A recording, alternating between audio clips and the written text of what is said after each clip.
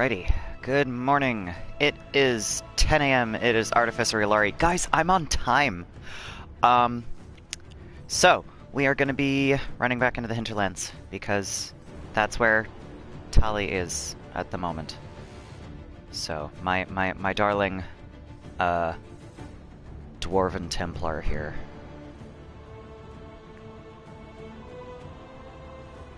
But we didn't do an awful lot last time. We got started. We talked to Mother Giselle.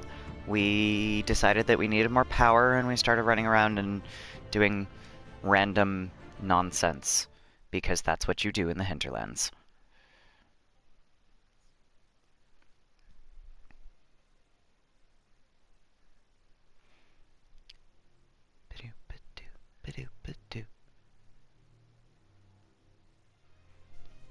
I hope everybody is having a fabulous week so far. I'm gonna pause for a second because it's taking my bot. Oh, that's what I did last time. That's right. I forgot that I had, I got the cult in the hills there all set. There's my bot. Okay. Cool. So, gosh, I also forgot that I put her in that armor. That's, not so good looking. It's fine. It's fine. That's not the button. That's the button. Sorry, I'm not fully awake right now. Yes, that was right here. Okay, so, there is an ocularum around here somewhere pretty close, if I recall correctly. I'm hitting all the wrong buttons today.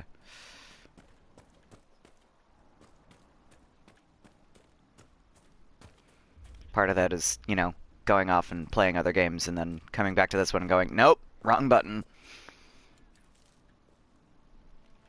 So, like, everybody knows that I'm playing Kingdom Hearts on Tuesdays, most likely if they're here. And, I'm also playing through Breath of the Wild, so it's like, alright, this is my, my reaction key for this game, and this is my... No, not that one. And this is my reaction key for this game. Templar deserters. Templar deserters? He sounds so upset. We got your back. Let's go! Kill that warrior. Fight me! If not for you, I'd be dead. But you're okay. Yay, level 5. Did they? Wow, they kept going. Alright, that's fine. I'm like, they're out of range, it's fine. No. Hey, Ritz. Do you need anything? I should probably report back. I love that she's just, like, slowly fading out.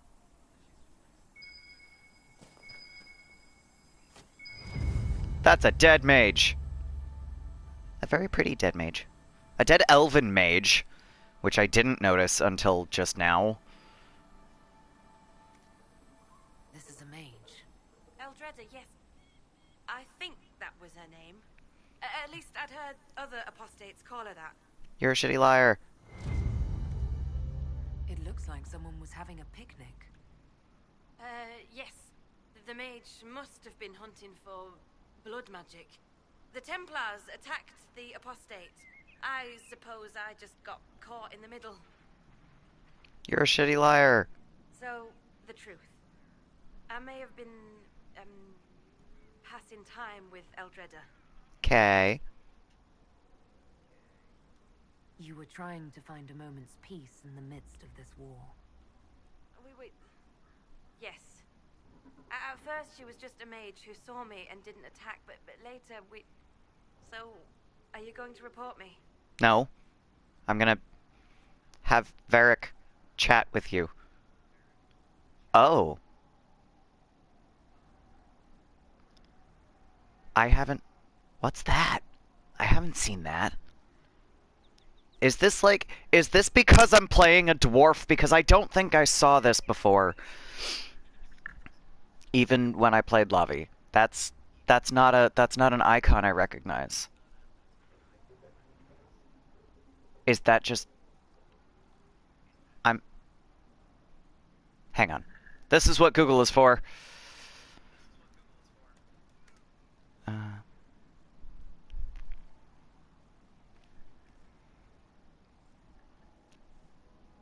Strange bedfellows.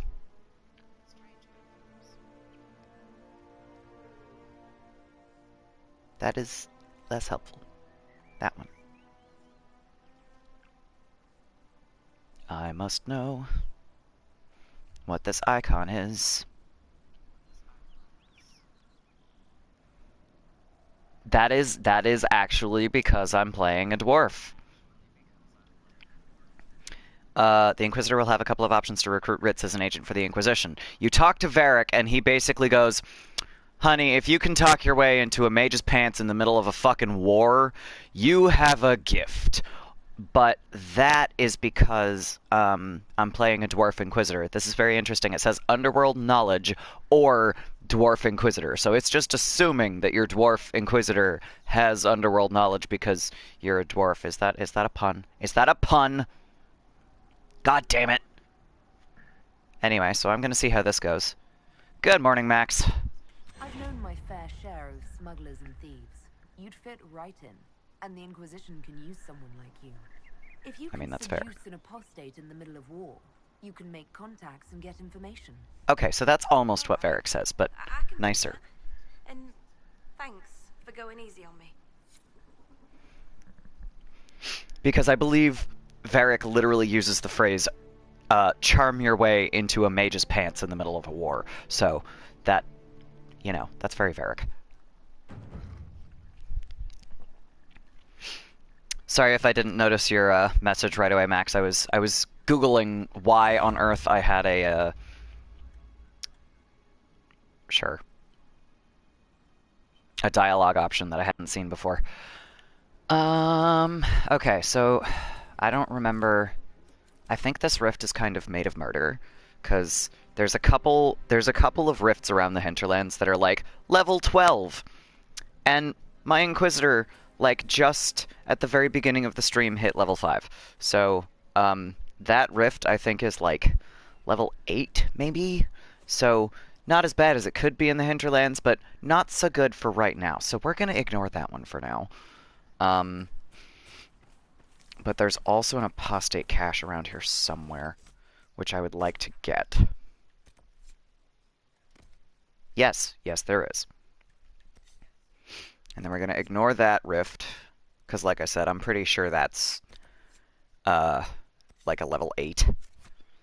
It's not the 12. I don't think. It might be. Or at least it might be one of them. I might be misremembering. There might be two.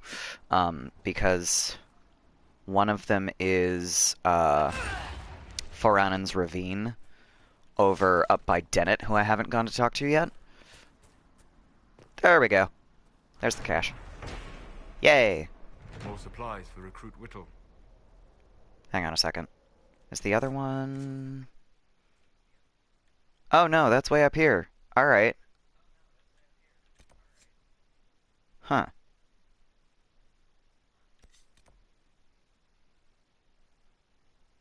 Okay, so for right now, I'm gonna head back over here because we never got this landmark, or whatever that mission is.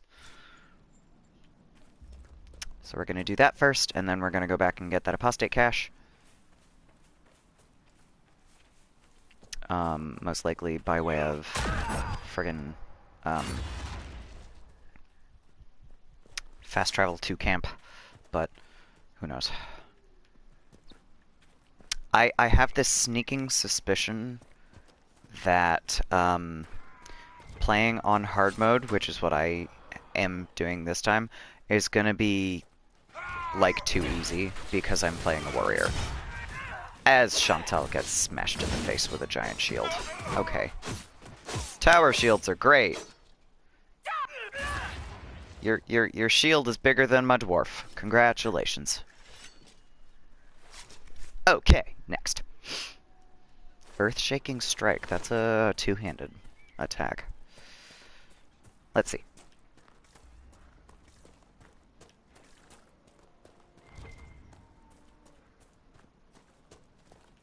That's Embrium. Ah, yes, this nonsense. Okay, let's see. There we go. So we're gonna go up here. No, no, no. Have a different game in my head. We're gonna go get this, because we're broke little level 5s and 4s, mostly 4s. That's a schematic. I don't need schematics.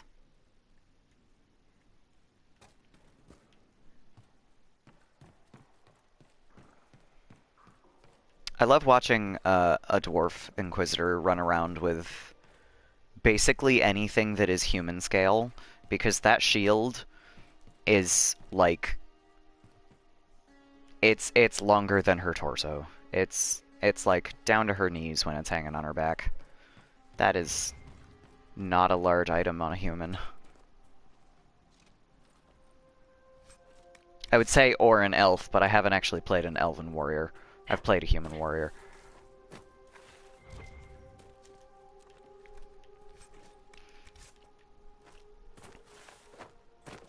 And, as a matter of fact, I didn't actually talk about Tali all that much. My first stream. My Inquisitor, Chantal. Tali. This is not where I thought I was going. Hang on. Let me brain for a second. I do have to go all the way back down, don't I? That's unfortunate. Anyway, Tali. So I made this character going, dwarves. Lyrium. Lyrium mining. Also, I gave her, like, you can't tell outside of cutscenes, but I gave her, like, these ridiculously blue eyes. Like, you should look at her eyes and go, excuse me? Because my character design for Tali was... First of all, I was like, I've never played a blonde character. I should fix that. So I made her blonde, and then I thought about it for like 2 seconds, and I was going in like 2 different directions in my head. I was like, all right, either she's gonna have slightly darker skin, and I'm gonna base her on the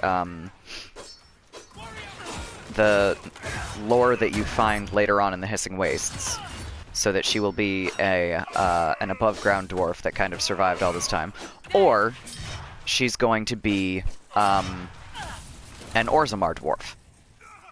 So, you know, from underground. And I was like, alright, she's either going to be tan as fuck if she's from the Hissing Wastes, or she's going to be extremely, extremely pale because, you know, she's from the mining caste. And went, well, fuck this shit, I ain't doing Orzammar anymore, so she left. And I, you know, thought about it and went, wait a minute, if I make her an Orzammar dwarf from the mining caste, I can do fun things with lyrium. I was going to make her a Templar, because that's the one specialization that I haven't played so far. So we're going to make a dwarven miner, or at least a person from the mining caste, because I don't picture her as a miner. I picture her kind of as like the overseer because she was from a well-to-do family. But so this snooty little brat from Orzammar, basically, I'm going to make this mining caste character a Templar, because dwarves, lyrium, Templar. I will explain more in a moment. Because I think this is a thing. This is a thing. There's a letter. A letter found on a dead body. Brother, I have fled the circle, but I want no part of this mad rebellion. The Templars and my brethren have both gone mad, and their war has torn apart the very sky. Some of the other isolationists suggested fleeing, and I shall follow their example. It has been too long since I saw you, and it cannot be safe in Haven. That's ironic.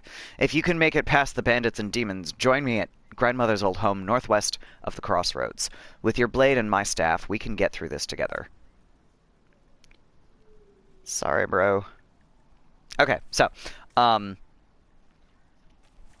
you may have been listening to me talk about Tali and all of my plans for this character and gone, but Ilari, dwarves are resistant to lyrium. That's why they mine lyrium. What do you mean your dwarf is a Templar?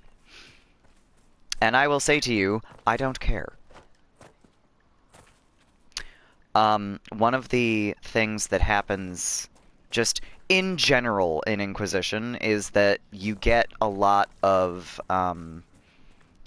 like weird conflicting lore, because dwarves can't do anything to do with magic, but unless it's like rune crafting or shit like Sandal.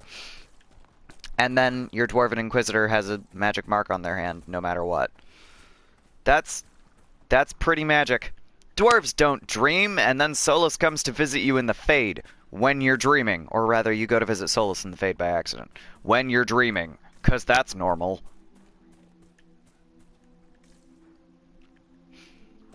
So, your Inquisitor goes from whatever level of magic or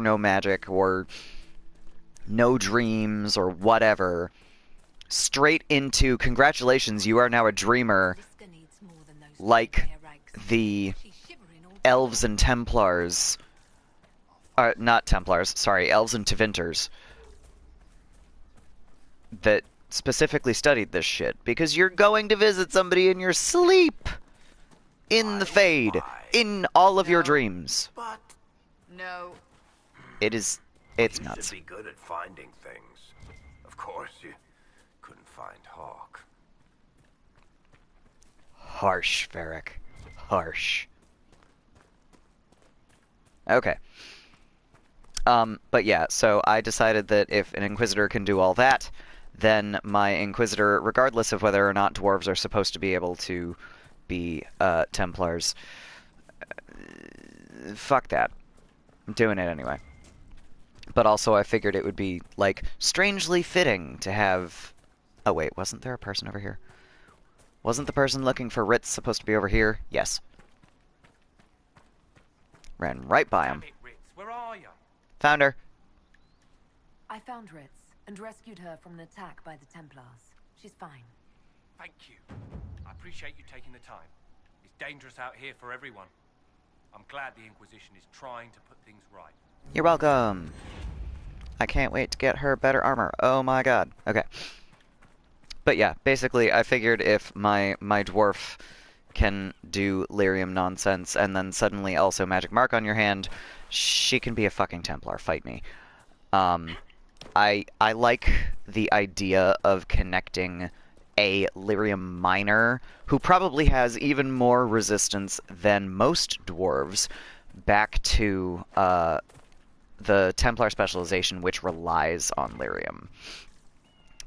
So, imagine the amount of lyrium that it would require for a dwarf to be able to use all of those magic nullification powers. Imagine!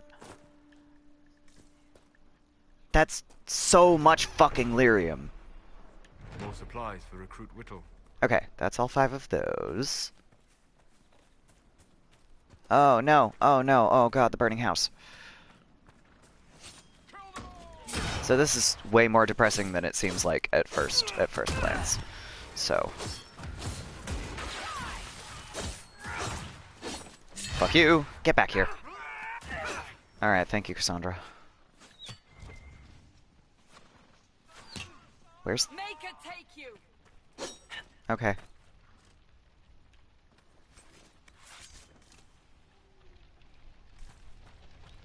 So, like, burning house. Depressing enough. Oh no, someone fucking... like... set someone's house on fire, and this is me remembering that I'm not playing a rogue. Oh, Varric, I'm sorry. You'll be okay. And then you go in, and you're like, what the shit? Themselves in for safety. And then the Templars set the house on fire. This was specifically a murder. A page from a journal, edges scorched. The Templars were attacking the peasants we'd taken food from. They wanted to make certain that everyone fought to the death rather than help us. We took them by surprise with ice and lightning, and several were dead before they even saw us. So much for all that Templar discipline. The brutes are off the leash just as much as we are now. Still, there were enough of them to damp our magic, and the sellswords died fast when it came to blows. We've fallen back into the peasants' home. It's sturdy enough in here, and it looks like the peasants didn't give up all their food after all. The door's locked, and the Templars gave up trying to force it after we killed the last fool who tried. I can hear them out there doing something out in the trees. Whatever they try, we'll be ready. We're never going back to any circle. Even real Templars couldn't stop us, and these glorified bandits are no better than we are. From a page, scorched around the edges, apparently torn from a journal. So yeah, they set the fucking house on fire while there were people in it. Fuck the Templars.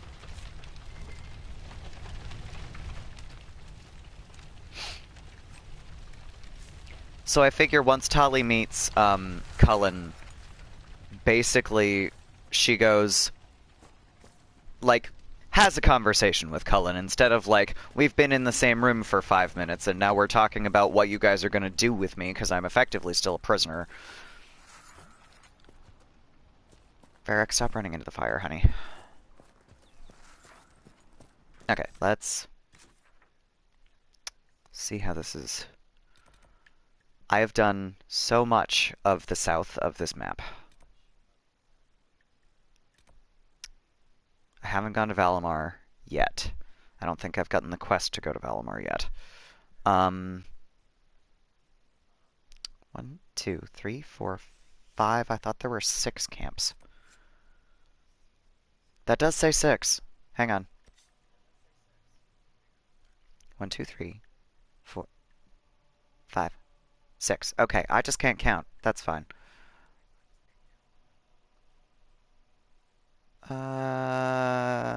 Yeah. So, bring the grandfather back. Oh, yeah, that's another one that's like level 12. So, what I think I'm going to do, I'm going to zip back to the outskirts camp so that I can heal all of my extremely helpful dumbass comrades that just ran straight through the fire. And then I'm going to bounce down to the crossroads.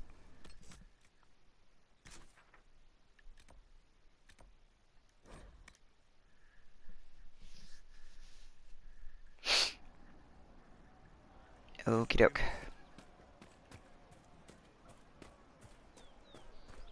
Would that I could. Might as well sell some shit. I'm sure I have shit to sell. Blah. I have a few things to sell. That's cool. I should equip all of this shit. Human trained only. That is probably not better than what Cassandra has. Let's find out first, though. Wow, I have a lot of stuff. Okay, we're gonna manage inventory really quick. I forget exactly how much of a mess it is to manage your inventory this early in the game. Not as good. Get rid.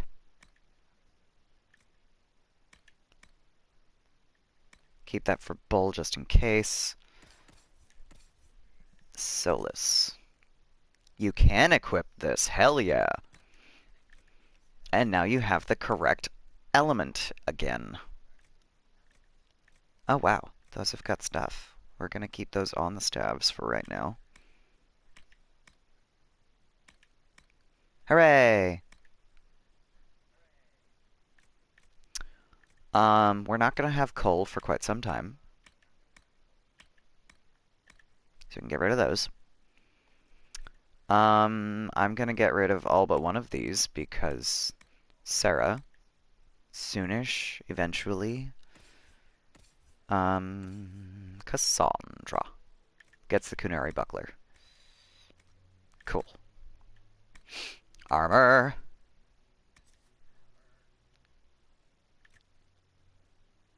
She can use that Tali can't.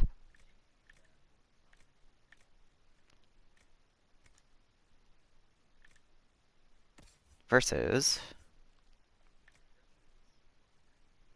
It's exactly the same. That's fine.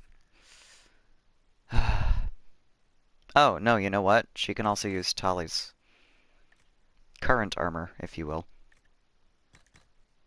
There we go. Cool. At some point, I will transfer the Defender coat arms from these two Defender coats back onto what my characters are actually wearing. Oh, I love this one on her! I love the weird long coat thing. Cool. We'll get rid of the Vitar because Bull isn't going to be here for a while. Free March's helmet. Better than what Varric's got. Cool.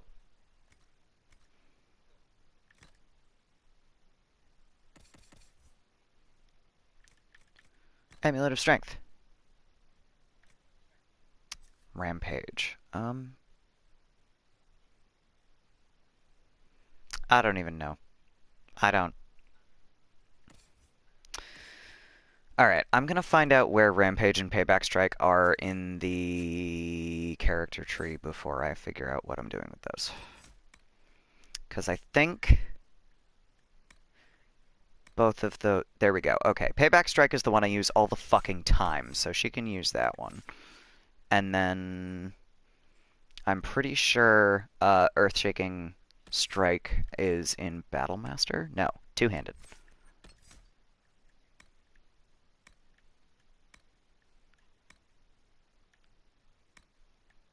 Yeah, Earth-Shaking Strike is way at the end of the two-handed tree, so that one can go for now.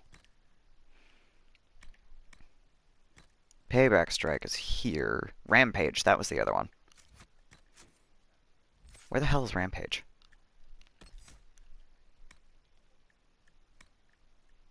That's Lunge and Slash. I saw all these. Battlemaster. Grappling Chain, Combat Roll, Warhorn, Horn of Valor, Vanguard. We have Charging Bull, which is the one that I was thinking of. I think this is in one of the specializations, actually. So I'm just going to get rid of the Rampage Ring, because I don't have anybody that has that skill.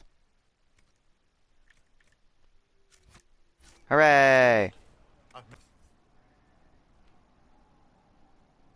Also, ordinarily, I would be like, nah, I'm gonna put some stuff on my other characters, but also, Tali is the only one that's in my party all the time, so... Sorry, guys. So alright. Of course. Let's see. I have to go talk to Recruit Whittle. Yes, sir. And... oh, right. The guy whose son I talked to and got the recipe for the medicine for his wife. Please hurry. Hey, my dude. I can't talk to you. Why? Why? There. I can't talk to you while you're sitting down, apparently. Here you go. The potion and instructions on how to make it. Silas bless you. Or the maker. Or whoever. It doesn't matter. Just thank you. You're welcome. Give it to her right away. If ever I can help the Inquisition, you have my word.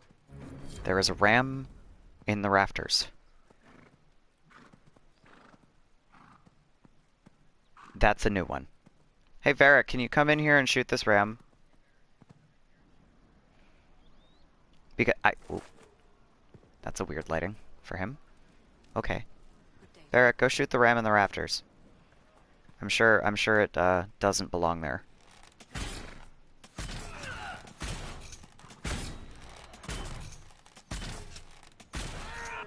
Unless it's a new kind of oh no, now I can't loot it.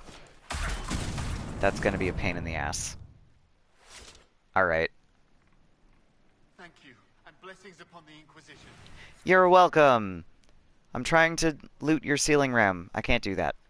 Is it because we're inside? That's unfortunate. No drops. Oh no, it's on the ground! Awesome! I have no idea what just happened. Okay.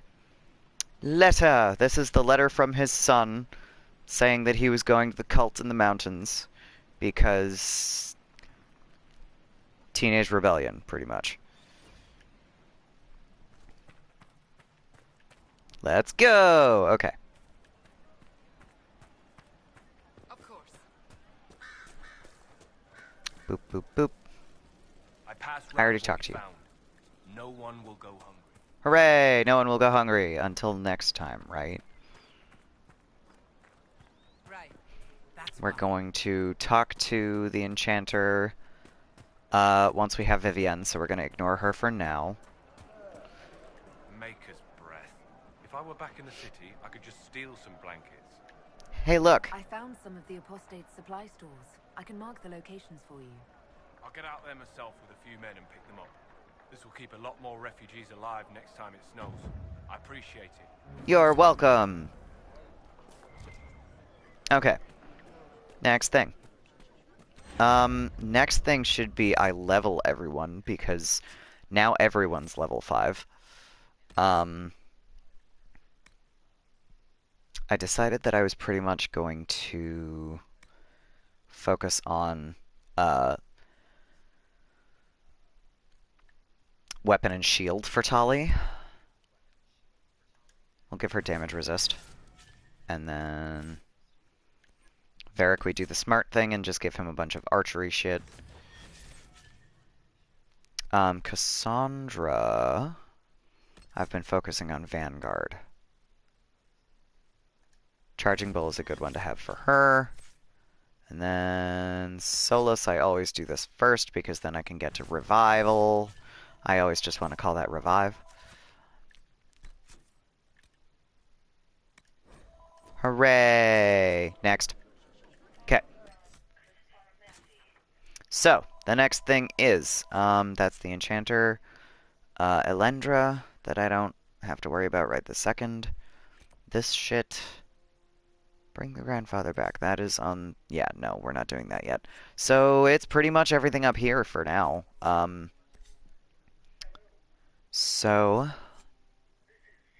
Oh, we got some shards and shit. I'm not worried about the fucking shards right now. So, next thing, we're gonna zip through here and see what we can find.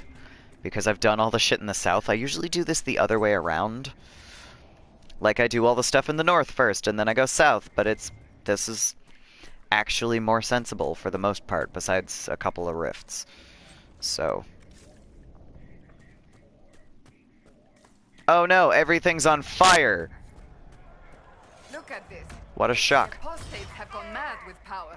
So have the Templars. Just as many Templars. Also, you're a Seeker. Shouldn't you be judging the Templars just as harshly? Come on, Cassandra. Oh, shit.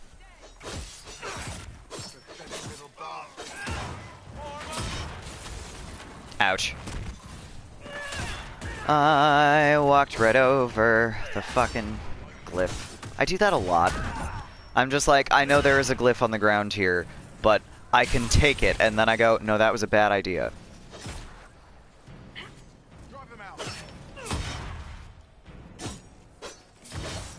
Or I go, there's a glyph on the ground. I'm walking right over it and can't stop. Okay.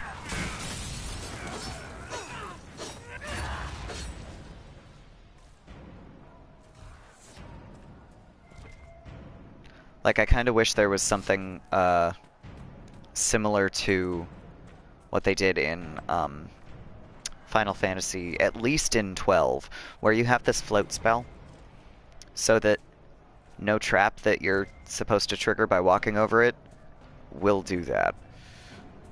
None of them. It's just, no thanks. Okay. Witchwood, which means we are very close to the Apostate Stronghold. And also another rift, I think.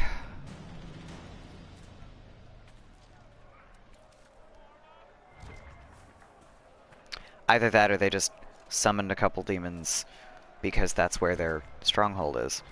I don't actually recall. I just know that there's a fucking pride demon somewhere around this rise.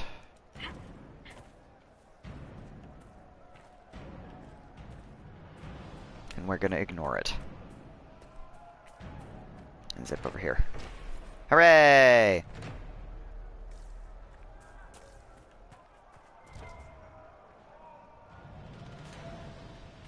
Okay. I'm gonna see how this goes, because I don't actually have any friggin' idea. I'm gonna save. I don't actually know what level all of this shit is, so we're gonna find out. We are nearing the apostates. Be on your guard. Oh, I'm on my guard, Cassandra. I know what's going on. I got this. I love that they put that in there, like, in case you're not aware, I know what's going on. I missed the glyph. I walked between the glyphs. I was smart for once. Yay. I love that payback strike. It's so much fun.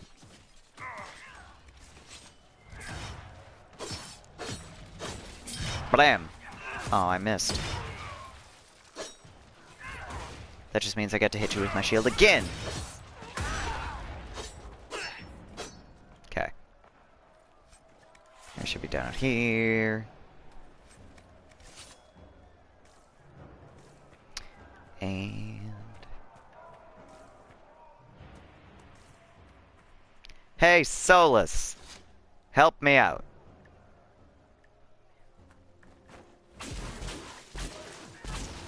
How convenient that this is a fire-related barrier, and we have Solus, who is an ice mage. Alright, level 5. Not too bad. Also level 5. Alright, cool. This is actually exactly the right time for this, then. Yeah, this was... I did this in the sensible order for once in my life. That's cool. Oh no. Oh no, fire. Okay. That wasn't too bad.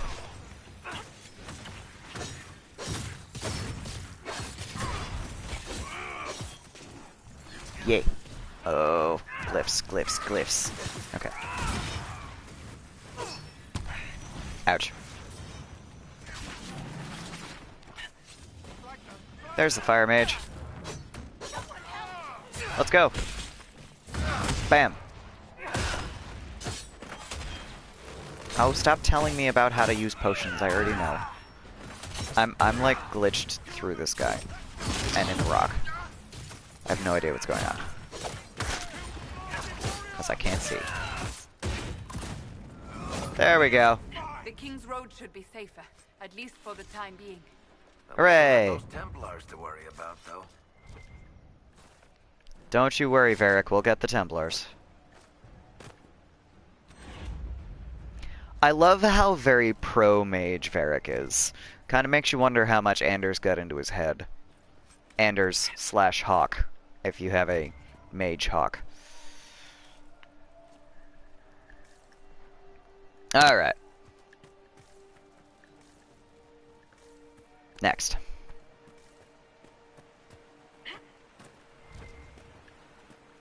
We have a chest. Ah! We have an Inquisitor falling down the rocks. Yay! Potentially armor for Solus. And then there's stuff. Give me the stuff. Gee, I wonder what this is for. This is your astrariums. Which, it drives me nuts that they pluralized ocularum as oculare and astrarium as astrariums. Drives me nuts. Like, pick a pluralization and stick to it. So I always call them astraria and oculara. Okay.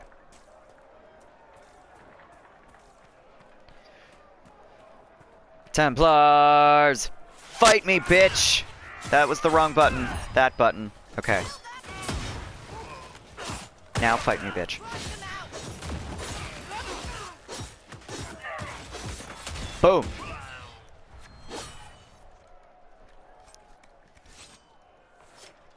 Okay, am I the only one that thinks that Cassandra looks really good with that Kunari buckler shield? Because that works for her.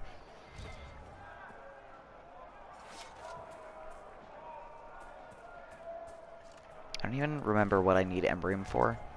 I just remember you need it early game. It's probably for an upgrade for some of your potions. Excuse me, gonna drink more coffee, because oh my god. And while I'm doing that, I'm going to... Oh, I'm not gonna save. I lied.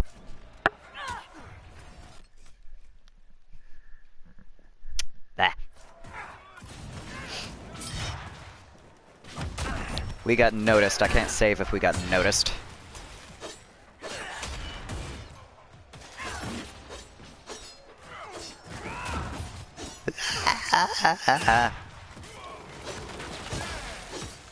Yeah. Yeah. Hooray! Alright.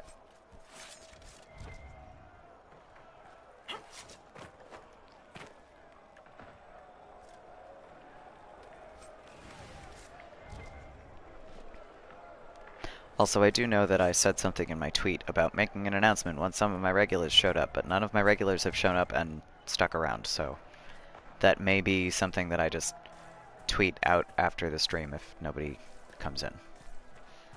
So, if you're watching the VOD, go check my Twitter.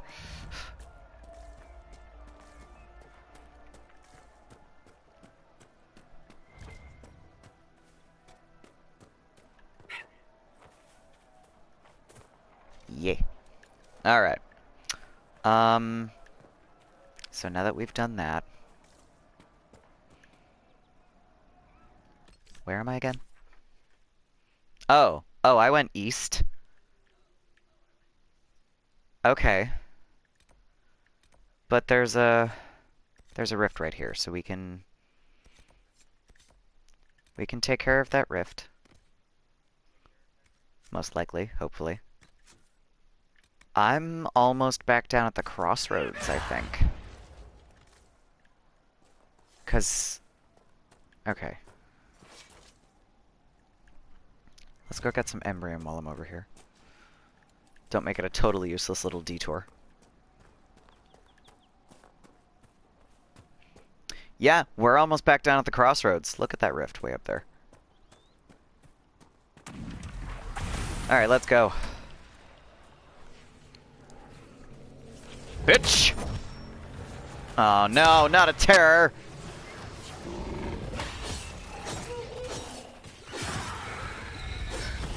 Fight me! Fight me. There we go. Cool, I took out the worst one. Alright. What level are these guys? Level 5, but there's a bunch of them, so that's alright. That's not too bad. Could definitely be worse. Fight me! Did I miss any? Not yet.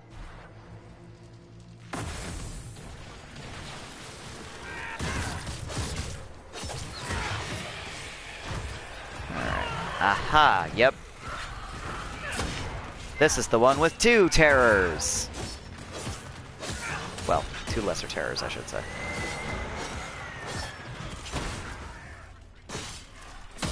Fight me! They've got this weird, like, freaky jaw thing that they have. Like, it's just, like, hanging down over their chest. It's so fucked up. Ah! I can't reach it. I can't. Let me close the rift. There we go. I was gonna say that the reaction button wasn't triggering. Alright. Next. Loot. Give me all the loot.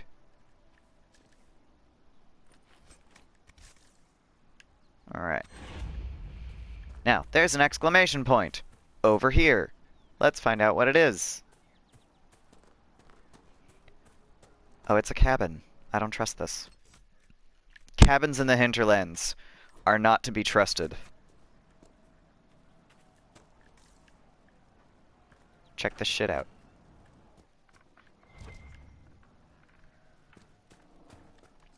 loot this first. Personal locket.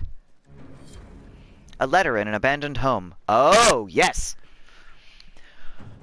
The stone calls to me, in my dreams. As I shape it with chisel and hammer, it shapes me in return. My flesh twists, claws and fangs ripping forth. The light in the sky makes the stone so much louder.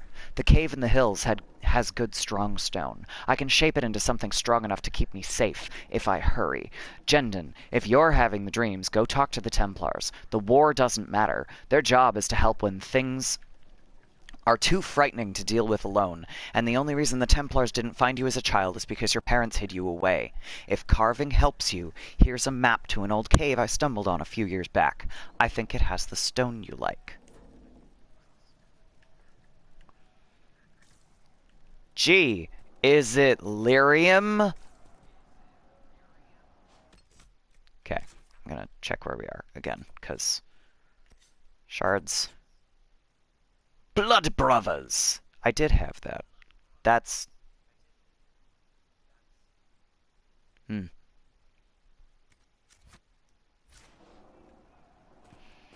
That's where I just was. No, no, no. Tally. She's like, I am full of fight me! And I'm like, honey, please don't. We'll go down through there in a sec. I want to get back up here and take care of this nonsense. Oh no! We found the apostate brother. And a sword. Presumably in the brother. Aw. Here, let me try. I'm usually playing a rogue. I always forget. I'm also playing a rogue in my other playthrough that I am absolutely fucking never gonna finish. Poor Lunan. They're getting no attention.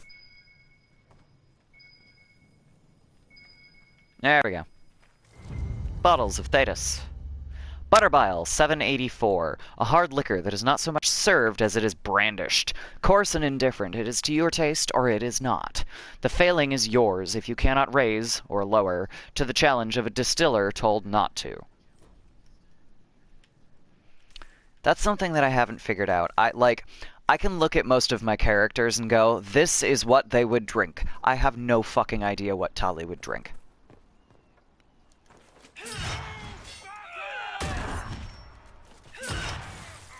Because, you know, Ravanian is a... Ravanian is one of my elves. He is like the epitome of punk-ass rogue. I was gonna say punk-ass kid. He's not a kid. But,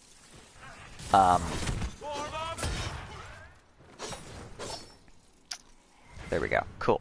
So, Ravanian would be, like, equal parts drinking beer and cider with friends, or, like,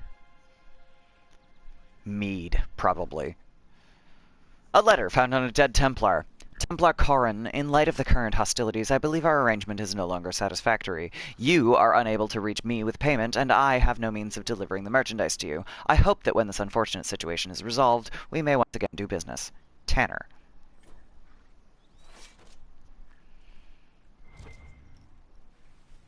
Which, weirdly enough, is one of my ex's names.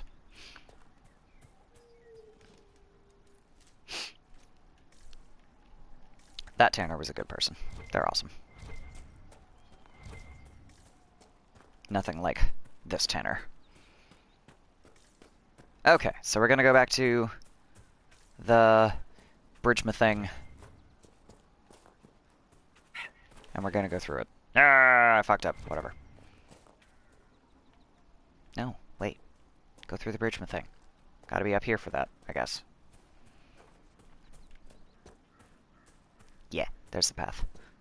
The other path with the stones. Suddenly all I can think of is Ren. Lieutenant Ren from the Descent DLC just going, Volta has the stones of a silent sister. I'm gonna not ever try to imitate his voice again. I'm really bad at it. And, like, that's part of the reason I don't really do voices in video games, is, like, every game has voices in it. Every game that I play has voices in it, and I'm like, I can't imitate voices. I can do new ones. I can, you know, imitate what I think my own characters should sound like, but if I'm supposed to be, like, doing established voices, it's not gonna happen.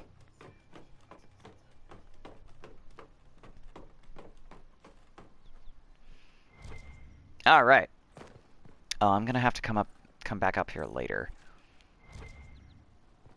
Because this is also where you find the circle tome for Vivienne. Forgot about that. Whatever. We're gonna head back out and around. We're gonna bounce down here, because that's the safest way to do it, probably. There's a thing. Loot all the things.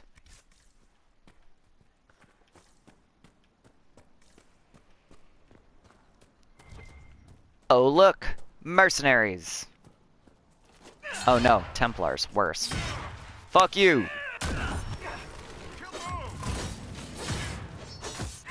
So I haven't decided yet if I'm gonna do,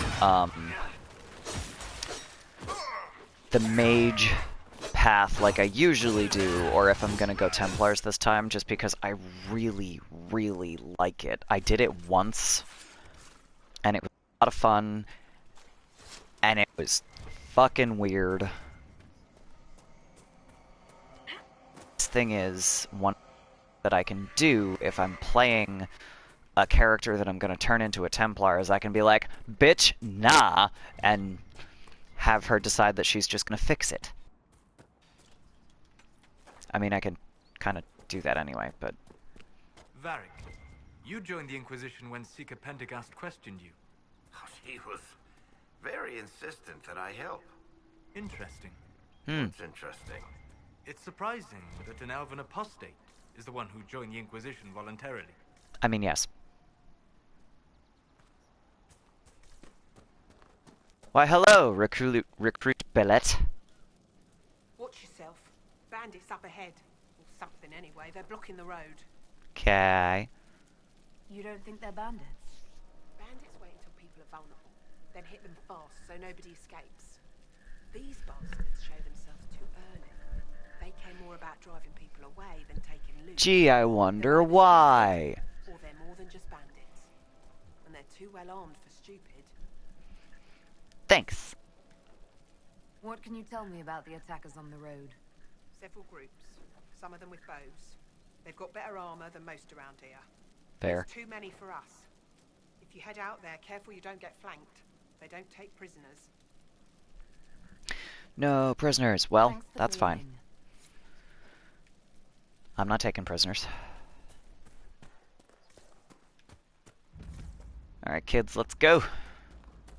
If I zip around here, can I flank them? No. Bandits ahead! Got it. Fight me! Kill that warrior! Which warrior? There's two of us. And we're both very pretty.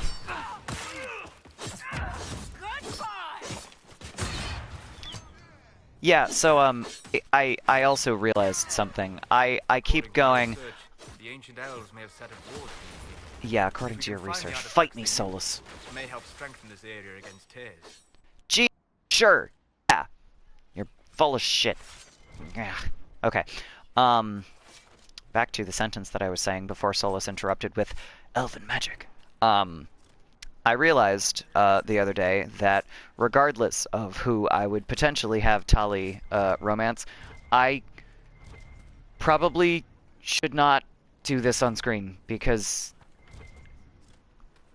luckily I did not do this with my first one, but there's like nips involved if there's ladies, and there's butts involved with the dudes, so that is a thing that I am not gonna be doing on stream, I don't think.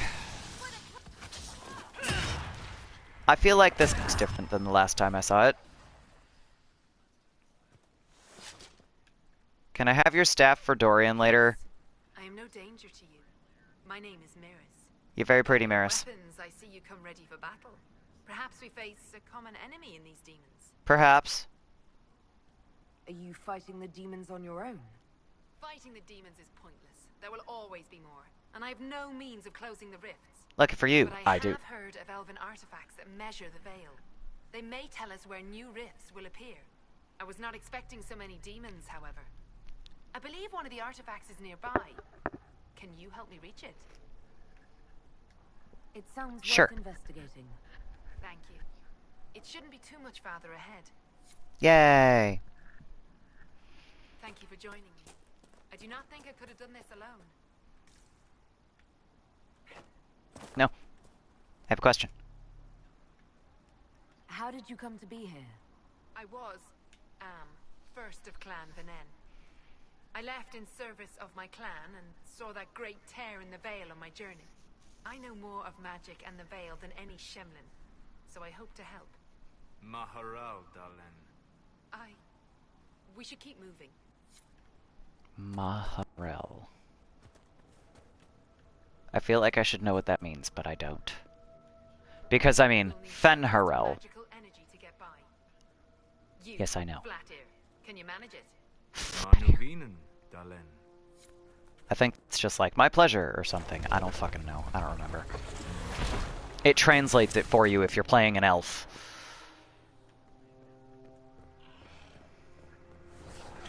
Fight me!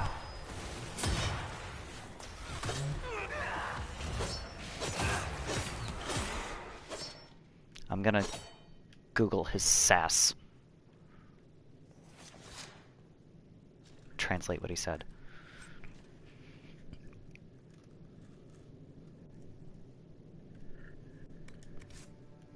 Okay. Okay, there we go. Alright, I found it. Via the Dragon Age wiki, which is pretty good with a lot of this nonsense.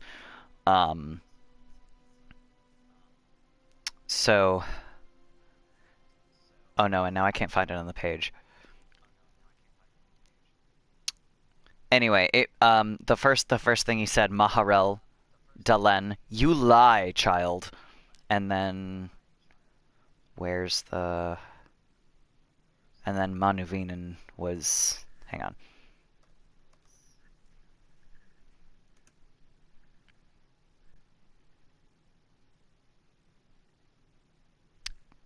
Ba-da-ba-ba-ba-ba. Okay, it doesn't say Manuvinen. As you say. So yeah, my pleasure is just kind of what I remembered from that. So, that's that's that one. You lying, kid. Let's just move on. Like, she's like, oh shit, caught in my lie. Fine, I guess. Oh dear, that's Google no. Google no. There we go. Okay. Hey, Solus!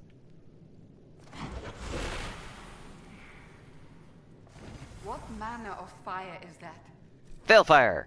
Veilfire is a unique source of lighting that only mages can activate, but anyone can carry. Explore to find ancient runes or devices that can only be used by Veilfire. Using any combat ability will cause you to drop a carried Veilfire torch.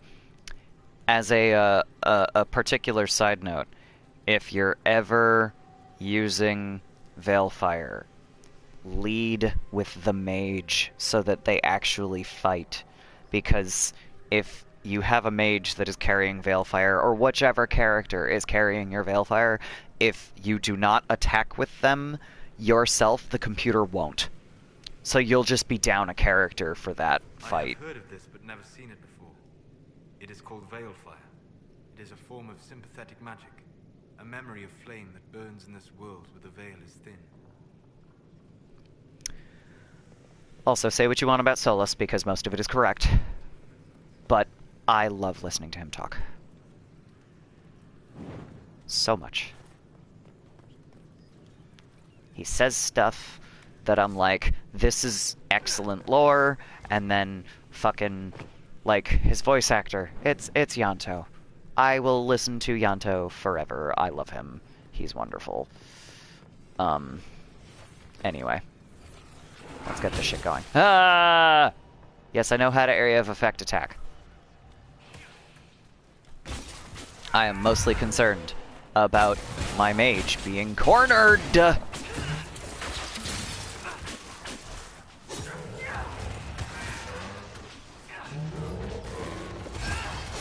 we go. I'm like, why didn't it work? I love that Varric's just like, yeah, I got your back. I'll protect you. By jumping almost directly on you. Okay. Thing is back. Stuff, stuff, stuff. There's also a rune in here, which I really don't need to find these. He's standing right in front of it. Okay. I don't need to find these because I have them due to the golden nug, but I at least want to do this one. Because this is where you find out about it. This could be quite useful. I love that she recognizes it. I mean, of course she does. She's a seeker, but...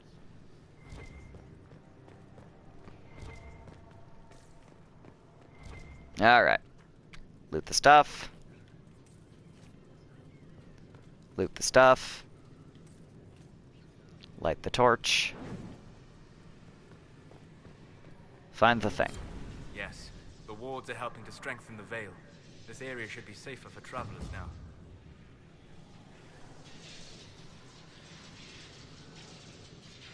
Where's what's-her-face?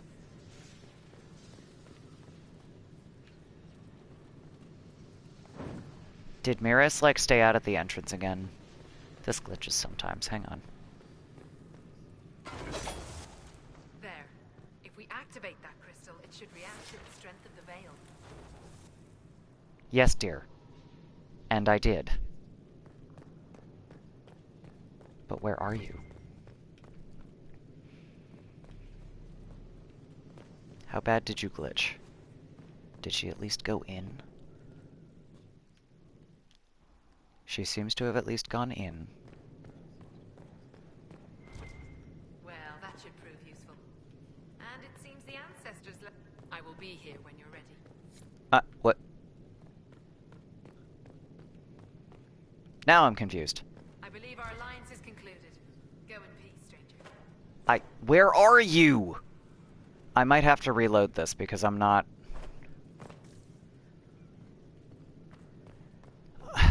There she is. Okay. So, let's say things. Mahalani, Maglandevar, vi enasalim. Perhaps you're right. Here, take it. Go with Mithal's blessing. Okay, well, Mahalani is help me.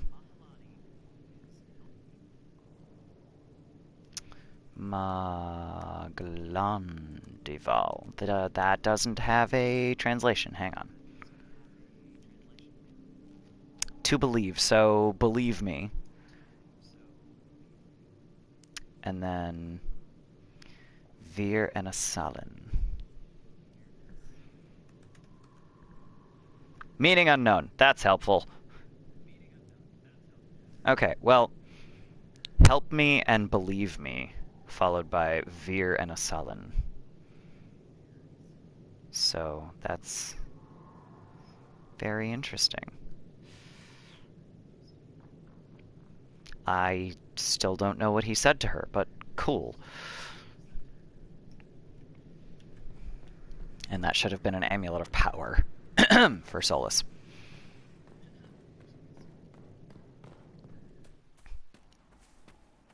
Okay. Next. Now that we've done that, we can zip over here and set up camp in Lady Shayna's Valley there.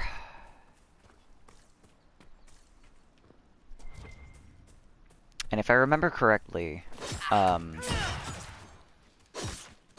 Lady Shayna was King Merrick's mother, so Kaylin's grandmother.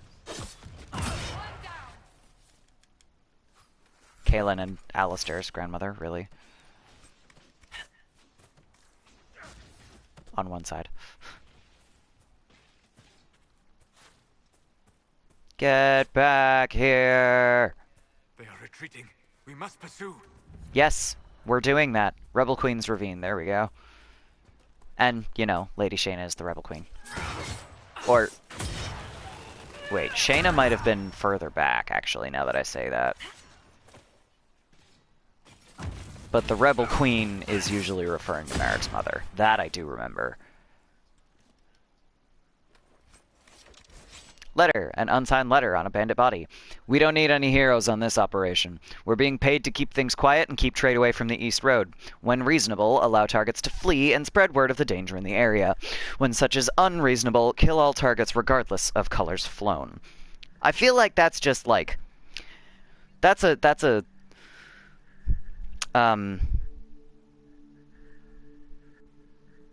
like a trend in this area, because it's possible that I am just totally making this up, but when I was reading Stolen Throne, which is the first Dragon Age novel, it is based on Merrick and his mother and Loghain. And basically at the beginning of the book, something is going sideways. The Rebel Queen is trying to figure out how to make a deal and make things happen the way she wants them to. And instead, she gets murdered. Sorry, spoilers, but it's in the first 10 pages. And Merrick is forced to run. So, that shit. And if I recall correctly, it just kind of drops you in the middle of that, so it's not even the first 10 pages, it's in the first 2. And when I was reading that, I was picturing this area where you set up the camp, which is the entrance to the Rebel Queen's Ravine. That's what I was fucking picturing for that part, and now it's like... this is where the bandits are. Kill all targets regardless of colors flown. Like, okay. That's a thing that's happening. That's familiar. And then we got these bitches. Come at me!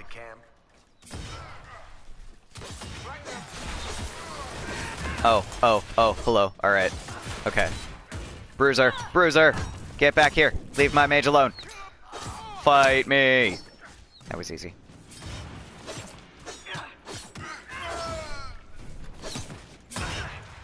Yay. Hooray! Shouldn't we travel to Val Royeaux now, Seeker? The breach isn't going to close itself. Indeed. The sooner we obtain help for the breach, the better. I mean, yeah, we probably should go to Val Royeaux now. But... the Hinterlands. I also have to talk to Dennett.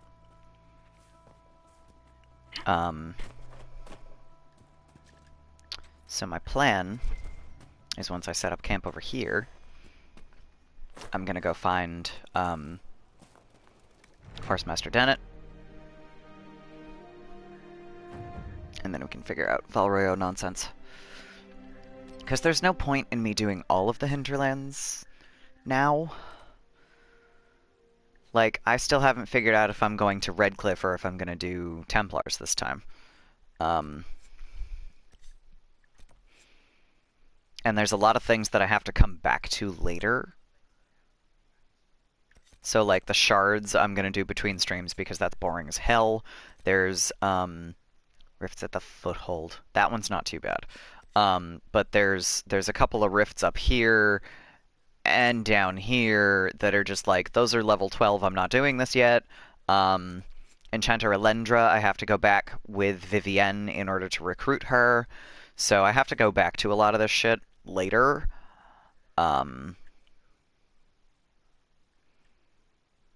So we're gonna zip down to the crossroads, actually, and... Oh yeah, and of course the dragon that I've just, you know, completely ignored because it's past the camp in that ravine. So that dragon, I believe, is also a level 12 initially.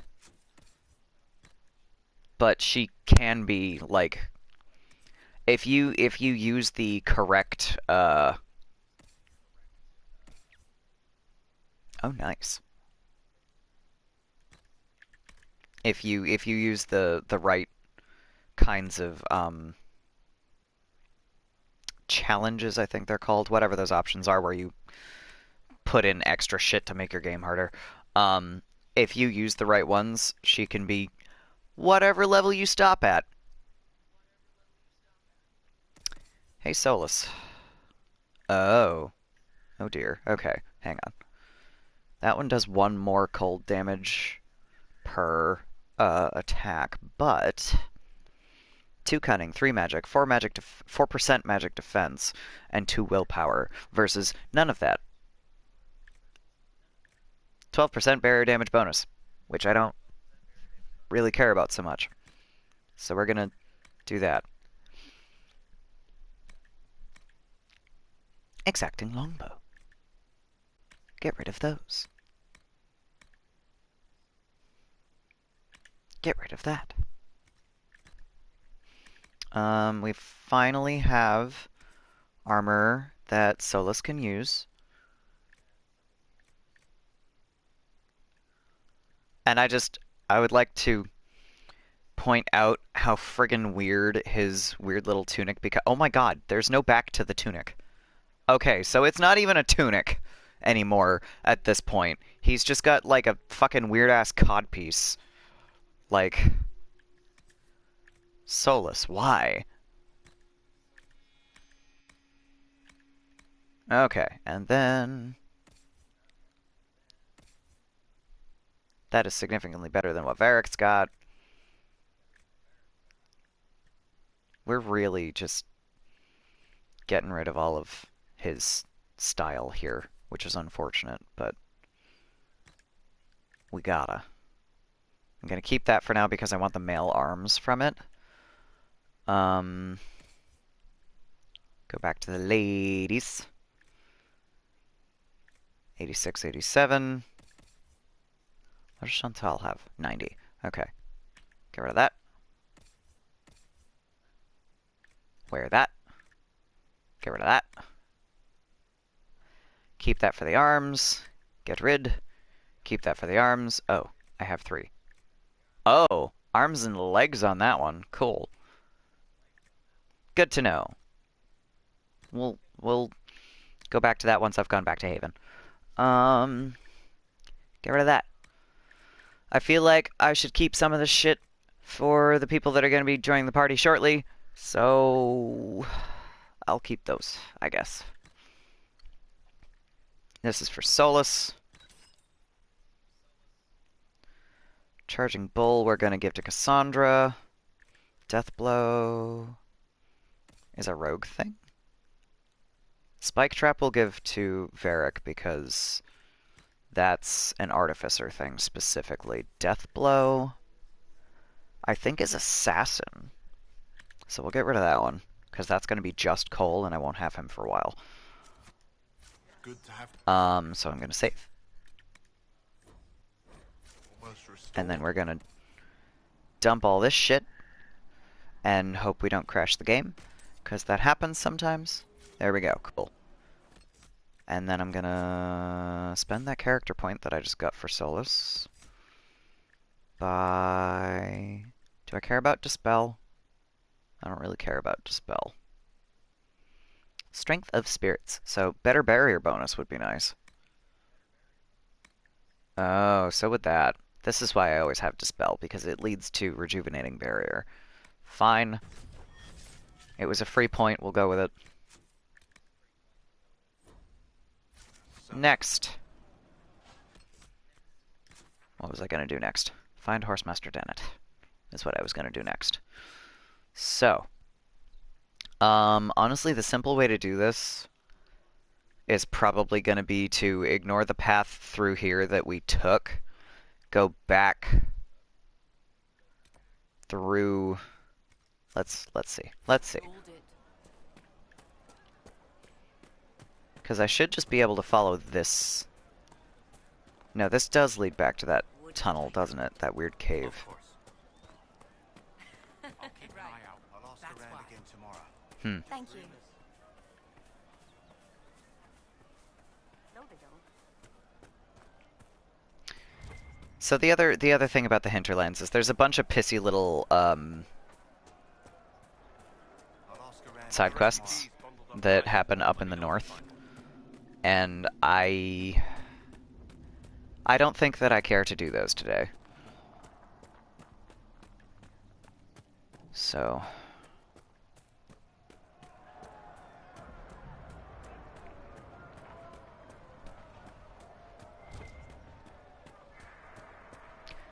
I guess I can go find this shard because it's right here.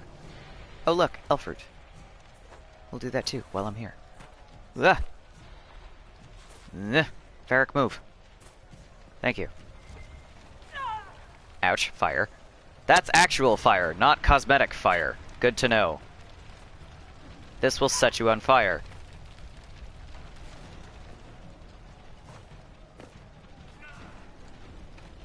Oh, hey Varric. Let me try.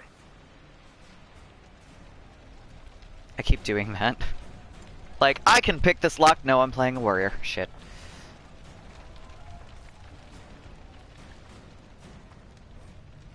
Dwarven Runecraft. I'll read that later. Nobody's around to listen to me talk anyway. There we go. Okay. Mosaic piece. And shard. There we go. Cool. Guys, stop doing this the dumb way. Don't be dumb. There we go. Okay. Cool. Yay! Did it.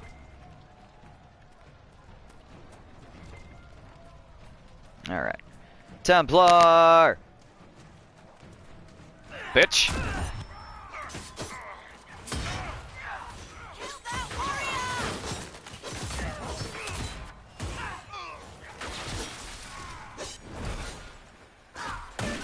Fight me! I'm just never gonna stop being entertained by the fact that the friggin' tower shields are taller than my dwarf. Like, can you imagine a dwarf with a tower shield? It's taller than I am, but nobody can hit me. It's fine.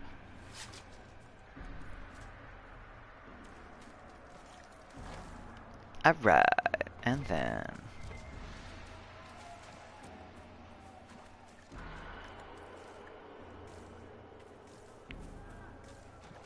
Doot, doot, doot. Nope.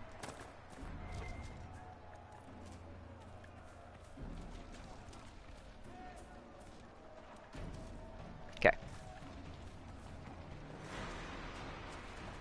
Nothing much, so we're gonna go into this nonsense.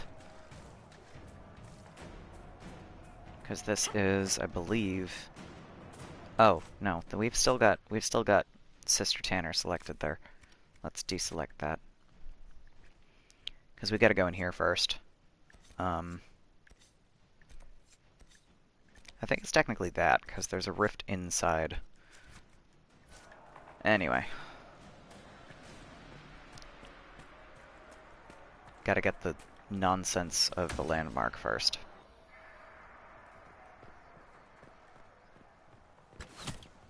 Fight me!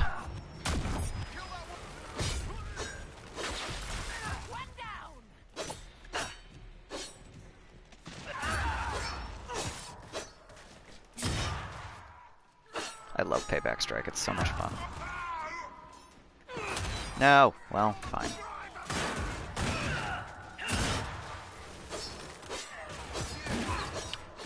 I love playing tanks. I try to play a tank even when I'm not playing a tank, which is dumb.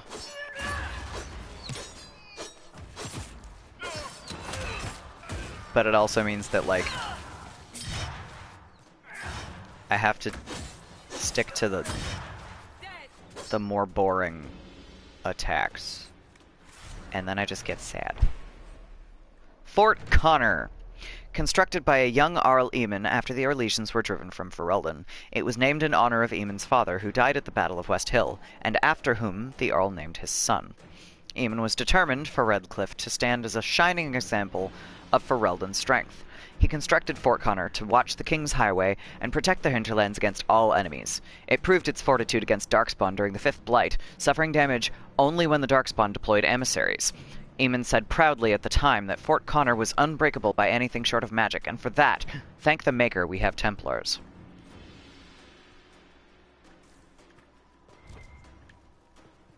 Alright. So, you know, I'm just picturing Tali running around and being like, wow, these Templars are dicks. They were supposed to do what now? Templars aren't a thing for dwarves because we don't have mages either. Why is this a thing? Templar encampment. There we go.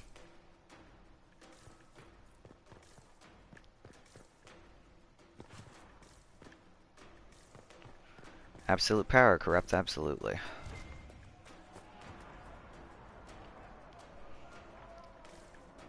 And she's like, they're running rampant. Why?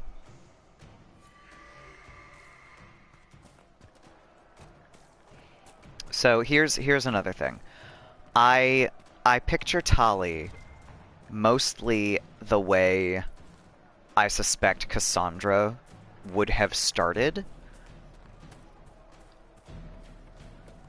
Like, you know, no, I don't want to be a Templar. Someone has to keep these bitches in check.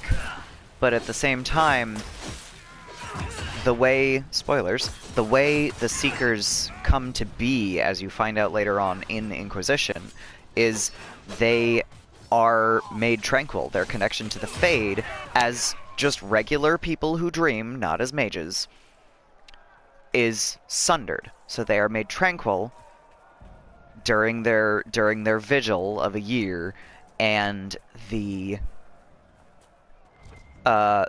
final thing is that a spirit of faith comes to touch their mind to reconnect them to the Fade.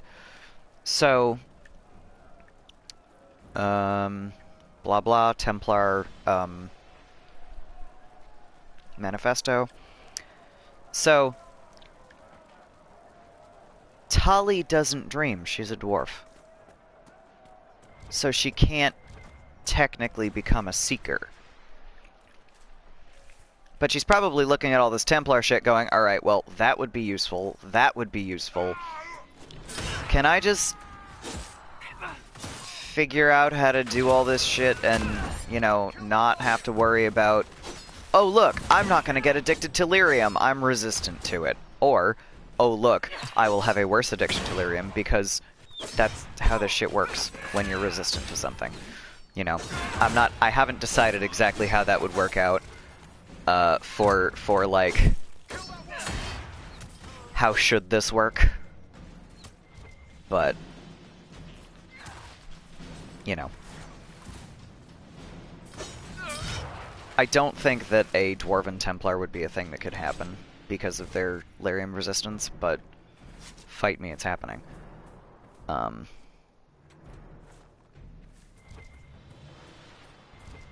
And the other thing is they haven't really explained, and they don't really have to, but they haven't really explained how the Templar abilities work, because a lot of them seem to be like, we can do these slightly magical seeming things because we're Templars, so we take lyrium, which means that we can do the magical things specifically by dampening magic.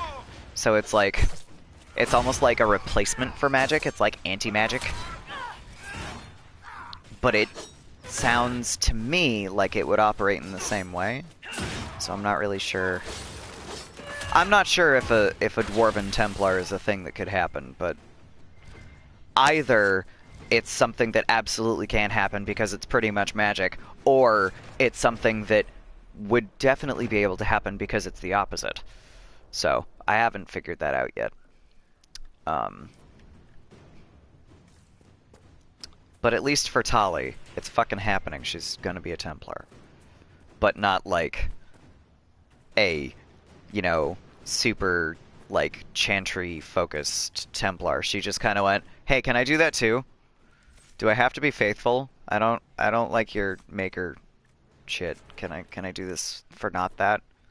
Can I do this, or can I do this and still have, you know, my ancestors and the stone, because I don't give a damn about your Andraste, but you know."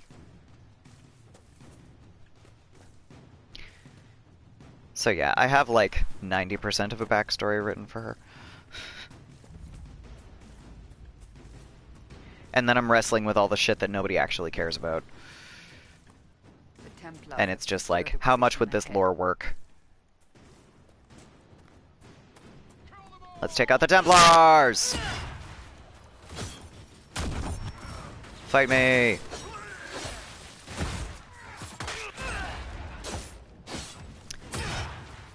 The other thing is, in the Templar ability tree, there's an upgrade for one of your abilities that basically goes, okay, well, now all of the abilities that work on magic using enemies now also work on demons. So that's part of the thing where Tali's like, yeah, I can fucking do that.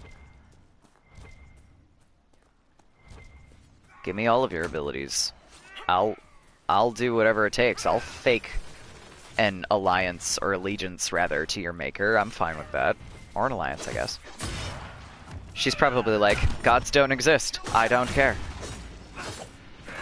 Little does she know.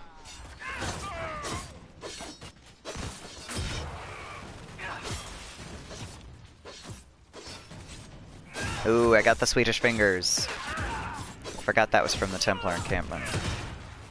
The refugees should be safer on the King's Road now. Hooray!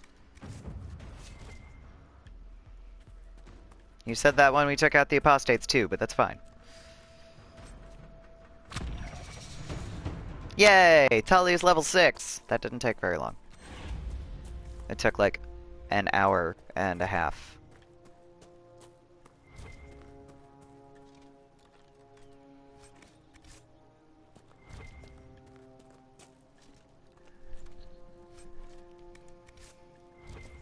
Okay. Took out the apostates, took out the Templars, let's go find us a horsemaster.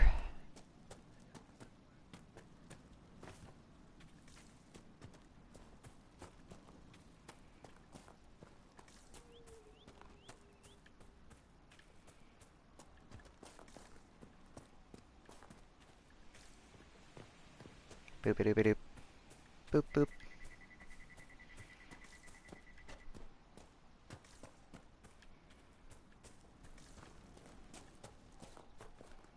Alright. So. That's, yeah, we've got, oh, this is almost half the map. I'm doing okay. I'm doing okay. So now, the hard part is that I have to sneak by, the rift in Ferennan's Ravine, which is, like, right here-ish, to get to this. So this is going to be a little bit of a challenge. I got this. I'm not worried.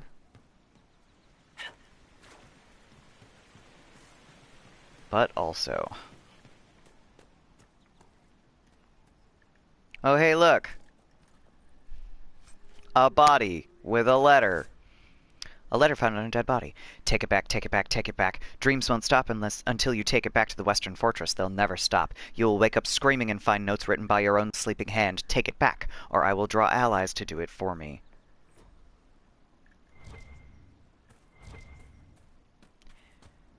So that's a thing.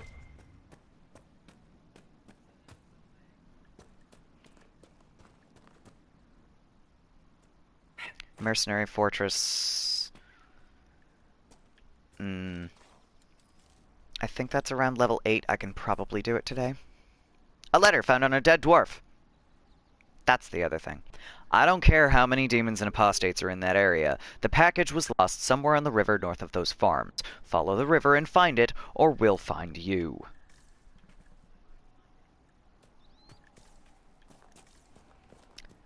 Couple of very different threatening letters we've just found. And a black wolf! Come at me, bitches. I'm over here. Fight me!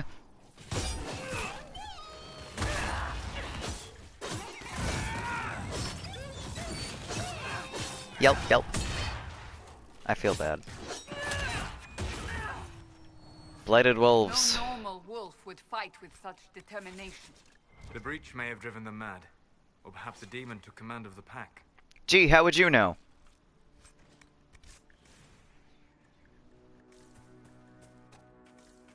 For the record, he's right. It is a demon took command of the pack. But he shouldn't know that! Okay, so, we have reached Redcliffe Farms, which means we are like 2 seconds from Horsemaster Dennett. But I'm gonna set up my... Oh. I'm gonna check out what this exclamation point is. Because I'm always weirdly surprised by this, and I think it's just like a ring or something. Note. Letter in an empty home. Endrin, they're telling everyone to leave until the mages and Templars stop burning everything down. I saw the way the merchants were looking, though. If we just flee, they'll pick our houses clean. I'm taking our little project to the cave in the hills up north. You know the one. It'll be safe there until all this blows over. Hessel.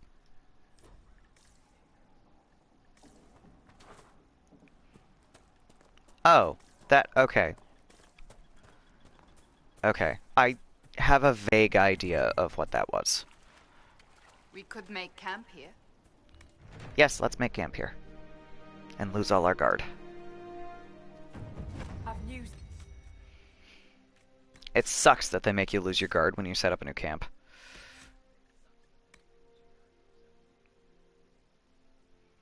Guess I'll do that one.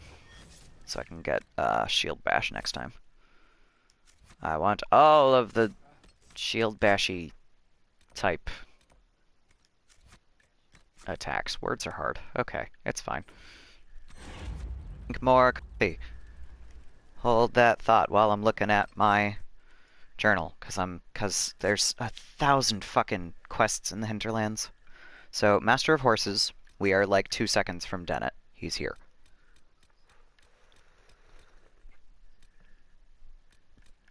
We do have to go into Redcliffe to confront, quote-unquote, Sister Tanner.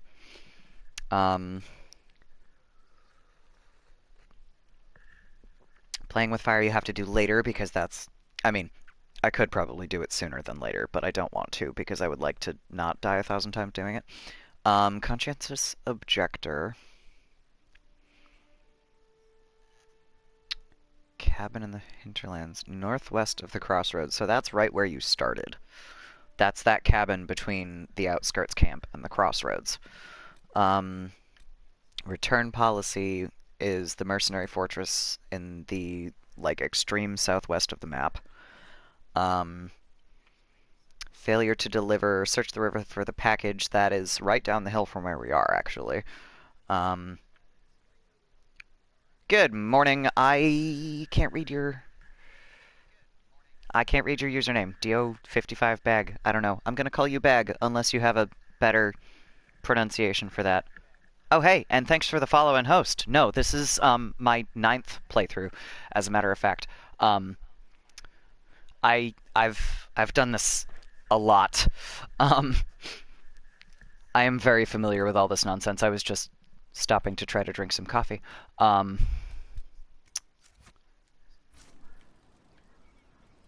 So yeah, I'm gonna zip down the hill and pick up this. No, I'm not. There's a thing.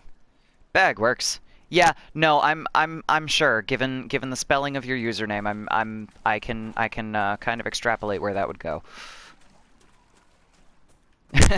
Yeah, I have no chill. I streamed. I actually, technically, if you want to be really picky, this is number 10 because this is my 9th Inquisitor. and I decided the first thing that I streamed on Twitch was going to be my first Inquisitor because I didn't know the game yet and I didn't play him the way I wanted to, so I just completely replayed him. So this is character number 9, playthrough number 10. And I'm looking at it going, I'm pretty good at playing warriors. I'm playing on hard. I should probably be playing on Nightmare again, but I hated Nightmare. So what I should have done was I should have saved the Nightmare playthrough for a warrior rather than when I was replaying Ilari, which is where my username came from, as an artificer like I wanted, rather than, I think I played him as a Tempest the first time. So, you know, that.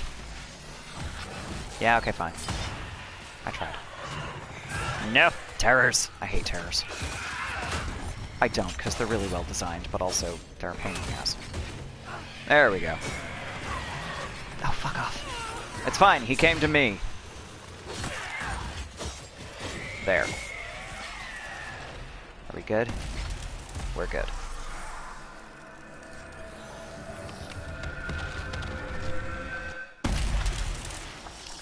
Origins 7 times, DA2 6 times, never played Sword and Board or Dual Daggers. For those 2 games or for this one? I've done... Origins I've only finished once. I started a second playthrough and I haven't gotten very far with it.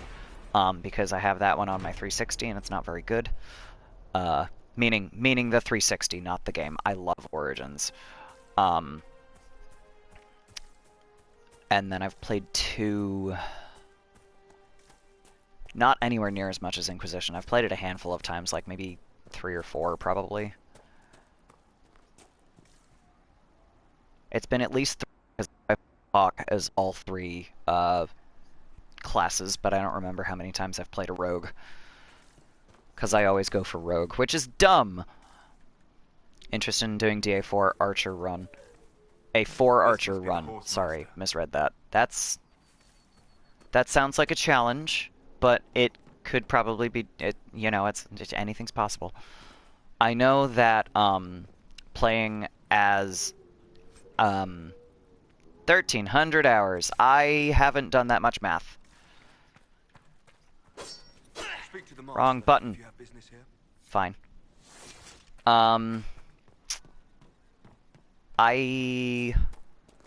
Let's see. If I say I've got about 100 hours average per Inquisitor, that's about right. So that would be 1,000 right there. And then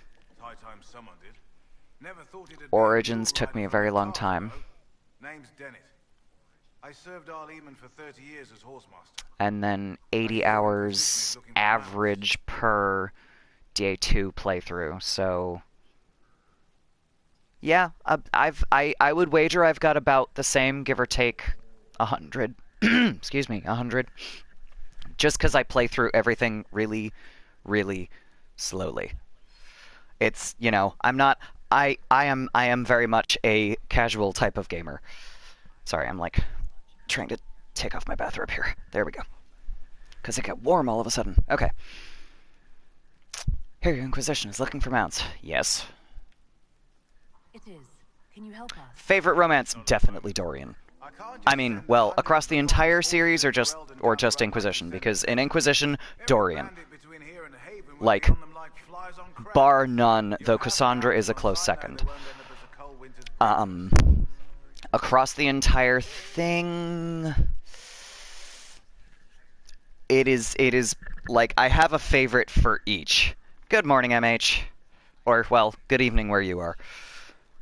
Zevran is definitely top favorite for Origins. But then again, I have played that one once and I romanced Zevran, so that might not be totally fair. Because I have looked into Alistair's and kind of gone, but he's straight, oh no. So that might not be fair to the other 3 options. But I really love Zevran. And then also Fenris. I've done in Dragon Age 2, I've done playthroughs of I'd like to know about it. pretty much everybody but Meryl for the romance. No, that's a lie. That's a lie. It was Fenris and Anders. Because I don't like Meryl because of Origins. And Isabella actually reminds me of somebody that I knew, so I'm never gonna find out what that romance is like, because she freaks me out. Dorian as well for you. Oh gosh, Ultimate Dragon Age Party. That's hard. Hyped to play Inquisition again, hell yeah. I love this game. This is one of my top favorite games, and the ones that are on that list are all on that list because I can just like hang out in the game and do things or do nothing and still enjoy myself. Oh, MH, that's awful. That is awful. Ugh, gosh. I hope you didn't pay very much for the game, because I can tell you that I think I paid $15 for this game, and then unfortunately also $15 for each of the DLC, so I ended up paying a lot, but the DLC is really good, so I don't regret it either. Bottles of Thetis, Carnal, 869 Blessed, an Orlesian liqueur for the daring, or those who wish to seem so, said to enhance sensation, and at the bottom an erotically carved peach pit. The design is plain, but the bottler assures that the act of carving was scandalous.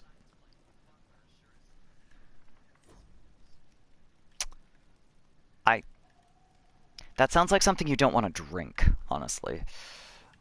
Particularly since aren't peach pits, you know, highly toxic. Good to see you, Inquisition. Let's see. Ultimate Dragon Age Party. I'm still not sure. You as an archer, Dorian is mage, Fenris is two-handed, and then Alistair is sword and shield. Yeah, that's a pretty good one. I've discovered that if I play anything without a balanced party, I suck at it. So I either have to be playing a warrior so that I can tank and not have to worry about it, or I need more melee and I should not be melee. Fear that Fenris will try and shank Dorian because, you know, Tevinter. Yes, yes. And particularly because he's a mage. Oh my goodness. If we're going for, like, early game Fenris, he's gonna murder Dorian. It's gonna happen. Noticed it wasn't functioning. Took 15 minutes to go back to the couriers and get it returned. That's not too bad. I wish you luck with getting an actual functional one, because that's a pain. You said you were once Al Eamon's stable master. Master of the mounts. Let's see. All right, I'm gonna do this a little bit differently. I'm gonna see if I can pick it. Oh, there's so many warriors that I love. Okay, so I love like 90% of the characters in Dragon Age for some reason or other. Even if I'm like, wow, I would hate you in real life. Farewell. But there are ones that I'm like, I work really well with this character in my party, and there's ones where, like, I can't have this character in my party because the AI doesn't know how to play them. So I would not want Bull in my party, because the AI just utterly kills Bull, like, in a semi-literal fashion. So, not Bull. I love him, but no.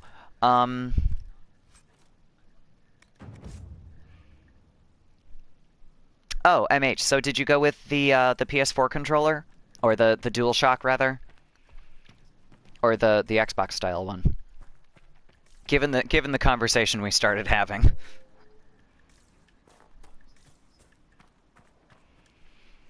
I heard what my man said. If you want our My man. we need our That farms that back makes me so filled with uncomfortable. evidence. Since the breach Xbox appeared, One the Project wolves have gone mad. Bleh. They come after Words are our hard. men like beasts Project after water Scorpio. seekers. You deal with the I mean, wolves, it's a cool and our name, but I am farms not will familiar be with that one. How are these wolves acting differently from normal? Normal DualShock wolves 3. go after Okay, yeah. livestock, I but come like with a the torch later and a blade DualShock and they controllers. run. These beasts, though, They're nice and ergonomic, and they don't hurt my wrists and my tiny ass hands. They're possessed or something like it. But I think I started saying this. I know some folks that like love the N64 controller with the 3 fucking posts on it, where you're supposed to be like switching between to use the C sticks and the buttons and everything, and I'm like, how do you do this? He's like, it's not a problem. How do you not do it? I'm like, dude, your hands are twice as long as mine. Stop. Limited edition. That makes sense. That explains some things. Games think you're using a 360 controller. Interesting.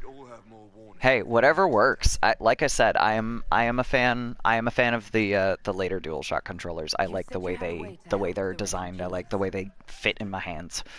So I'm still stuck on this Ultimate Dragon Age party thing. So if I pick I'll come back to the warriors because I love too many of them.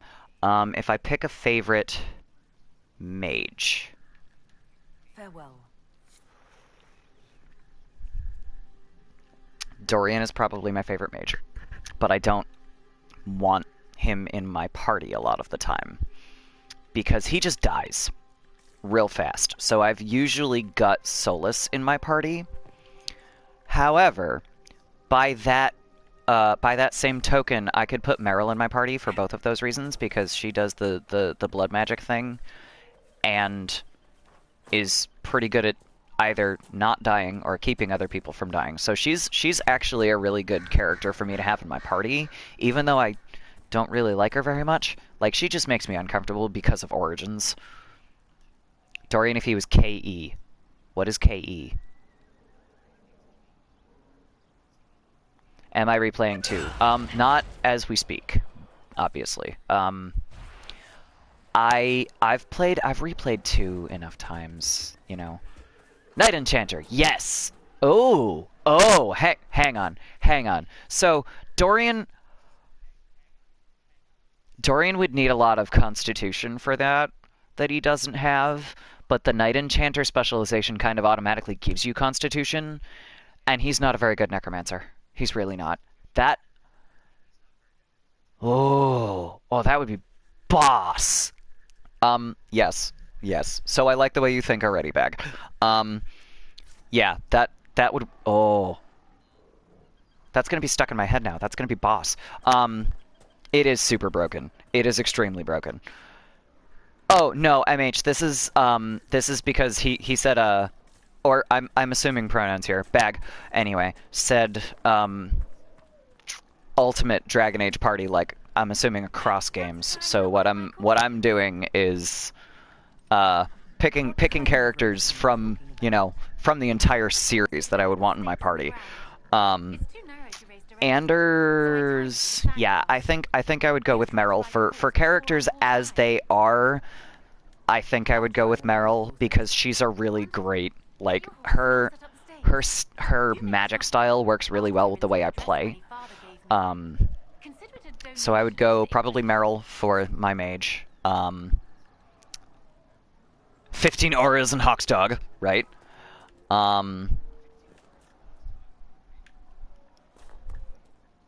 That horse, the one with the saddle on it, genius. So I would do that one, I think. I would do oh man, for rogues, that's... Who would I do for a rogue? I love so many of them is the problem. Which way am I going? This way. I usually have a...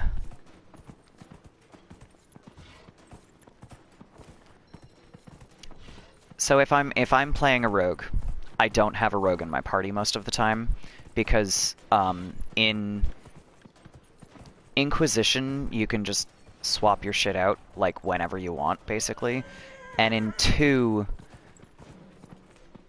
you have in Origins, and I think they did this with 2 also. You have the option to switch out your weapons like practically during battle. I don't think you can actually do it during battle, but like right up until you're in a battle, you can swap out your stuff. Called the dog Bark Spawn. Excellent. Good choice. Yeah, MH. One of the things about Origins that's really nice, Origins and 2, is that they have a they have like a sub menu where you can go through and choose a lot of Nicely done. Fancy another race? the abilities that aren't in your shortcuts. So if you don't have a shortcut for whatever it is, you can still access the ability. That is one of the only things that I really hate about Inquisition, was that they didn't keep that. Where's the horsey? The horsey went away. Horsey, come back. Come back.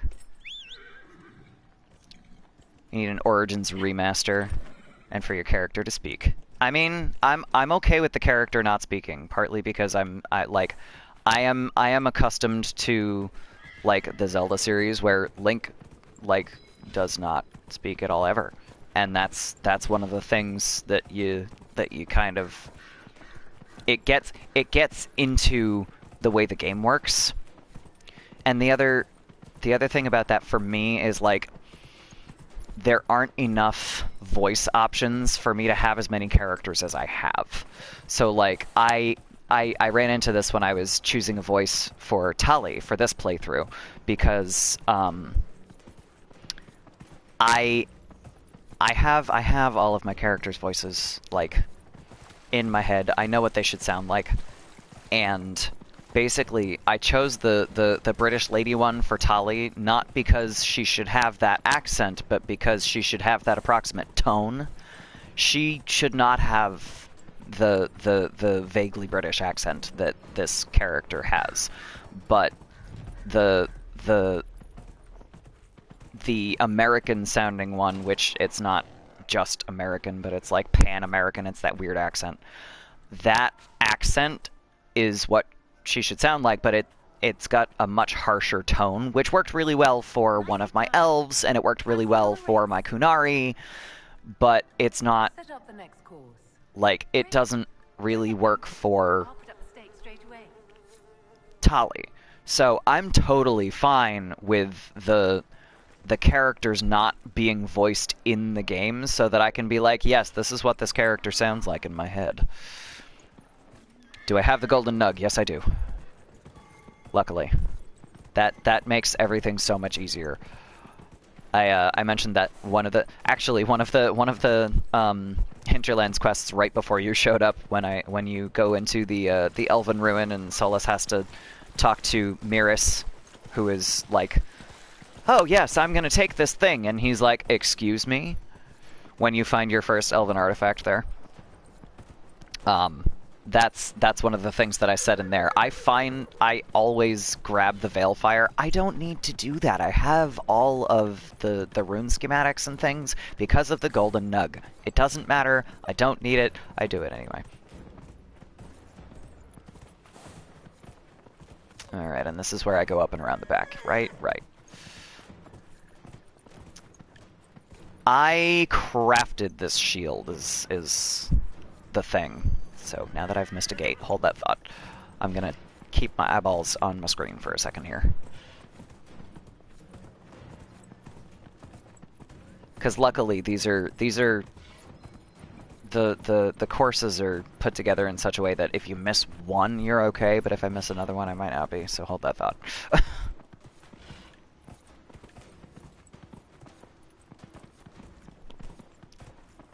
Thing. And then I go over here.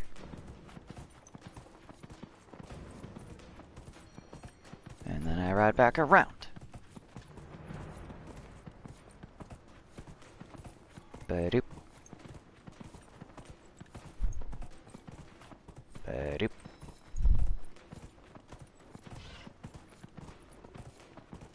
Ba-doop. Ba-doop. Okay.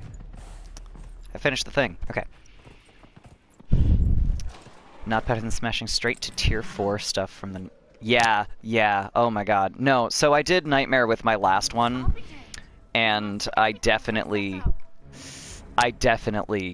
got my ass kicked a few times. With my playthrough of my original...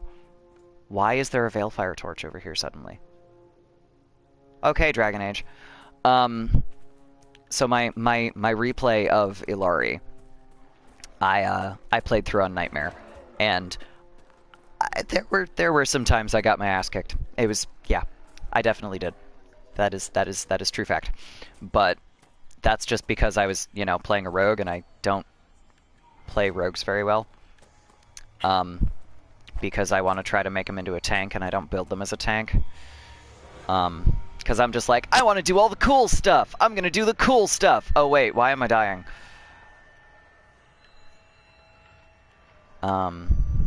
Let's see. So that's, yep.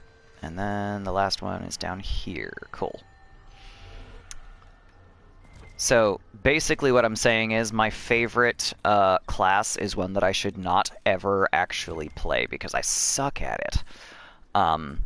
But in comparison to rogues, warriors and mages are easy because I can build a tank, or I can go, alright, I'm going to get you area of effect from way the hell back here. Cool.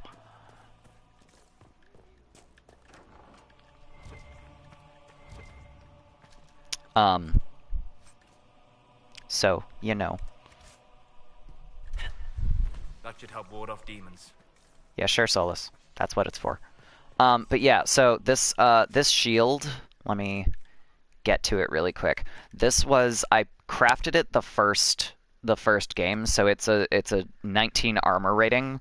So it's not super impressive to begin with, but it's also made of like iron.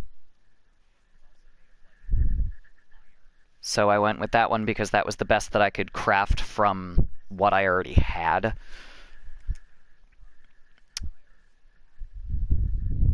Impressive. MH, you're thinking Jaws of Hakon. I don't know exactly how they might have translated that, but it's Jaws of Hakon in English. I like it. It depends on why you're playing the game to me, because I have like the DLC that they released will appeal to different people for different reasons. So like, for example, I have a friend that I was like, you need to play Jaws of Hakon, because this friend is really into like Vikings and shit, as in she has written a book on a fictional book, but she has written a book on Norse mythology. So that one, Jaws of Hakon, is like right up her alley. So I was like, please play this thing. You will love it. The kennings alone are gonna, like, you're gonna love it. And I liked it pretty much because of the end of it. I like how it resolved. I really like that they went into detail with the lore of the characters involved. I love the lore shit. So if you're not really like I want to dig into the background of this game, Jaws of Hakon is going to be boring as hell for you. But I'm a lore digger, so I was like, hell yeah, give me that DLC. The Descent, for the same reason, but the Descent is like, oh, these things that we've been hinting at since the beginning of Origins, let's go into detail with them. So the Descent is, if you like lore and you want it to be related to the game that you're playing, the Descent is for you. I fucking love that one. Is it full of books and notes? Not to the level that Origins was, and not to the level that, for example, the Hinterlands is. It's more like it's showing you the lore by walking you through the DLC, and the Descent does that too. It's a show don't tell kind of a thing. I'm gonna do that because regardless of one more damage, that one has more abilities to it. That one's also got more damage, but abilities. I want them abilities. Does Inquisition have a UI scaler? I don't know what that is, so I can't answer that. I'm assuming you mean like changing the look of the menus and stuff, and that sounds like a mod that would be on PC, and I'm not playing on PC, so I don't know.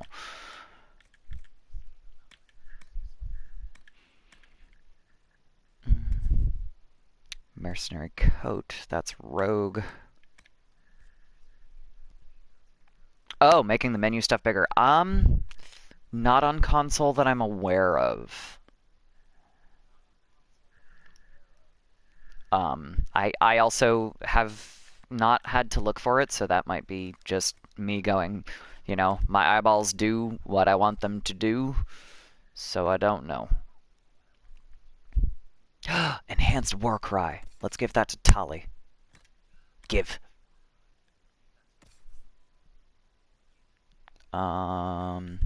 He's got 2 rings. Do we need cooldown for Varric? I don't even know. We'll give her the Ring of Attack. We'll give him a cooldown ring. I mean, amulet. That thing. Words.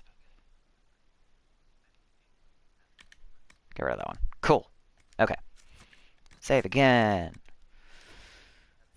A 19-inch monitor. Yeah, that could be kind of small. If you're playing on the... That's a good question. Interface. Nope.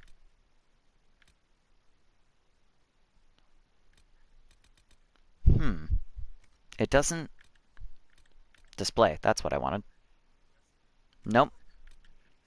Okay, so if it is in here, it's not something that I can access on the PS4, so it might be something that you have to do via PC, MH.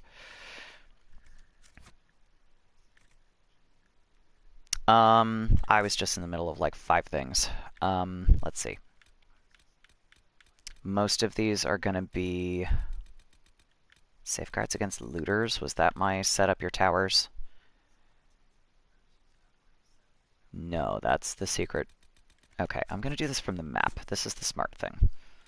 Here we go. All of this shit. Shards that I'm gonna collect either if I go buy them or another time. Farmland security and wolves, which are over here, I think. Yes. Cool. Okay, so I'm gonna figure out what this is.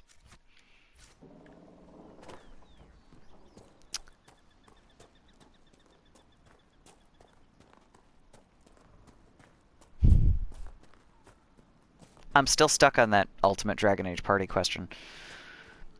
Part of me is like, if I was playing a rogue, who would I want as my backup? And part of me is like, if I pretend I'm playing a warrior, I could do things effectively and not have to worry about, you know, not choosing a rogue. But I usually play a rogue. FPS games switch to M and keyboard. TPS anything gamepad for sure. That is fair. So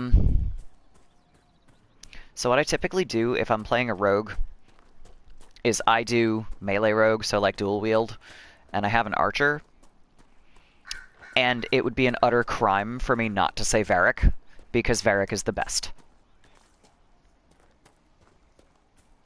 Like, you get used to him over 2 games. He has more personality than pretty much all of the rest of the rogues put together. Don't get me wrong. I love Cole. I love Sarah. And I absolutely love Zevran, but I never had him in my party. Never, ever. No. I was playing a dual-wield rogue the first time I played Origins was the other thing, so I was like, yeah, no. So, Varric, because of course Varric. Meryl, because she works with my playstyle. God, now I have to pick a warrior. Oh, I love so many of them, though. Like, does it have to be a character that is someone that you've already seen in your party? Or can I choose a character that you don't necessarily see? Like, a character that you really enjoy and have a suspicion on how they would fight. Because, like, I have to be honest, with my playstyle, most of the warriors kind of suck. Because basically the AI doesn't know how to run a warrior, So, like, even, like, I hate Blackwall, but the champion specialization is the best possible thing for a tank. And the AI, like, it does pretty good with Blackwall, but it's not anywhere near like actually having a player running a champion. That is the easiest specialization. It is my favorite, and I need to replay Nightmare with a champion. Like, it's boss. Like, you have to almost try to lose for champion. It makes everything so easy. Like, the first time I played through on hard mode, I was playing as a champion and going, why is this so easy? First thought the game was some kind of sandbox when I saw how we do the quests. I know! It's ridiculous. Everything is all over the place. It's weird. It's fucking bizarre.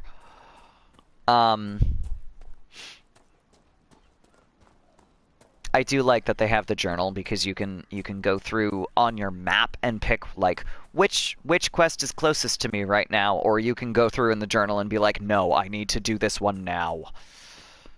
Which is helpful for when you get something like, you know, I have to do this before I can do the next 5 quests. Or, you know, I'm going to set up all these watchtowers and things before I go back to Haven and run back to the war table and go to Val Rayo, for example.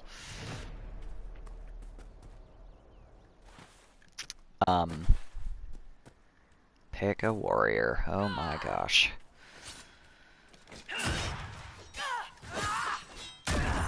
They did get fast traveling pretty good.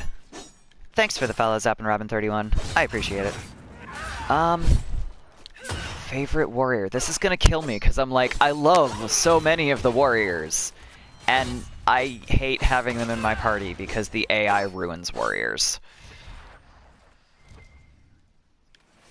Like, I don't remember having too much trouble with Alistair, or the dog, because I love Alistair. I love him so much. Like I said, my first playthrough I was like, I'm gonna romance Alistair! Oh no, I'm playing a boy. Oh no, he's straight. Oh no! So that kind of made me sad. But I love Alistair so much. He's such a dork. I love him. Probably Alistair, honestly.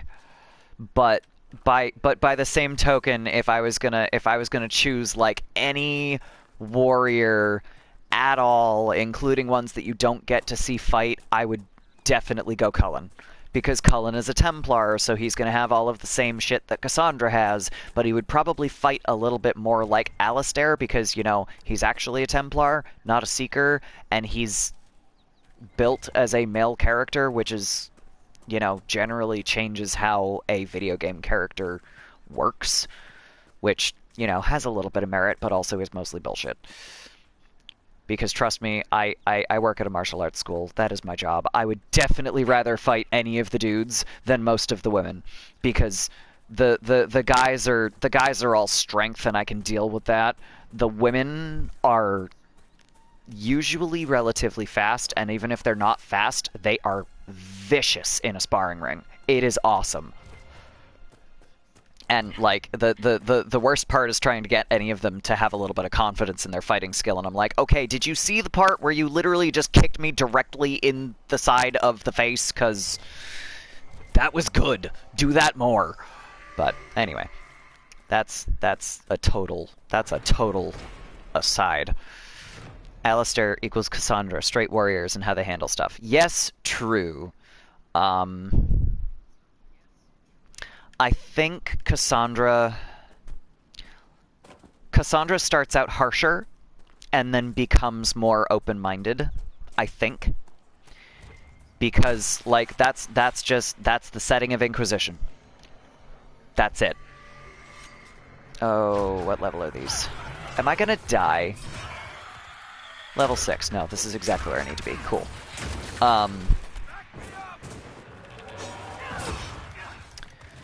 But Alistair starts out buddy-buddy with you because of how Origins is put together, because you're the only Wardens. Like, that's it. You are bros. You are literally brothers in arms, or comrades in arms, if you want to be, you know, less sexist about it. You know, that's the thing. You're not just on the same side, you are the only wardens. You are your side. So Alistair starts out very... And he's just friendlier in general, so he doesn't come off quite as harsh as Cassandra, which I love that they went there, because Alistair is just a fucking, like, golden retriever. And I guess if I'm gonna continue the dog analogy, I would probably put Cassandra as a Doberman, because she's very, like, harsh and controlled at first, and then she's also an utter sweetheart if you get past the fuck you facade. I love her. She's wonderful. So,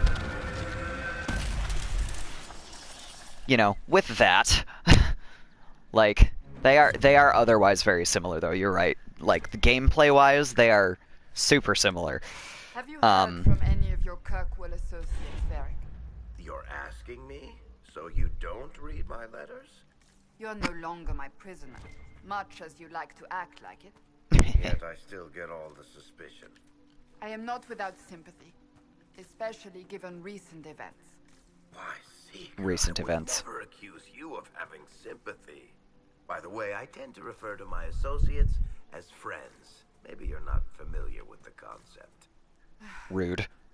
Not inaccurate, but rude.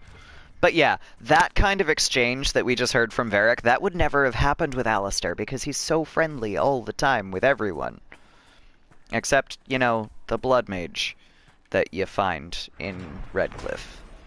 And then he judges you really harshly if you know, for example, didn't quite fully understand the implications of blood magic and Dragon Age the first time you played, and you went, yeah, sure, we'll go with Jowan. Don't do that if you want Alistair to not be super pissed off.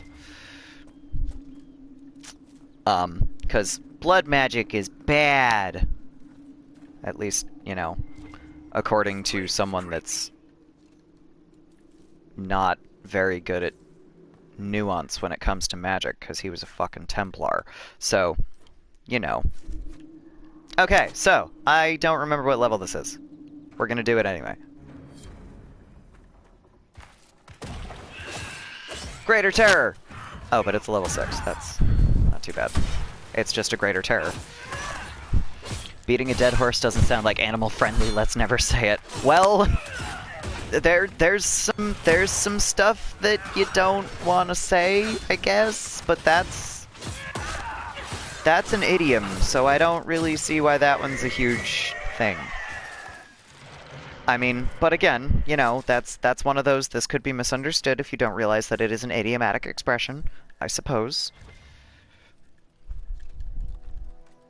But that's also literally every idiom that exists. That's why they're idioms. Okay. I should level my people. Let's go beat up those wolves. Not that one. That one.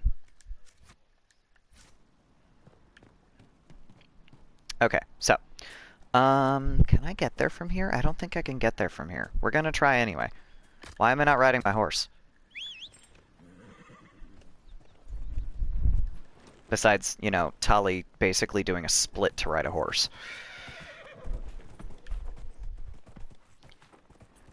Riding horses is uncomfortable anyway. Can you imagine what some poor dwarf would have to do? There's a giant spider over here. I didn't recall that. I don't think I've ever come at the Gully of the Burnt Men from the opposite direction before. I didn't realize that was what was here.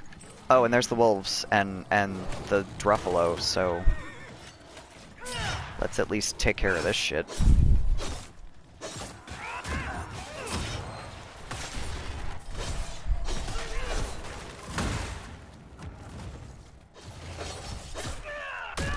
Fight me! Can I chase the Druffalo back without... Dwarves ride ponies, not horses. Well, I mean, if you listen to Master Dennett there, we ride mules. Dwarves ride mules. Because we're a mule rider from the Carta, according to him. And, you know, he's the horse master. He takes care of all the mounts. He would probably know. but also what kind of racist bullshit?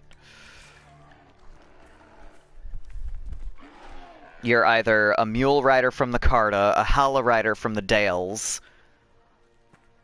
Oh, right, this one you don't have to, like, herd the Druffalo, you have to lead the Druffalo, and it follows you, right? Right, okay. We're also coming up on the ass end of this this rift in the ravine. This is a level 12 rift, so I have to try really hard to avoid actually setting it off. Because this one is fucking murder. Fuck Forenan Ravine and its murder rift. Okay, is the Druffalo still following me? Not really. Is it because I turned a corner? Hurry up.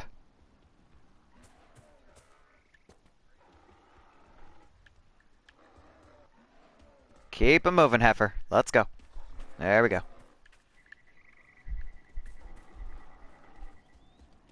It's just like a giant dumb cow. There we go. Keep going. Keep going. Give me the spindle lead.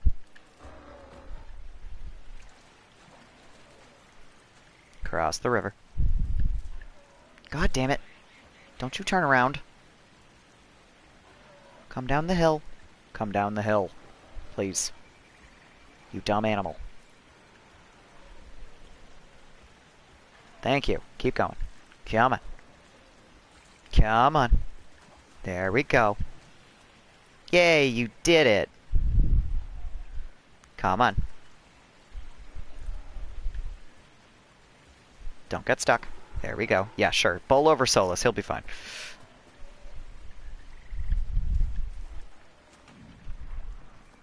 Come on. Come on. Don't get eaten by demons. Let's go.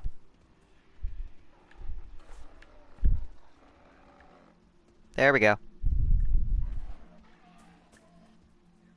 This is the dumbest fucking mission. But also I have to come back this way anyway because now I have to go find the wolves.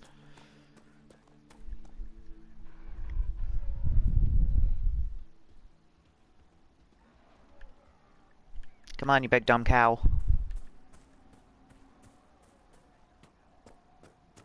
Let's go.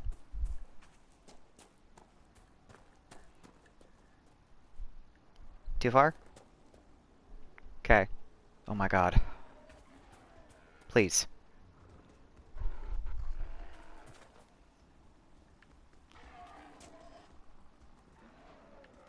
Come on.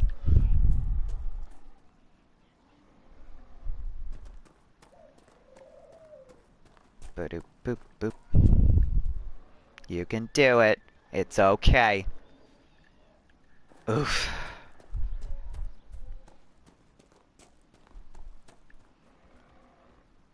Keep a-coming. Keep moving. Let's go.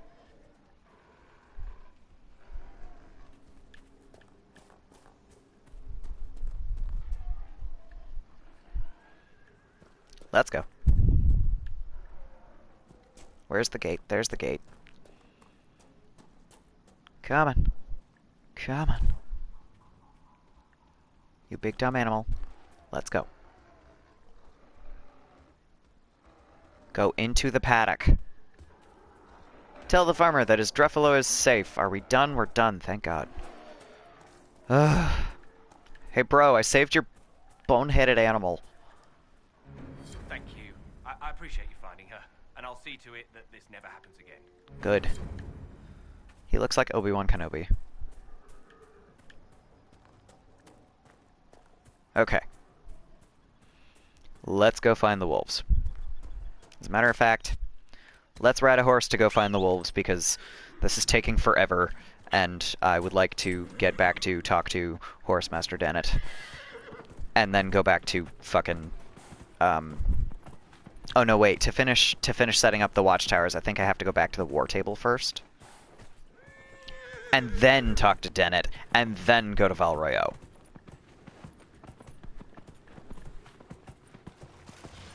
Because that almost makes sense.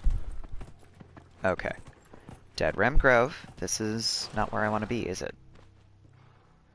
Why is this not where I want to be? Hang on.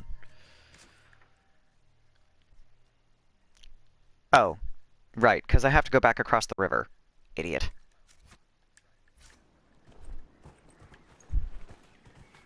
Okay.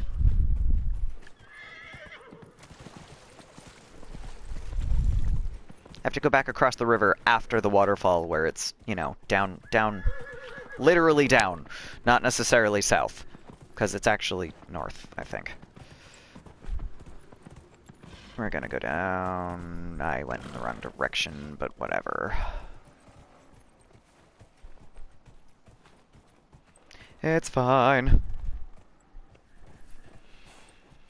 Took you longer to kill 10 rams than I did getting the Druffalo. Yeah, the rams, it does take a little while, just because you have to find 10 of them and they have to all drop the ram meat. But that one isn't quite as tedious.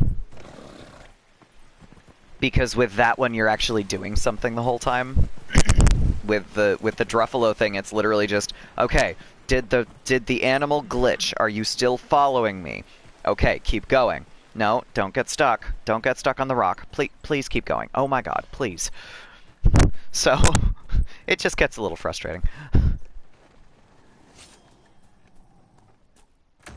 Fight me! These must be the wolves Master Dennett's wife warned us about. Yes, Varric, I would imagine you are correct. Thank you for stating the obvious.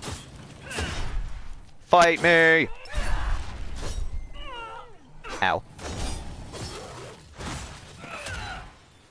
Get back here.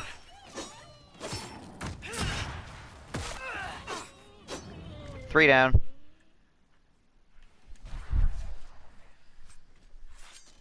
Canine leather. Oh. More canine leather. Cool.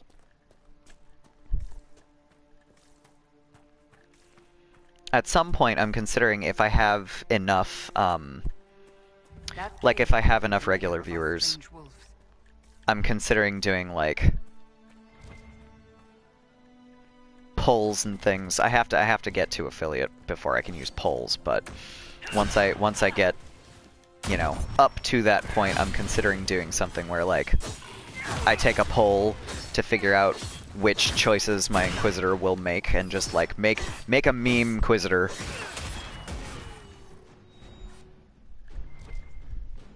And just do all of the main decisions by poll. I did that, Mushroom Druffalo glitched under the map and would not respawn. Ugh!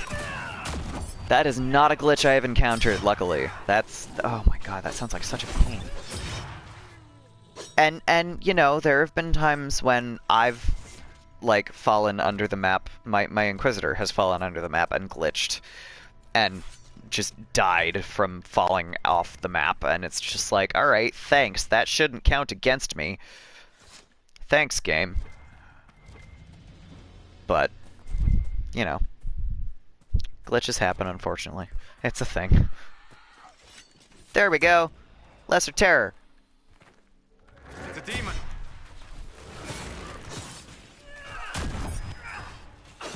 Gee, Solus, how'd you know that there was a demon controlling this pack? I wonder. Your Dreadwolf is showing.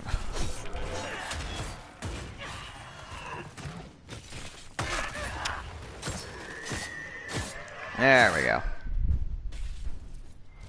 With the demon dead, the farmers should be safe from the wolves. Should be. I expect the wolves are also pleased to be freed from the demon's control. Woo.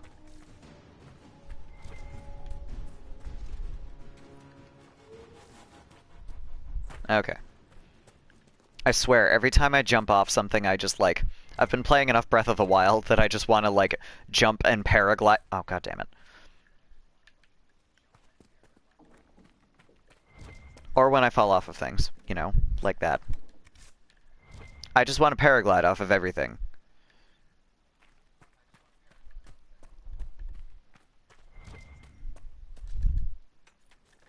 But that's not a thing. That's not a thing in Dragon Age. It's sad. Okay.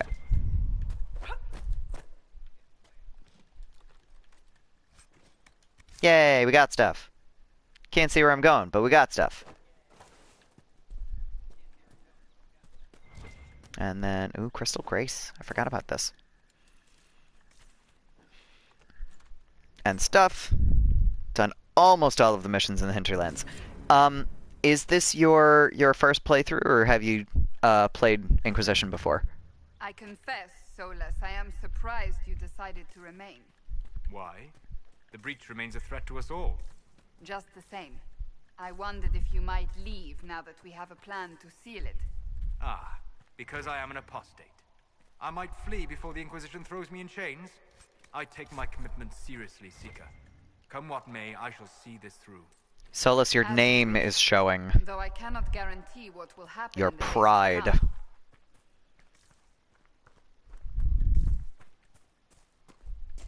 Gracious. Part of the reason I asked if you've played the whole game, Zapp and Robin, I just almost said Zipper for some reason, not Zappin. Part of the reason I ask is because I have played this 9 times, and I often talk in, half in spoilers. So if you are looking for not spoilers, I also love open world games that don't force you to do the main missions, but I do want to warn you that you are probably going to encounter spoilers if you continue watching my streams. You are welcome to stick around, but if you don't want spoilers, there's some stuff. I think, actually I started to say this earlier, I think the whole open world game thing, that is one of my favorite things about video games. All of my favorite games have that open world feel where you can just run around and do nothing, and you can still enjoy yourself. Like this one, Breath of the Wild, Final Fantasy XII, those are my 3 favorite video games as of right now. And they're all very open world, and you can just run around and not do missions or do side quests and just have fun.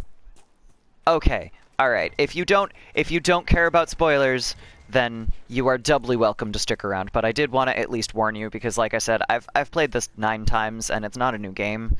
So I kind of don't think about spoilers before they come out of my face sometimes.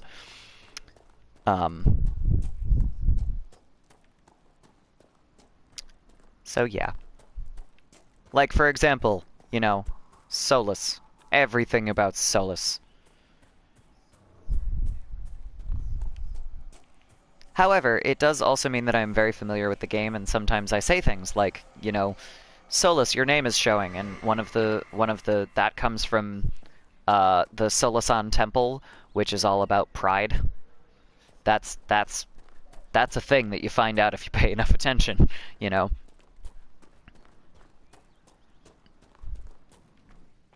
In the Forbidden Oasis.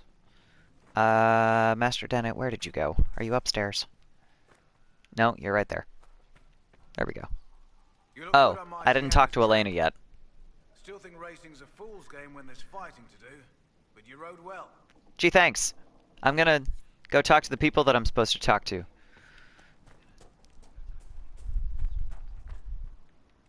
Hey Elena, I took care of your wolf problem. And our farmers will be safe again. I have stopped the wolves. Should be back to normal now. There shouldn't be any further trouble. That's good to hear. I'll send word to the farmers and let my husband know what you've done. Yay! It may not seem like much, but you've given this land hope it desperately needed. Thank you. You're welcome. And then I gotta talk to this guy. But before I talk to this guy, I do actually have to go back to Haven because I have to set up the watchtowers instead of just marking them. They'll need real defenses. I've got a few ideas. Because I You said you had a way to wasn't help the refugees. paying attention the first time. There are too many hills in these parts. good places for raiders and bandits to gather. I always, like, for some reason, I'm always like, yeah, I can finish this. I can finish this mission right here without having to go back to Haven. No, you can't. Farewell. Okay, let me look at my map. Those are all shards. Astrariums, a couple of rifts I can't do yet. Yes, the mercenary fortress is down here. Okay, so that's a good chunk of what we've got. That's more than half the map. I'm relatively satisfied with this. We're gonna go. We're gonna save first of all. We're going to head back to the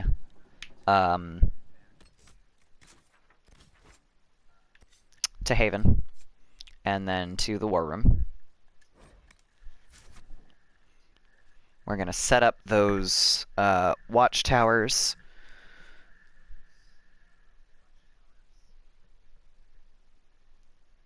And then probably do Val Royeaux before heading back to the Hinterlands. And then probably just finish up in the Hinterlands. I have to figure out if I'm going to do Templars or Mages. That is honestly probably going to be another poll on my Twitter. Because I really, really love the Mage path, but I'm playing a Templar. So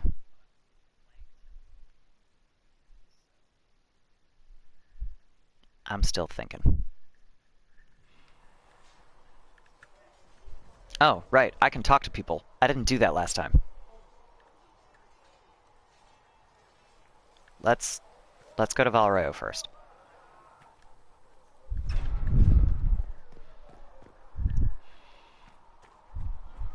Meh. Around the people, not through them. Oh, look. It looks like outside.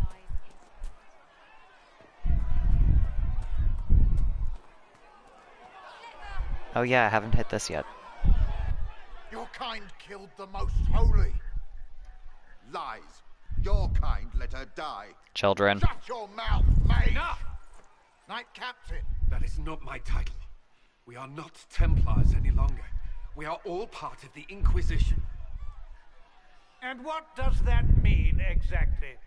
Back already, Chancellor. I hate this Haven't guy. you done enough?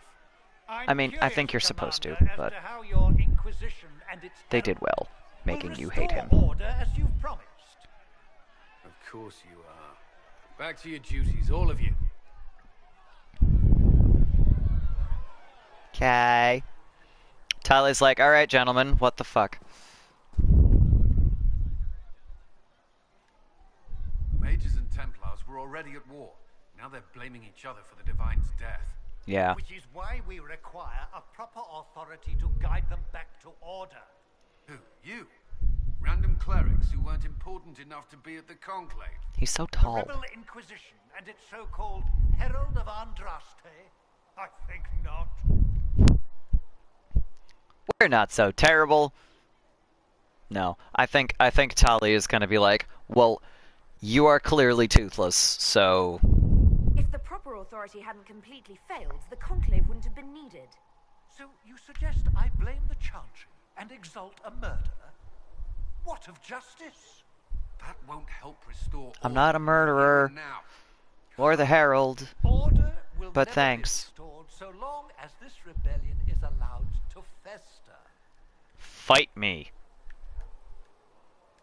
Remind me why you're allowing the Chancellor to stay. Clearly, your Templar knows where to draw the line. He's toothless. He is No point toothless. turning him into a martyr simply because he runs at the mouth. The Chancellor's a good indicator of what to expect in Val Royeaux, however. Good to know. I love Cullen. He's so matter of fact. And like How widespread Cullen talks like someone who's like, "Oh, wait, I'm supposed to be diplomatic?" Right. Like he's Cullen is super relatable to everyone who has ever worked in retail or customer service and gone, "What do you mean I have to be nice to this person that just cussed me out for following the rules of my store? What the fuck?" So, yeah, Cullen's Cullen's. I love Cullen. I also love that I love what they did with Cullen because I like that I like his character progression over the course of the 3 games. I'm a little tiny bit disappointed that more of that character progression didn't happen on screen, but his character progression makes sense. Because... Well, let's hope we find solutions and not a cathedral full of chancellors. Stuff of nightmares. That is the stuff of nightmares. I'm certain the Maker is less amused. Oh my gosh. Okay, well, I guess Tali's just gonna be super sassy all the time, I guess, because it's fun. But yeah, I like that they started Cullen off with... they took a character who was in the first game just to be traumatized, put him in the second game, went, this is what can happen, now he's a violent Templar extremist, basically. And then went, okay, but he wasn't violent, that's not quite fair. But he was taken in by the violent Templar extremism. And then went, oh no, this is not right. Oh no, now I have to fix this. Oh my god, what have I done? And then he comes into Inquisition the way you see him. And I love him in Inquisition. He's great. Come to me, child, and I shall embrace you. I'm gonna... This is not the door I need. No. Okay. I have to come in there after I get Sarah. So, we're gonna talk to Josephine, because I have to drop off some stuff with the, with Minave. If you can't prove it was founded on Justinia's orders. This is an inopportune time, Marquis. More of the faithful flock here each day. But allow me to introduce you to the brave soul who risked her life to slow the magic of the bridge. Mistress Kadash, this is the Marquis du Mistress Kadash. One of Divine Justinia's greatest supporters. That's so bizarre. Of Haven. How should anyone lend Justina these lands for purpose? Nobles, blah blah blah. Actually, this is a really good, well, I mean, besides the fact that half of the line is over her eyeball, this is a really good time to point out, because we're about to be in the middle of a couple of cutscenes, this is a good time to point out how ridiculously blue I made her eyes. I did that on purpose. Because a blue-eyed lyrium miner is going to have much bluer eyes when she comes out of the mine, even if she wasn't directly mining, even if she was an overseer, which is what my brain did with her backstory. This is the first I've heard of Haven having an owner outside the Chantry. My wife, Lady Machin of Denver, has claimed to Haven by ancient treaty with the monarchs of Ferelden. We were honored to lend its use to Divine Justinia. She was a woman of supreme merit. I'm sure. We will not let an upstart order remain on her holy grounds.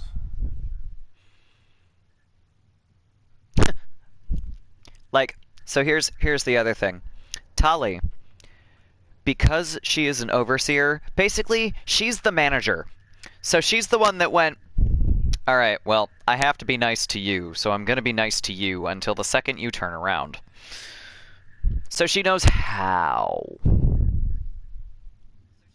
People have been injured. You can't just turn them out onto the snow.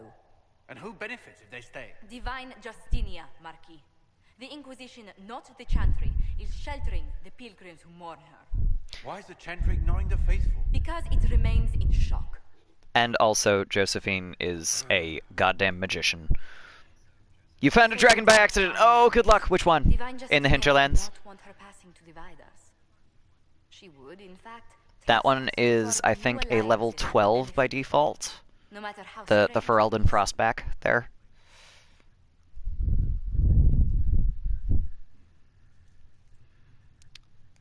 She'll leave you alone. You have to chase her to get all the way. Yeah, okay. You have to chase that one like to the back of the map in order to actually fight her. So, like I said, she's at level 12. She's not like super ridiculous. Do the Durelions actually have a claim on this place? but if there are...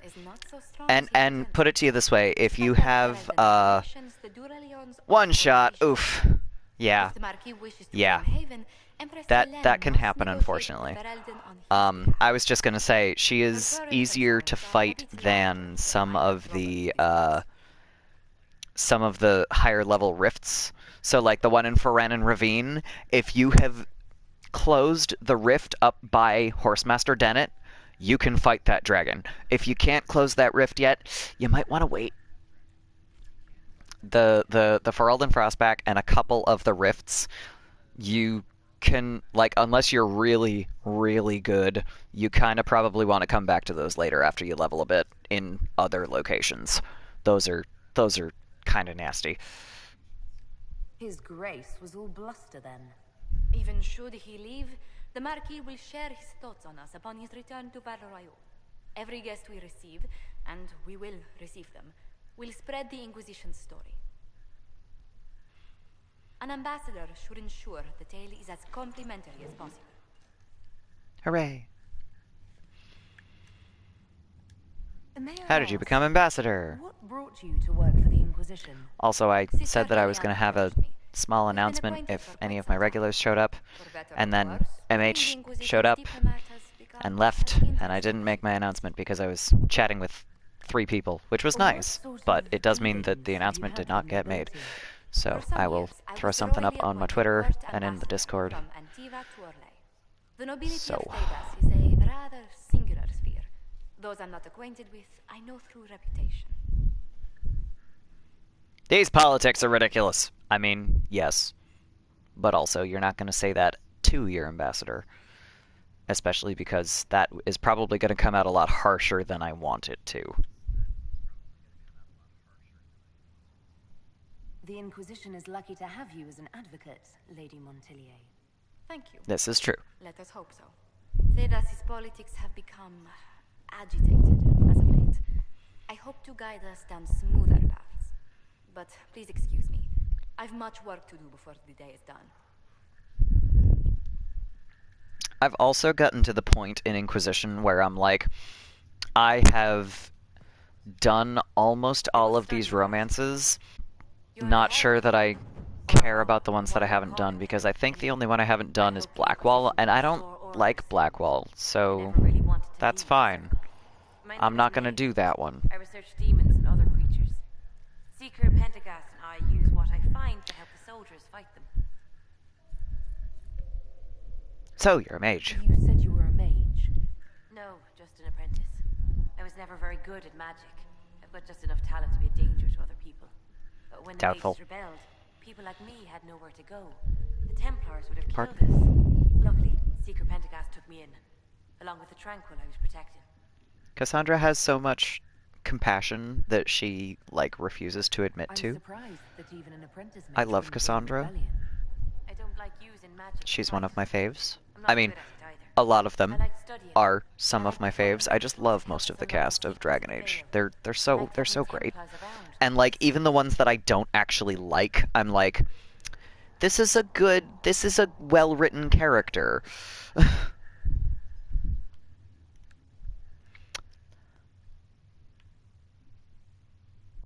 I liked having Templars around to keep us safe. I agree. Except they didn't do their jobs very well. Mages need protection. I wish more of them could see that. I was born into a Dalish clan. I lived there until my magic manifested. The Dalish cannot risk having too many mages in one clan. And I was one more than they could bear.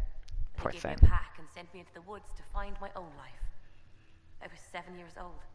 I ran across something online a while ago. It's on WordPress or Blogspot or something that basically there would be like actual traveling keepers or traveling firsts if someone did have one too many mages in a Dalish clan, that they would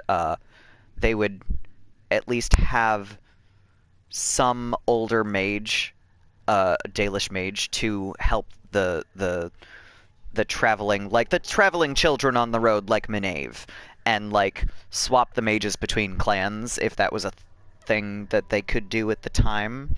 And it was like, it was really beautiful, and I really love it. And I kind of wish that they had put something like that into the games, but also I am aware of this now, and that's what I'm doing with anything that I write about Dragon Age. It's happening. That's awful. They're not monsters. That's not okay. I'm so sorry. I stumbled into a village, starving and cold a few weeks later. I started using magic to scare predators away. The villagers saw me make fire in my fist. They were terrified and wanted to kill me. Templars saved me from them. They gave me food and clothes and took me to the Circle. I've seen what life is like without the Templars, and I want no part of it. I just want to study. I can understand that. You said that you were keeping Most of my Inquisitors thus far have been like, no, that's, you know, the Dalish aren't bad, they just couldn't, you know, like, obviously they can't handle more mages than they have resources to handle, but it's like, at the same time, your experience is not universal, you know?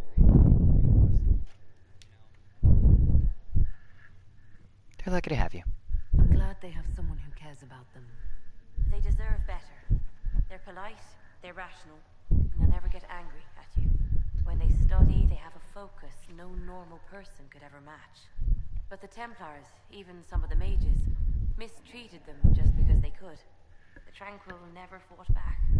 If not for that, Minerve is a very interesting character to me because she's kind of a... She is kind of a vessel for the best and the worst that some of these settings can have, because she came out of a Dalish clan that didn't have room for her. She came into a circle that did. You know, she made... I don't want to say she made something of herself, because that implies that she had a choice to leave her clan in the first place, and she didn't. But she came out of, you know, what is typically a better place for the lucky ones, effectively, into something that is the worst possible place for the unlucky ones. So she's got an unusual streak of luck, because she was really unlucky being, you know, the last mage after what they could handle in her clan.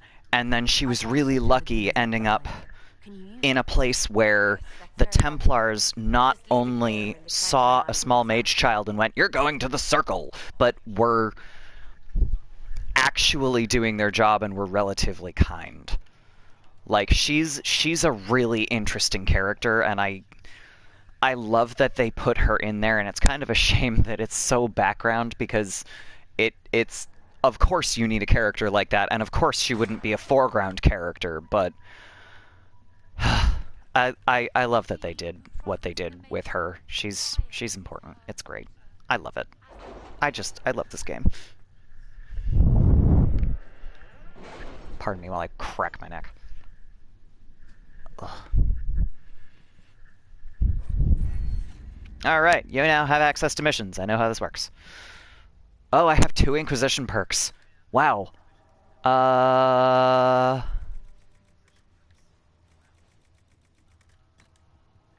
Underworld knowledge, arcane knowledge, which, it doesn't really make sense that a dwarf would have arcane knowledge, but it doesn't not make sense if they're a nerd.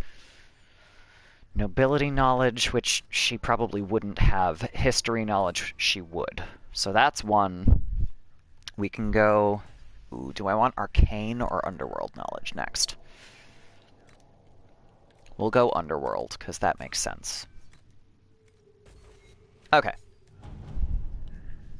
Oh my gracious. Build watchtowers, so that one's required. Soldiers will have the towers up in short order. 45 minutes, that one's an hour. We'll go 45. To work? Gather coin, which we don't really need yet. The Carta gets its cut. The Turn of High Ever, address a nobleman's concerns. Harden High 10-3. We'll send Liliana, I think, for this one. Polite refusal and nothing more. The Turn of High Ever. I don't remember what this one is. To whom it may concern. Oh, no. This one, we want Cullen for this one. Send a fucking honor guard to High Ever. We want Cullen for that one. We probably want Liliana to deal with the Carta. Kadash, sorry about that lyrium deal with the Conclave going sideways. When I said I expected the talks to blow up, that wasn't what I meant. At least you made it out of there in one piece. You always did have strange luck. I'm not saying where I am now. Let's call it somewhere safe enough and leave the prying eyes guessing.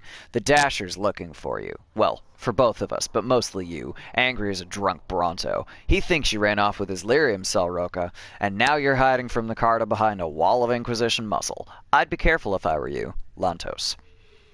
The Carta clan could be useful to us. We should arrange a payoff.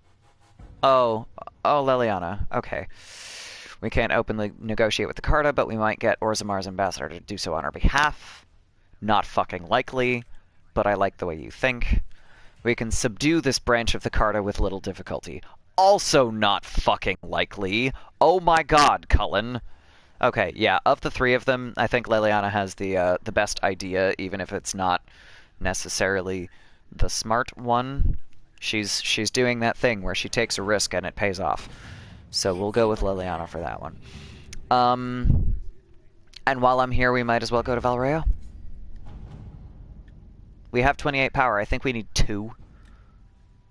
Oh no, 4. Address the Chantry in Valrayo. The remaining Chantry clerics have declared the Inquisition heretical. Attempts to gather allies against the breach have been rebuffed, and at this moment we could not step foot into the capital without being attacked by a mob or arrested. We must convince the Chantry to permit us entry into the city so that we can show them the Herald of Andraste is not the monster they believe. Recommended levels, 4 to 7. It doesn't matter because you don't actually do any fighting. Having the Herald address the clerics is not a terrible idea. Yes, it is. You can't be serious. Mother Giselle isn't wrong. At the moment, the Chantry's only strength is that they are united in opinion. And we should ignore the danger to the Herald. Let's ask her. Tali's like, I can handle this. This may not actually help. True. This is a terrible plan. True. I'm not worried. What can they do? It's just talk. Don't underestimate the power of their words. An angry mob will do you in just as quickly as a blade. She's like, I am a tank. Mother Giselle I am still not worried. Provide us names. Use them. But why? This is nothing but a... What choice do we have, Liliana? Right now we can't approach anyone for help with the breach. Use what influence we have to call the clerics together. Once they are ready, we will see this through. Oh, hang on. I should refresh my stream manager here and make sure it actually says that I'm playing Inquisition. Yes, it does. Okay. I got concerned for a second there. I'm like, where is my, what am I playing here? Why do I not see the thing? Okay. Address the Chantry in Valrayo.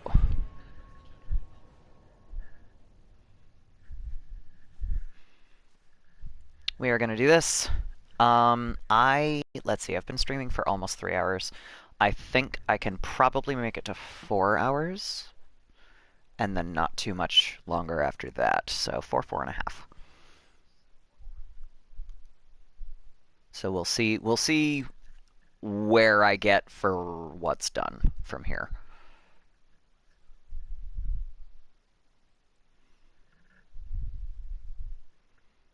Do-do-do-do.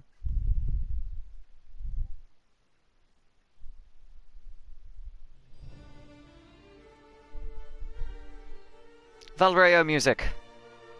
And my tiny pink shield. I'm not sure why it's so pink. The city still mourns. I wonder if that was Drakestone, actually. I said it was iron earlier. It might have been Drakestone. Gasp! Just a guess, Seeker, but I think they all know who we are. Good guess. Your skills of observation never fail to impress me, Varric.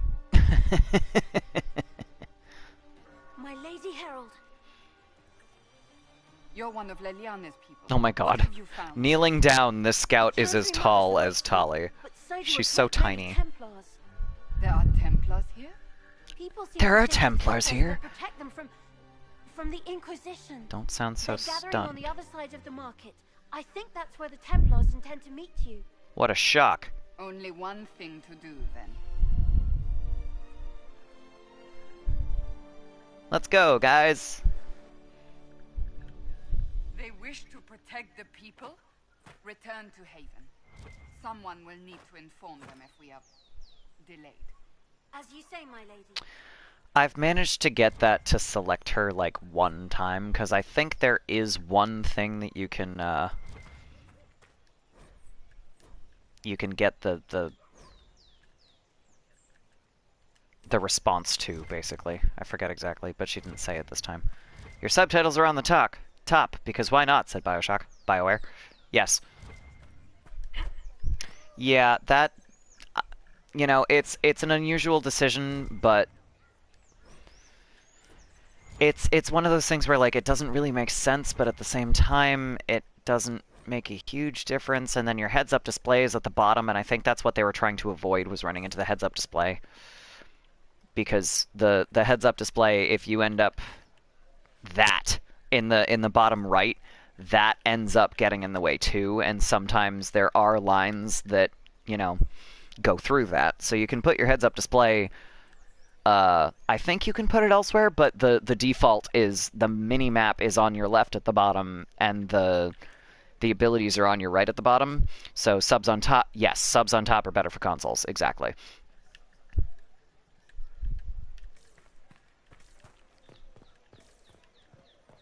It makes a little bit more sense with what they've got going. Stand wary, guardsman. Let's get this started, and then I'll run around and get all of the non-required stuff afterwards. She's so pink. Good people of Val Royal, hear me. Which, I mean, the pink works for Tali's aesthetic, but I don't like the tan leather with the pink. It's so ugly. By treachery. You wonder what will become of a murderer. Well, wonder no more. What a performance. Behold, the so-called Herald of Andraste, claiming to rise where our beloved fell. Yeah, sure, lady. We say this is a false prophet. She's like, I'm not a prophet. Send no dwarf in our hour of need. That's racist. I never claimed to be. She's so cute. I'm so happy with how her face came out. Because, man, working with those sliders sometimes is hell. Stop this now. I don't know. One of those. She is smart enough. She would probably be slightly in diplomat mode in Val Royal, where you have to make an impression. I make no such claim. I wasn't sent here by Andraste or the Maker. I am simply trying to close the breach. It threatens us all. It's true. Succinct. The Inquisition seeks only to end this Dwarves are humans that had pituitary gland disorders. Not in fantasy stuff. And in real life, that is not something that you should call a person who does not grow. They apparently prefer the term little person. But I don't actually know, because I have never met a little person in order to ask them, and I haven't done an awful lot of research, admittedly. But small people, little people, don't call them midgets, don't call them dwarves. How dare you! Am I supposed to be impressed? Save me the trouble. Not here for us, then?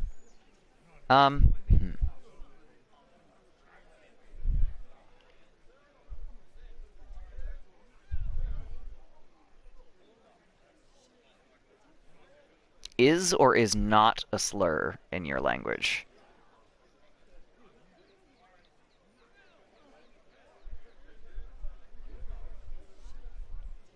because that's one of those. And I mean, I am only speaking for English when I say stuff like that, because I'm only fluent in English, and I'm not, you know, I don't have the information for other languages, but so that is a fair distinction. But ooh, I'm Was impressed. that display supposed to impress me?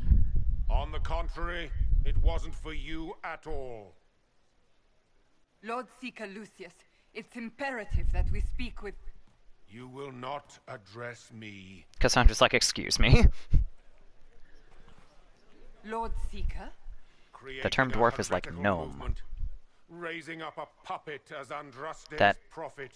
yeah, I mean they're similar, but there's in English, it was also used to refer to little people. So if you were making a joke about actual people when you said dwarves are humans with pituitary gland disorders, don't make that joke. That's all I'm saying. And you know, if you don't know that, you're gonna make a misstep sometimes. It happens. You know, I'm not upset about it, but I'm telling you that at least in the language in which we are speaking,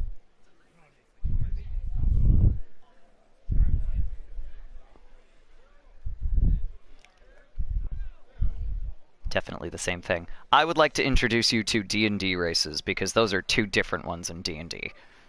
And there's like so halflings are the same as hobbits, which are not the same as dwarves, and neither of those are the same as gnomes in Dungeons and Dragons. Those are three different races, and none of them are nice things to call little people in English. So I'm trying to separate out if we're talking about fantasy or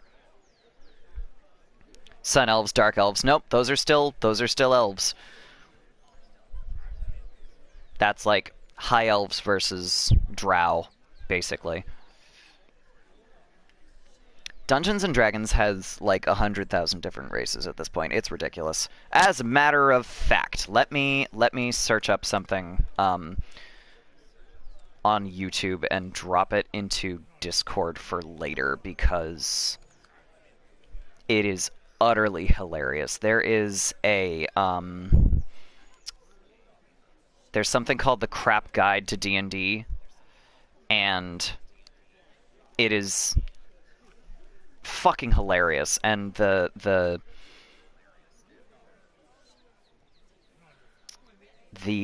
person doing the videos recently did a guide to the races, and instead of just throwing out a bunch of like silly jokes and things like they do a lot of the time, they did like a rap style, and it's impressive. So, rap style D&D races dropped into general in my Discord. So, there are quadroons. I am unfamiliar with what that means. So, that is, I have no idea what that is. Why are you here? Let's go try to recruit the Templar while I'm standing here. One of your own commands the Inquisition's forces. Join us as he did. She's got to try. A staunch and loyal member of the Order. So fight me, loyal, Lucius. He abandoned them for a false herald. But Lord Seeker, what if she really was sent by the Maker? I love this guy. Barris is great. Called to a higher purpose. Do not question. I've only gone the Templar route Order once. A power that stands alone against the void. We deserve recognition. But it's a lot of fun. You have shown me nothing, and the Inquisition less than nothing. Templars, Val Royo is unworthy of our protection. We march. So that's the first thing you get from the Templars. That was, a thing. Fellow, isn't he? Has Lord Seeker Lucius gone mad? 1/4 of any race. Oh, okay, yeah. In fantasy, mostly elves, IRL, black people. Oh, yeah, no, you're right. And okay, yes, you are correct. In real life, I wouldn't go there. And because of that, honestly, I'm not sure I would go there even with fantasy, because that has that kind of connotation in real life. Like, that's, you know, you can just use actual This is very bizarre. excuse me, you can just use like fractions for that. I love this. Look at my screen right now. I have 2 dwarfs on screen that are centered. And Cassandra's face is cut off because she's human and she's tall. And then Solus only isn't cut off because he's standing way in the background. As he does, because that's just that's Solus in a nutshell. Yes, agreed, MH.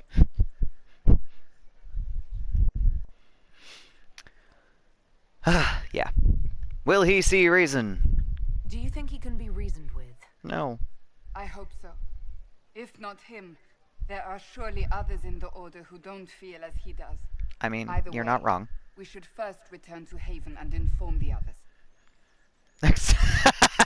Except Solus, he's a cunt. I'm not gonna disagree with you there, cause Solus is a bitch. But I do really enjoy him. Is the problem. Like, he does, like, this entire fucking game happened because Solus woke up and went, oh no, what have I done? I have to undo it. And then spends the entire rest of the game going, shit. That's it, that's the game. That's Solus.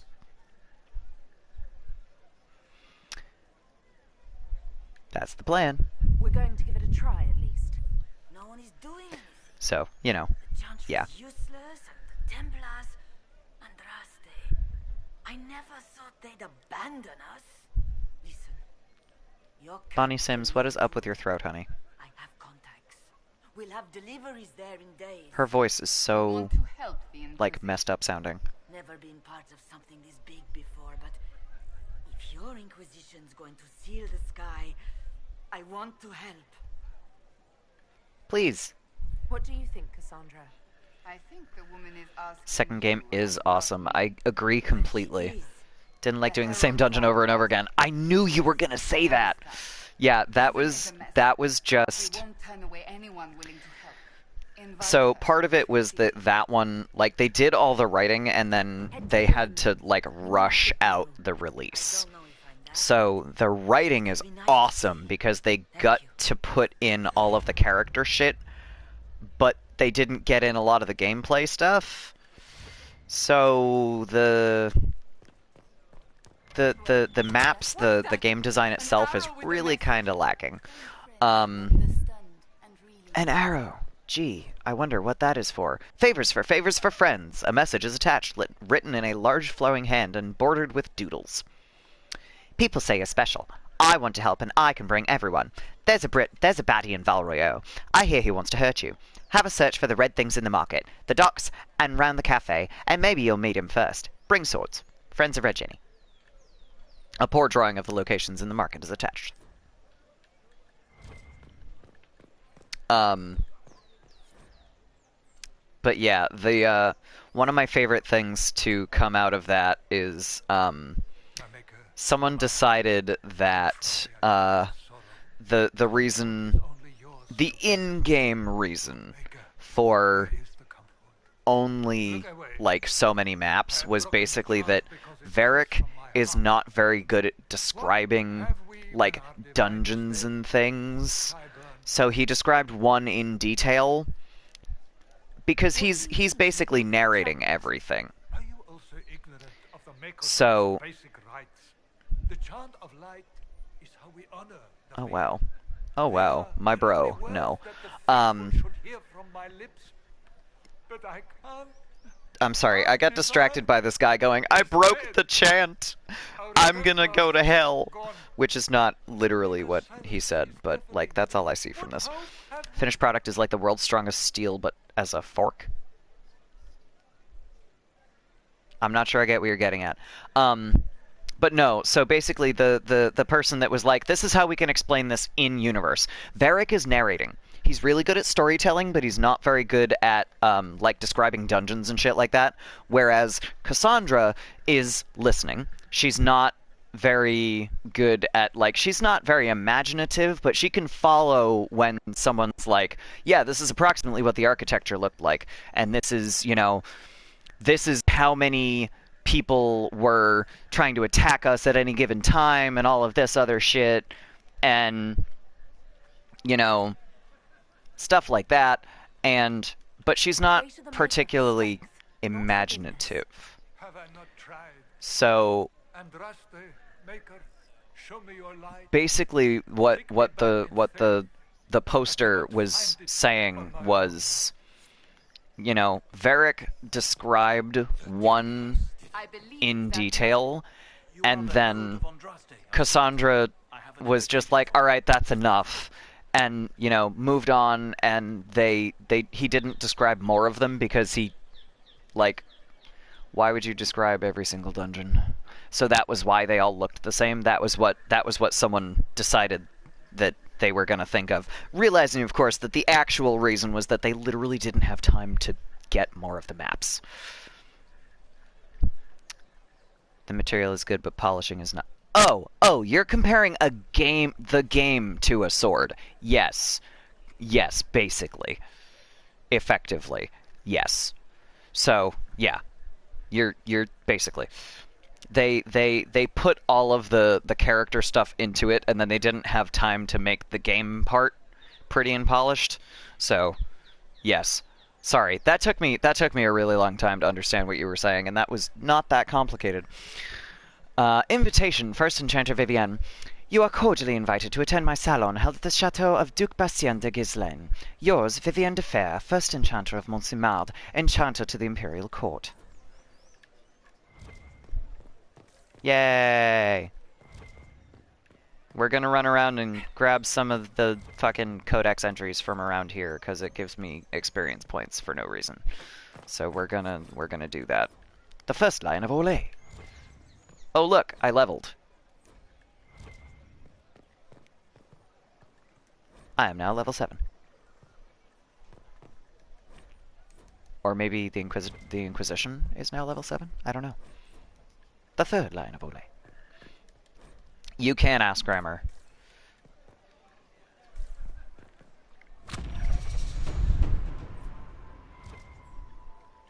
I am always willing to answer the question if I can, as long as, like, at some point you're gonna reach a point where I'm like, I have to think about this really hard, because we don't do that in, like, we don't put names to the questions that you're asking sometimes.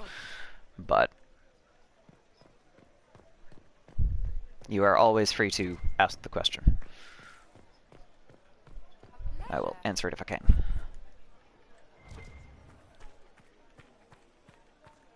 Let's look around.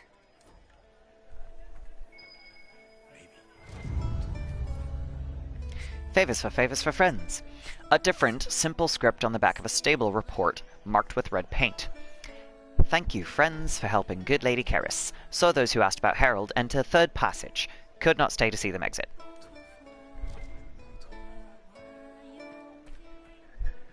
Might require and may require difference. That one... Honestly, I'm not sure that that one is a huge difference. Because if I say, you know, this might require you to do something, it's, you know, it might. If I say this may require you to do something, it just, there's not really... I think that one is just, like, context difference, because something like, this may require, sounds a little bit more formal, but there's not really a difference in meaning. So it might be like, or it may be, because again, that is technically grammatically correct either way.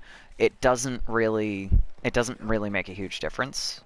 So for that one, it's just like who's talking at any given time, and you know, is this a formal situation so you would be more likely to use the word may, or is this it doesn't matter at all because generally, and it's not even like might is slang and may is correct, it's just a slightly different verb. It means the same thing.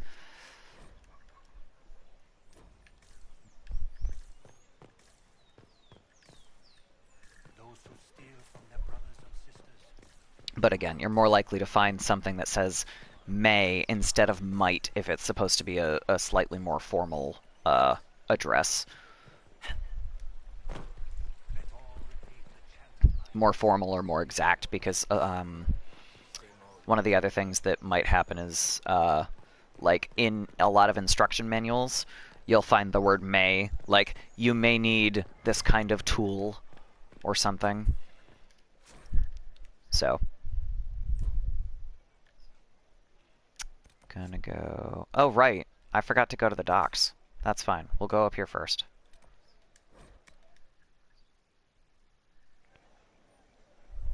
Because it's right here.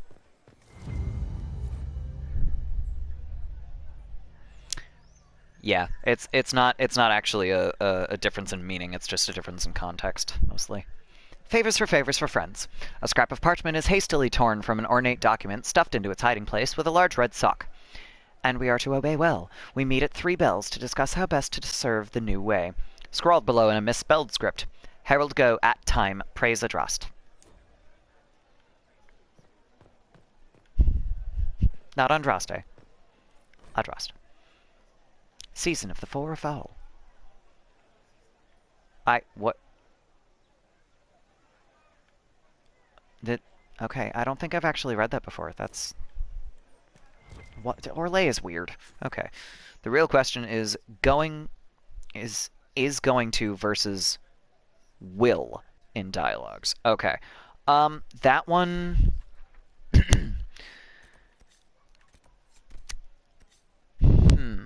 There is actually a slight difference for that one. Let me drink my coffee because my throat's getting dry again. Hang on.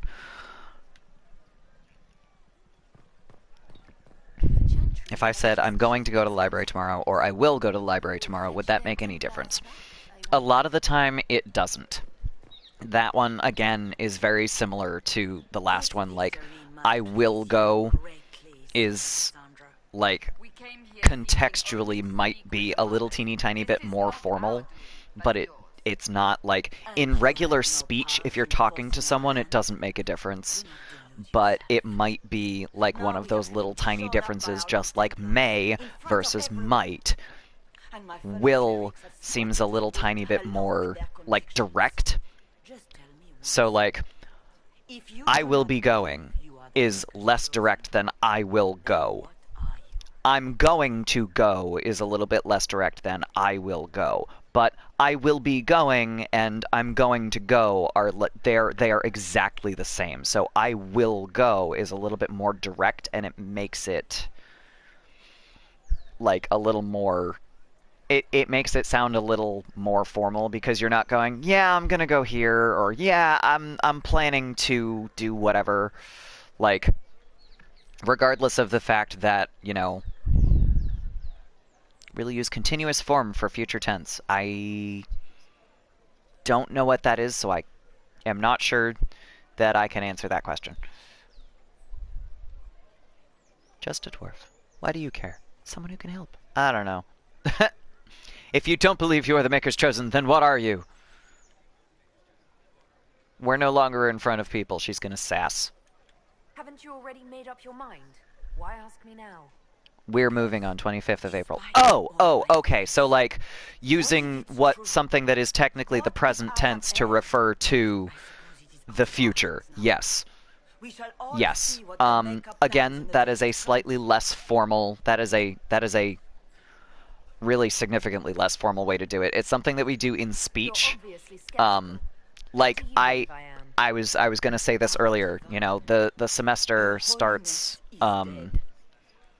at like near the end of January, January 21st. So I was going to say, you know, my class is starting on January 21st. Obviously, it's not January 21st yet, so my class is not starting now on January 21st. But yes, that's something that's kind of a slang thing when you're talking faster. The continuous form, I guess. I didn't know what that was called, but yes. Yes, you are correct. It is much less formal, but it is legit. Yes. That's one of those, like, English is weird, and a lot of it is, you know, stuff like that. It's like we use the present tense to talk about the future tense a lot because why not? Because we can. Because it doesn't matter that much. Because, you know, as long as we're talking to someone else who is relatively fluent in English, everyone knows what we mean. So it doesn't make that big of a difference. It's just way less formal. Like, you know, we don't really use all of the different tenses as much. So that's one of the things that an English speaker is usually going to complain about the most in other languages, is we're going to be like, oh my god, I can't get these frickin' conjugations straight in my head, because a lot of our verbs are very simplified, and English just kind of goes, yeah, there's these rules, but also we don't really care about them that much. So it gets a little weird. What were you hoping the Lord Seeker would do exactly? I have to, like, pay attention to the questions that she's asking, because there are ones that you can repeat in some of these, and I haven't been paying attention to the questions that my character is asking. With the knights vigilant slain at the conclave, there is nothing more we can do. Perhaps there is something we can do. I'd like to believe that, Seeker. I truly would. I suppose we can expect renewed effort against the mages from him, and yet more. So yeah, English grammar is bullshit, mostly. How many Templars turned on the Chantry exactly? Another part of the reason for that is basically we you know, there's the joke about English, you know, knocking over other languages in dark alleys and looting through their pockets for loose grammar. Because English just kind of went, oh, you have a word for that? We don't. Can we use your word? Cool. Except instead of, you know, using the word and adapting it to our language, a lot of the time what happened was we use the word from whatever other language, and then we use that language's rules for that word. So we have, you know, Germanic words with Germanic rules, and then we have Greek words with Greek rules, and then Latin words with Latin rules, and they're all English.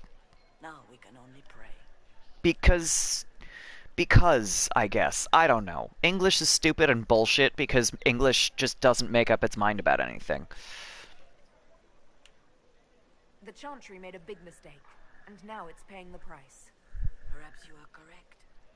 We are only trying. Conjunctions and tenses. X when Y, X as Y. Can X and Y be in the same tense? Must they be diverse? Can I say, I was going there as he was driving down the road? Yes. You can, because that just implies that two things are happening at exactly the same time. So, you know, I was doing this when this person was doing that. These two things are happening together. Or as he was doing that, happening at the same time. Or while he was doing that. Slightly different context, same meaning. You know, the word while kind of emphasizes that, yes, these two actions are happening at exactly the same time, but it's the same thing, basically. Examine. I love and hate this because there's this red fish. It is a red herring. It's literally a red herring. Reservoir stocking evaluation. Tremors floating. Taste is off. Water birds die off. Restocking failed. Fish not fit. Do not consume. It is a red herring where you find a red item over here. Red handkerchief. Favors for friends. A red handkerchief folded around a key with a small, hasty scrawl. Key lifted from drunk swearing about Harold. Don't know what door. I'm out. My debt is paid. Taken together, the messages reveal a time, path, and key to a location on the world map. There's a thing over here that I didn't realize was here, and I can't actually break the barrels, so I'm gonna see if I can... Haha! Oh my god, it's the Randy Dowager. So you can find a whole bunch of these just in random places, and I didn't realize that this was one of them. The Randy Dowager welcomes the blooms of spring with the collected Calipigian cuirassiers. Oh my gosh. Being a scandalous representation of Her Majesty's favored, caught in flagrante delectable. I have no idea what is going on with this sentence. Can their uniforms and modesty withstand the assault? Oh boy. The Randy Dowager, exhibitions for the noble of thought but spry of step. The lady herself says, hardly a Tethras, but generously arousing if polished cuirass does it for you. And it should. 3 scarves fluttered in shock out of 5. Randy Dowager. Wow. Alright. You're just finding, like, porn mags randomly sometimes. Or at least erotica magazines. That's what the Randy Dowager is.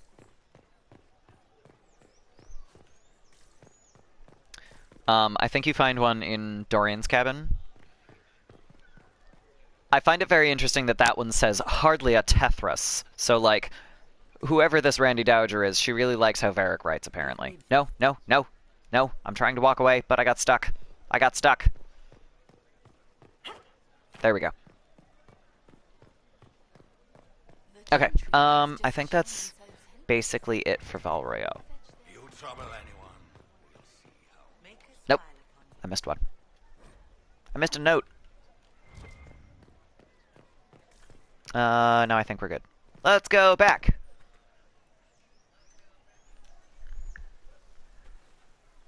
If I might have a moment of your time. Of course, Fiona.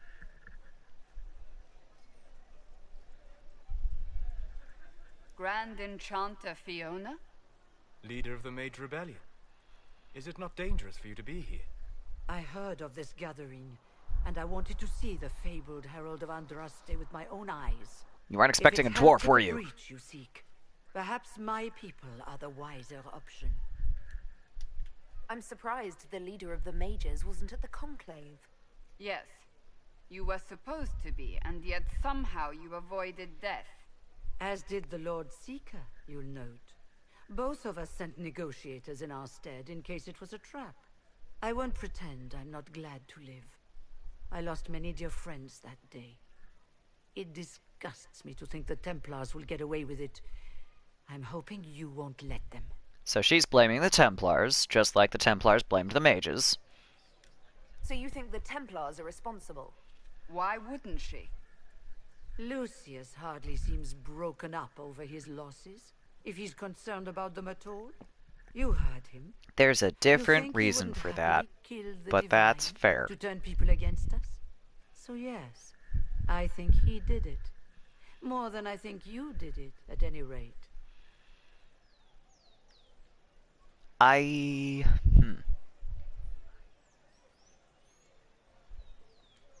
Does that mean the mages will help us? We are willing to discuss it with the Inquisition at least. Fair. Consider this Fair an enough. invitation to Redcliffe. Come, meet with the mages. An alliance could help us both, after all. I hope to see you there. Au revoir, my Lady Herald. Oh, wow. I forget sometimes that she's Orlesian. Let us return to Haven.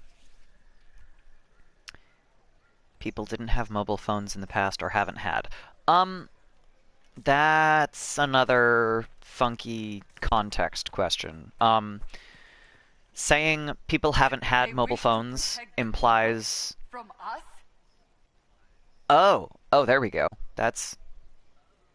We knew there would be some kind of reaction. That's bizarre. But I didn't That was supposed to be on the way in. to make an appearance. That's why. Haven't had implies kind of a past perfect tense. So stuff like that gets a little bit dicey. So, like, people haven't had mobile phones in the past implies that, like, I don't know. Like, I can't figure out why, but it doesn't quite sound right to me.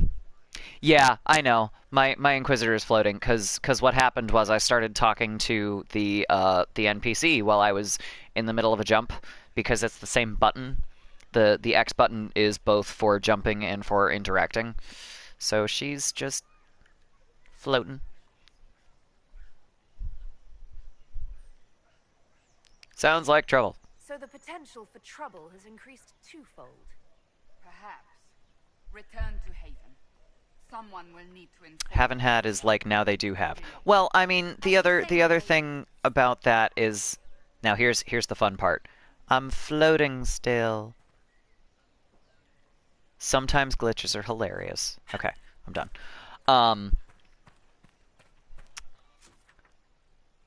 If I say people didn't have in the past, it does also imply that they do have them now, or at least, you know, I don't think that it implies any more or less than haven't had.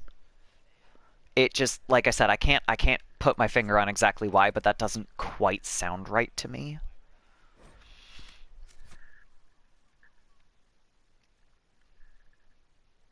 Because, you know, like I said, past imperfect is not something that we really, like, we don't, like, specify the difference a lot of the time, so I'm not really sure why it doesn't quite sound right, but it doesn't. I don't know. English is weird and dumb, and we just ignore half of the tenses that we have.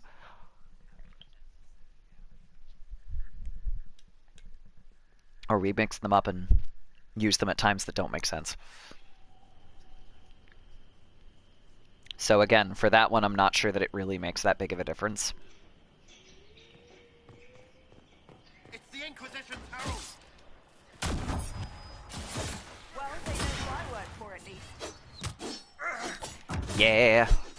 But, you know, again, sometimes a native speaker is exactly the person that you want to ask, because I can be like, yeah, that sounds right, or no, that doesn't sound right. But I'm not necessarily going to know why, because we didn't really go over all of the stuff that we don't acknowledge. Like, we didn't do that stuff. My sibling, going into education, would probably know exactly what to tell you. I didn't go to school for English.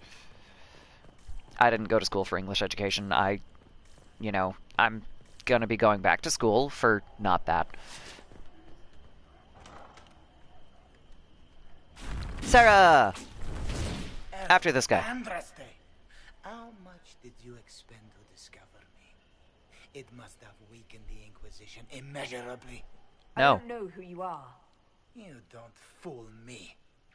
I'm too important for this to be an accident. This is the most Orlesian thing. Will survive in victories against you elsewhere. I'm sure. Just say what? What is that? Ugh. Squishy one, but you heard me, right? Just say what? Rich tits always This line more than they sounds to me like Sarah's voice actors hadn't quite decided what she wanted to do with Sarah's voice yet. Arrow in my face. So, you followed And then she found it at the end. Glad to see you're... you're all dwarfy. I didn't mean nothing, but you're down there. I mean, it's all good, isn't it? The important thing is you glow. You're the herald thingy. Yeah. Some believe I'm the Herald of Andraste. But who are you, and what's this about? No idea. I don't know this idiot from Manners. My people just said the Inquisition should look at him. Your people? Elves? No. People. I love Sarah. Name's Sarah. This is cover. Get round it. 'Kay. Reinforcements. Don't worry. Someone tipped me their equipment shed. They've got no breaches. No breaches, but weapons. Because Sarah. No breaches!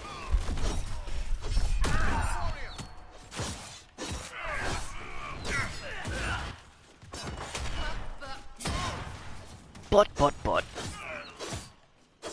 Why didn't you take their weapons? Sarah's nuts.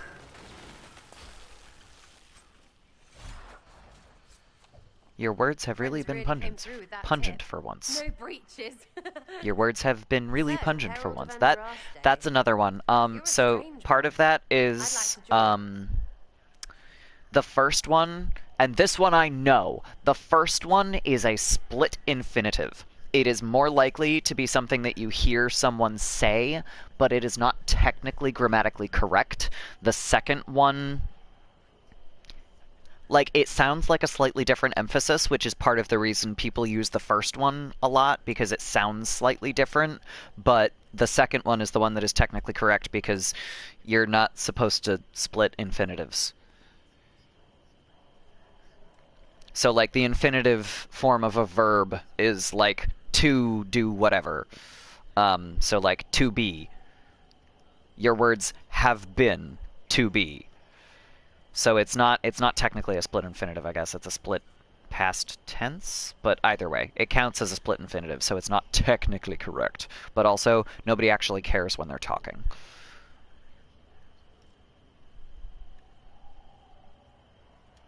How about we get to know each other first? You know, names and such. One name. No, wait, two. Isn't really like an adjective and Well, it's adverb like too. this. I sent you a note to look for hidden stuff by my friends. Adjective no, friends of Red adverb Jenny. yes, because an adjective Well, is I'm one. a direct So is description of fencing something. So Oswald, like, some woman I in could Kirkland. say, you There were know, 3 in Starkhaven, brothers or something. colors. Colors It's are just an a easy name, one. yeah? Like, It lets little Sarah's people, shirt is red, friends, be part of something while they stick it to nobles. which they pick. it's not just red, So but here, for in your the face, sake I'm of Sarah, argument, the if friend I of say Red Sarah's Jenny. shirt is Look really, out there. I that doesn't used make them to sense. help you. So it's not an adjective. Plus But if I arrows. say Sarah's shirt is really red, it's like extremely red. When it's used with be, it functions as one. No, I won't give you that one because I could say it's still an adverb because it's emphasizing whatever you're doing. It is either emphasizing the verb or the adjective, which is the function of an adverb. So like, you know, you could really be something. You know, you could really be good at this. Or you could be good at this. It kind of emphasizes the verb. I believe you. Yeah, however, the word fucking, just the way you just used it, is pretty much a synonym for really. So... I'm just being an asshole at this point. Are you offering spies? The Inquisition has spies already. Can you add to these No. professionals? Here's how it is. You important people are up here, shoving your cods around, blah blah. Blah blah, I'll crush you. I'll crush you. I'll crush you. Crush you. Then you've got I love cloaks Sarah. and spy kings, like this tit. Or was he one of the little knives, all serious with his little knife? She's All those ridiculous. I love her. secrets. And what gave him up? Some houseboy who don't know shite, but knows a bad person when he sees one. So no, I'm not knifey shiv dark, all hidden. But if you don't listen down here too, you risk your breeches. Like those guards. Also very I'm illustrative. still there. Look, do you need people or I love not? I love want to get everything that back Sarah to was normal. just like, yeah, you know, no. Fuck has tons of meanings. It's great.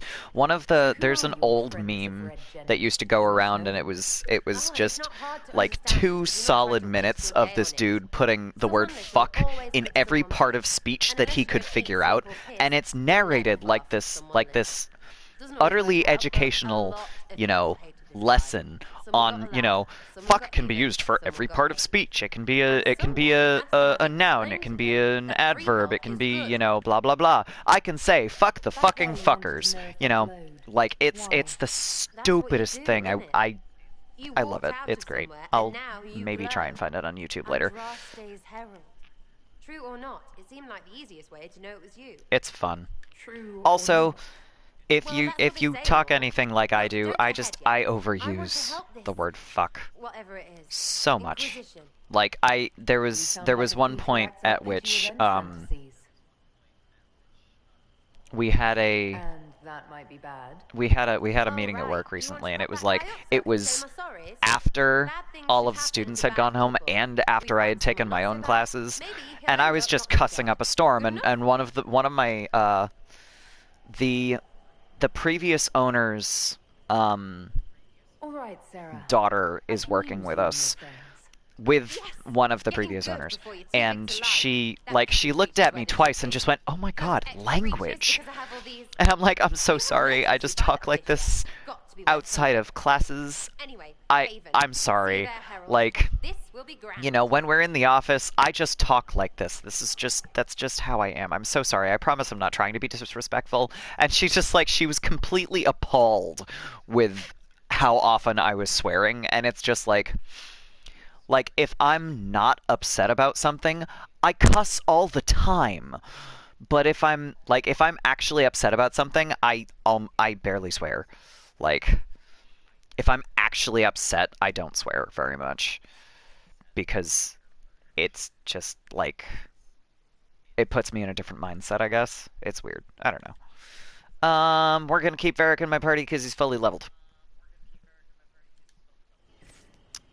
Now, we're gonna loot all the stuff. Too many breaches. I love that that's actually an item that you find. Okay, so there's nothing over here, but there's something here. Loot. Loot all the things.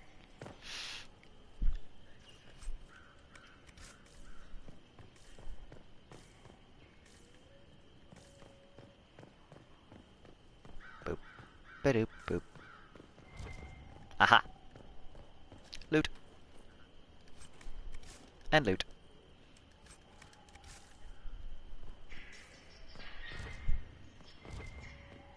And loot. Oh yeah, MH. I don't know if you're still in chat, but if you are, if you head over to Discord later, I have a couple of, like, super minor things that are not going to actually affect you very much, but I wanted to put those out there as, like, announcements and shit. So.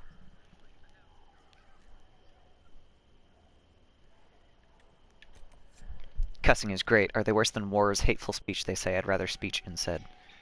Well, I feel like hate speech is just, that's different. That's different. Like, that is specifically being a dick about, like, a group rather than just swearing.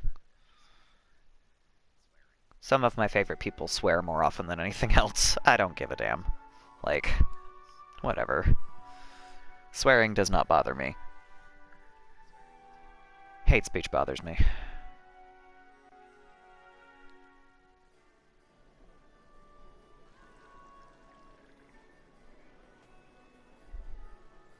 Lady Kadash of the Inquisition. It's Kadash. What a pleasure to meet you, my lady. Seeing the same faces at every event becomes so tiresome. So you must be a guest of Madame de Fer. Or are you here for Duc Bastien? Are you here on business? Kind of. I have heard the most curious tales of you. I cannot imagine half of them are true. They're all true. No. What have you heard about me? Some say that when the veil opened, Passwords are like magic. Please go on. Delivered you from the Fate. I'm not familiar with that name. I was invited here by First Enchanter Vivienne. Madame de Fer is a fond nickname the court has given Lady Vivienne. I've heard she finds it amusing. I mean, the Iron Lady, she should find it amusing. I've Madame heard de very Fer. little about Duc Bastien. The Lady of Iron. Been seen much at court lately. It works for her. His business with the Council of Heralds often takes him from home for long periods. It can't be good for a man of his years. And of course, there's the Civil War. Bastien probably wishes to distance himself from the actions of his one-time son-in-law. Tearing up the Dales in a foolish bid for power? It will end in disgrace for Gaspard. Everyone knows it. Idle gossip. Sorry. I don't care what they say about me. That's not... Should. The game has That's not where I thought that was going. Institutions than your Inquisition. The Inquisition. What a lot of pig shit. washed-up sisters and crazed seekers. No one can take them seriously. Fight me.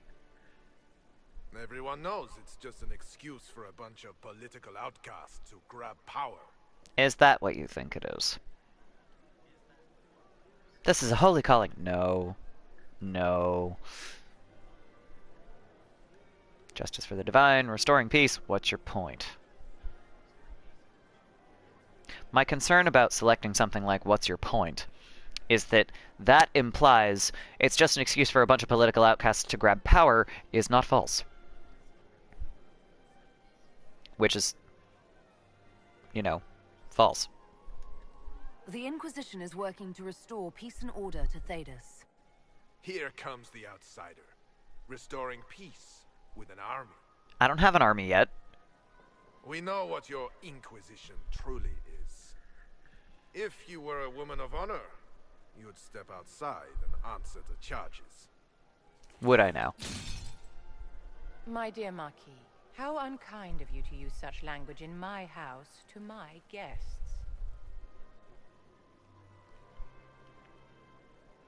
You know part of me loves watching Vivienne, like, strut down the stairs, and then I just, like, would that not hurt to overemphasize the hip swinging that much? Like, that's all I can think of. Like, your poor spine. It can be used for good and bad. It's like frightening the magic, but when it's used well, it serves the greater good, like getting rid of stress. Alright, that's fair. Yes, I agree. I agree. You can freak people out by swearing at them, and that's really shitty, or you can, you know, make yourself feel better with it. That's fair. I like that. But using them to swear to SB is like killing with druid powers. Oh, to swear to somebody. I think the Marquis has seen the error of his ways. Interesting. By the grace of Andraste, you have your life, my dear. Do be more careful with it. By the grace of Andraste. No, by the grace of the Inquisitor. Well, by the grace of the Herald, I should say, because she's not the Inquisitor yet. Allow me to introduce myself. I know who you are. First Enchanter of Montsimard, and Enchantress to the Imperial Court. Congratulations. Is that Marquis going to pose a problem? His aunt is the Vicomtesse of Mont de Glace. Not a powerful family, but well respected. And very devout. Alphonse will be disowned for this. It's not the first time he's brought his aunt disgrace, but I'm sure it'll be the last.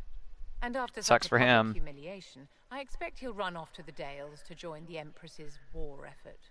Either to make a good end, or to win back a modicum of self-respect.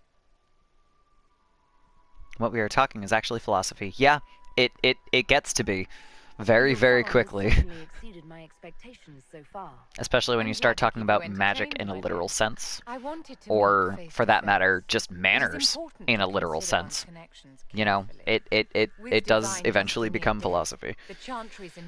Because it's not religion, so in absence of religion, talking about things like magic and manners tends to be philosophy after a while. And, you know, that itself is kind of a controversial statement, but, you know. Okay, this is the one where I have to pay attention to which questions I've asked Vivienne, because you can just get stuck in a loop with this if you don't. You say you led the last What are loyal mages? Loyal to whom? To the people of Thedas, of course. We have not forgotten the commandment, as some have, that magic exists to serve man. I support any effort to restore such order. Fair. Do you support the Circle? So you're in favor of returning the mages to the Circle, then? Where else can mages safely learn to master their talents? We need an institution to protect and nurture magic. I didn't memorize it after 8 playthroughs. Not completely, not to the point where I could just, like, recite it, but I do know that I have to... What's in this for you? Like, the same thing remember gets by fighting this chaos. The chance to meet my enemy, to decide my fate. I won't wait quietly for destruction. Yeah, no worries. I know what you mean. I assume typos happen. But I've memorized it enough to know that I have to be careful to not reselect the same option by accident, because a lot of the dialogue options, a lot of the conversations that you can get into an Inquisition, you can just select the first question and it'll just get rid of whichever questions you've already asked. So I do know it well enough to know that I can't do that with this one. You are aware This one like swaps them around a little bit. It's bizarre. The Chantry is leaderless. They're in no position to officially sanction anything. Besides, my dear, if there is one virtue the Chant of Light teaches us, it is forgiveness. Once the Inquisition has sealed the breach, I am sure the new Divine will not care in the slightest about official permission. True. What exactly can you do for the Inquisition? I am well versed in the politics of the Orlesian Empire. Hello there, Retreaty. That's an interesting username. I like it. All the resources remaining to the Circle at my disposal. Good afternoon, or whatever time it is where you are. Because it's almost 2 in the afternoon here, so. Does that mean you'd be aiding the Inquisition from the Imperial Palace? Ordinarily, I would be happy to serve as liaison to the court, but these are not ordinary times. Yeah. The veil has been ripped apart and there is a hole in the sky. It is now the duty of every mage to work towards sealing the breach. She's so serious so all the time. On the field of battle. Okay. Sure, you can join my little band. What do I think about Knight Enchanter? It is a lot of fun. If you mean specifically the specialization, it's a lot of fun. It can be difficult to do right, but it's fun. It's weird. If you mean Vivienne specifically, I don't like her. Like, I enjoy her character, I'm glad that they put her in the game, but I don't like her because she's a bitch.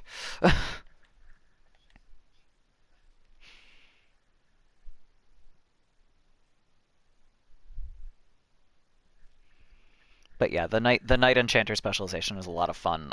The first time I played a mage in Inquisition, I played a Knight Enchanter because I was like, I don't know how to play a mage.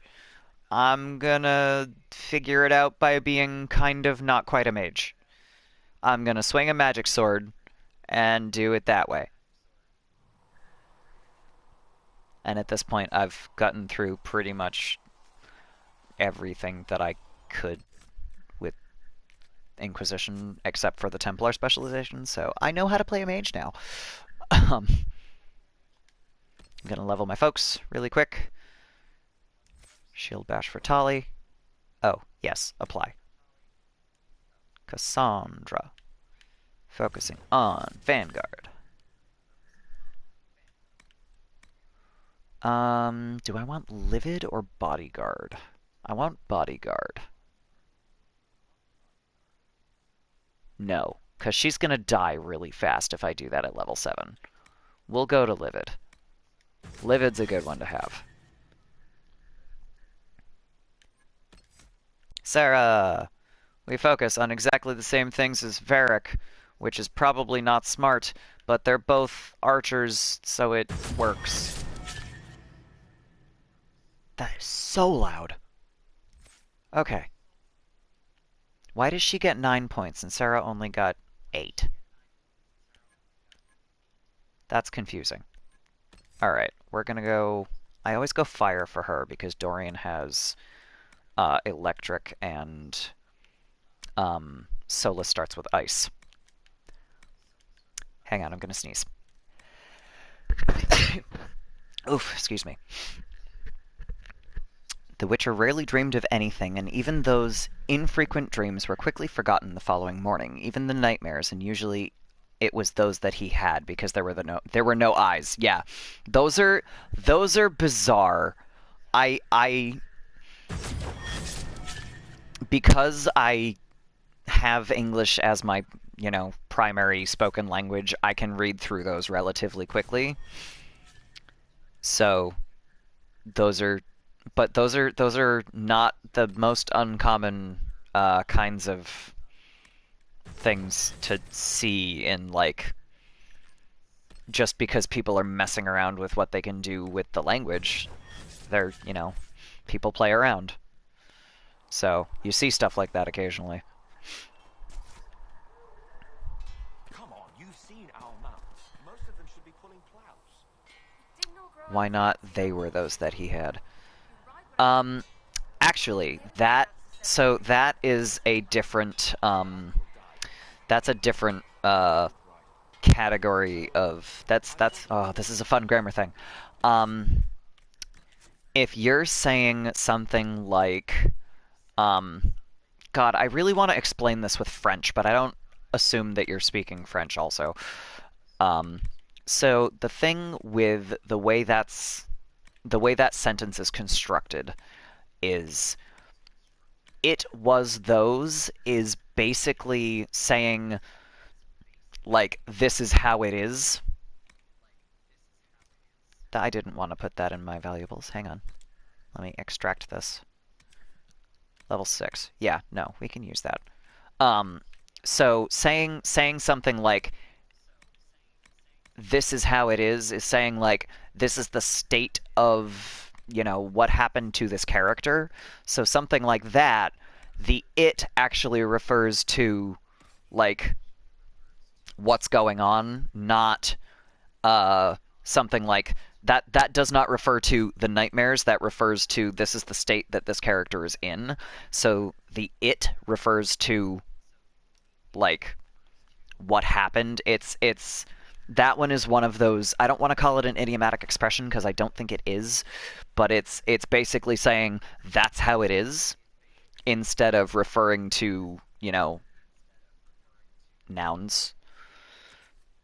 It doesn't super make sense at first, but that one is correct, I promise. It just doesn't necessarily make sense.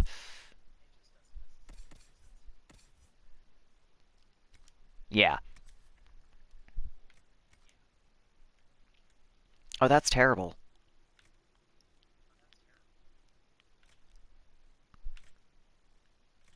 But I want her protected. But that's ugly.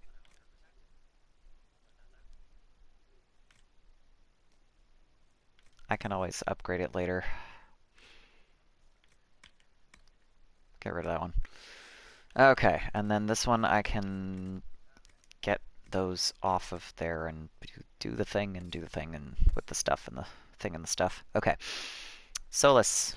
Solus has a cooldown amulet, so we'll give Vivienne the Amulet of Magic. Mighty Blow. I don't remember which ability tree that goes in.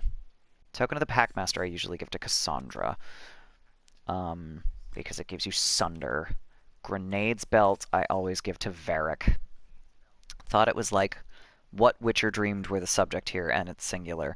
No, and that is a totally fair assessment of that sentence, but saying something like, it was those, instead of, usually, he had those, that would be correct. You wouldn't say, even the nightmares, and usually, he had it, because that refers directly back to the nightmares, but it was those that he had is just a really complicated way of saying, you know, the it doesn't refer to the nightmares directly. It was those is, like I said, the it is kind of referring to like a state of, you know, this is what happens. And those refers to the nightmares. So actually, the sentence that I just said, this is what happens, is actually a more similar sentence than in construction than saying something like those were usually what happened or something like that. It's just a slightly different construction, and it doesn't make as much sense, and I'm probably not explaining it very well, but Mighty Blow I think is a double-handed weapon thing, so I'll put that away. Full of mysteries, absolutely. I am not fluent enough in any language currently that I could read in that other language. Like I don't read books in French. I don't read books in Spanish. And the only thing I read in Hebrew is going to be the Torah at my Torah study with help from my rabbi and my classmates, basically. You know, I'm not fluent in any of them. I'm not fluent enough to just read it. Okay, I want to modify my armor so that I can get this stuff off the armor and put it on stuff that I have equipped to my characters. Oh yeah, no, your English is excellent. I'm certainly not saying that you're not ready for something like that. I'm saying that I'm not good enough at any other language to be able to do that.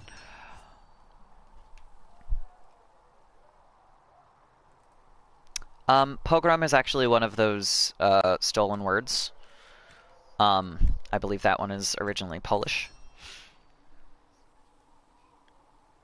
Words aren't used in modern English. That depends on the context, actually. Because you will not ever find a Jewish person that does not know what a pogrom is.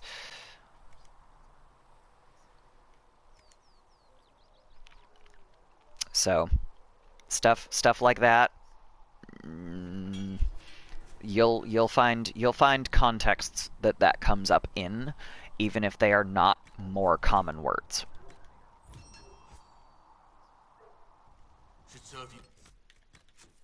Do I have any extra mage armor right now? I don't, do I?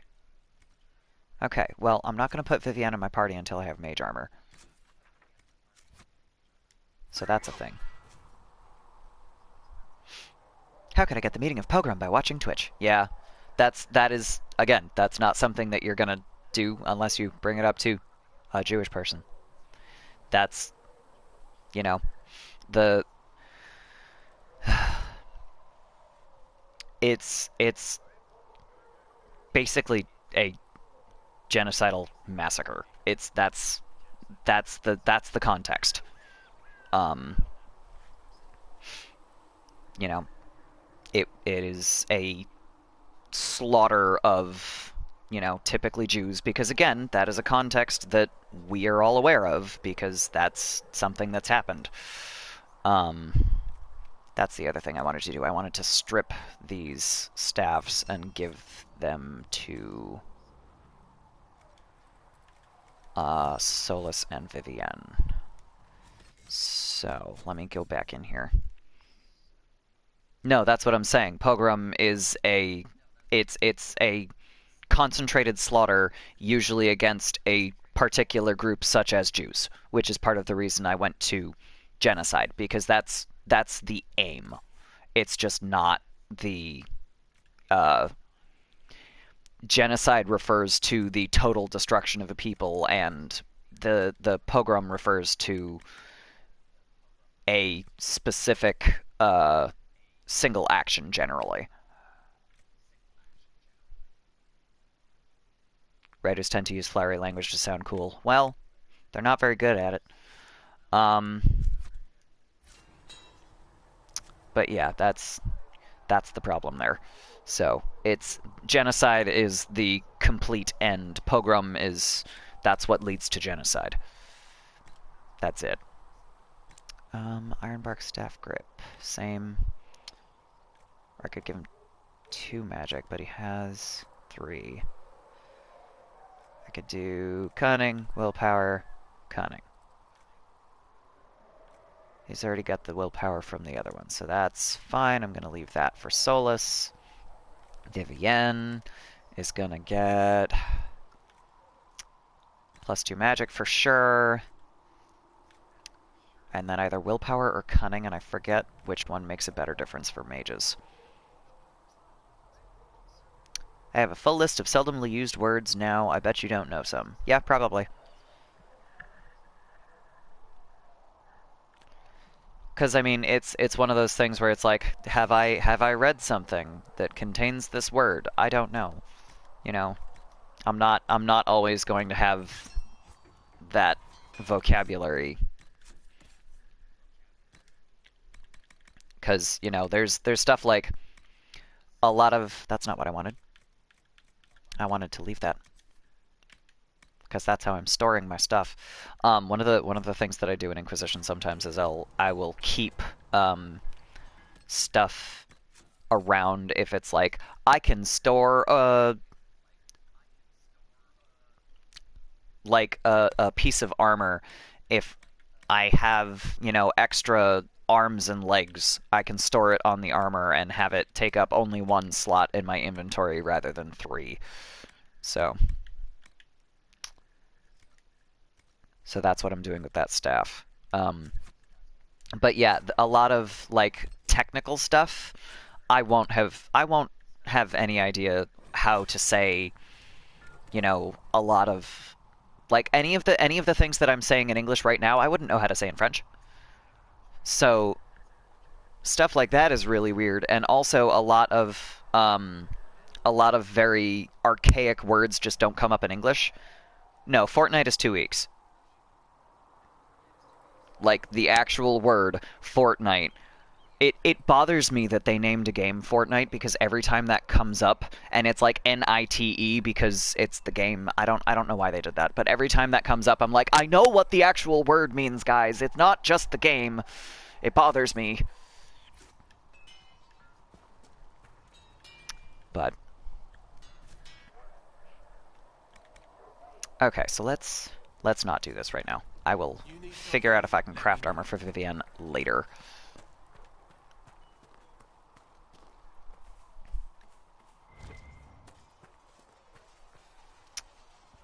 207. So what I'm gonna do, I'm gonna zip back up to the Chantry and finish up this nonsense, and then I'm gonna go back to the Hinterlands and get Master Dennett. I don't forget what I learned if that particular word proves some use. That is typically how it goes. Like, if you learn something once and then never use it, you're not gonna remember. If you learn it and then you use it a lot, or it makes sense to use it, then you're gonna remember it. It's like that's part of the reason, like, I have a math brain, but I'm not very good at math because I don't typically use a lot of it. Ladder is a cool word. Incomprehensive. That one I think should be incomprehensible. Because you heard? My agents in a city sent word ahead, of course. Or non-comprehensive if you're looking for something that's like, this is not a complete summary or whatever. Comprehensive is like, this is complete. So if I say something as a comprehensive summary, for example, because that was the word that I started to use, like, it is a very complete summary. So, you know, there are comprehensive instructions. It is something where, like, it will answer all of the questions that you could have. Comprehensible means that you can understand something. Because it makes sense. They are super interrelated words, and I don't know what exactly made them different initially, but they do have different meanings. And, you know, ladder is something that I use a lot, because you know, if I'm comparing two things, I can talk about the ladder, the last thing. And, fun fact, you can use the word ladder, L-A-T-T-E-R, like that, if it's more than 2 items as well. So I can talk about, you know, I have, you know, like a pair of moccasins and a pair of sandals and a pair of boots. And the ladder is my favorite thing to wear in the snow. It's the last thing that you talked about. Okay, so what did Cullen just say to me? It's a shame the Templars have abandoned the census as well as the capital. Agreed. At least we made contact. At least we know how to approach the mages and Templars now. With 5 sense organs. Do we? Yeah, Lord yeah. Lucius is not the man I remember. No, hang on. I'm not following your context there. What about 5 sense organs? What? My reports have been very odd. We must look into it. I'm certain not everyone in the Order will support the Lord Seeker. Or the Herald could simply go to meet the mages in Redcliffe instead. You think the Mage Rebellion is more united? It could be 10 times worse.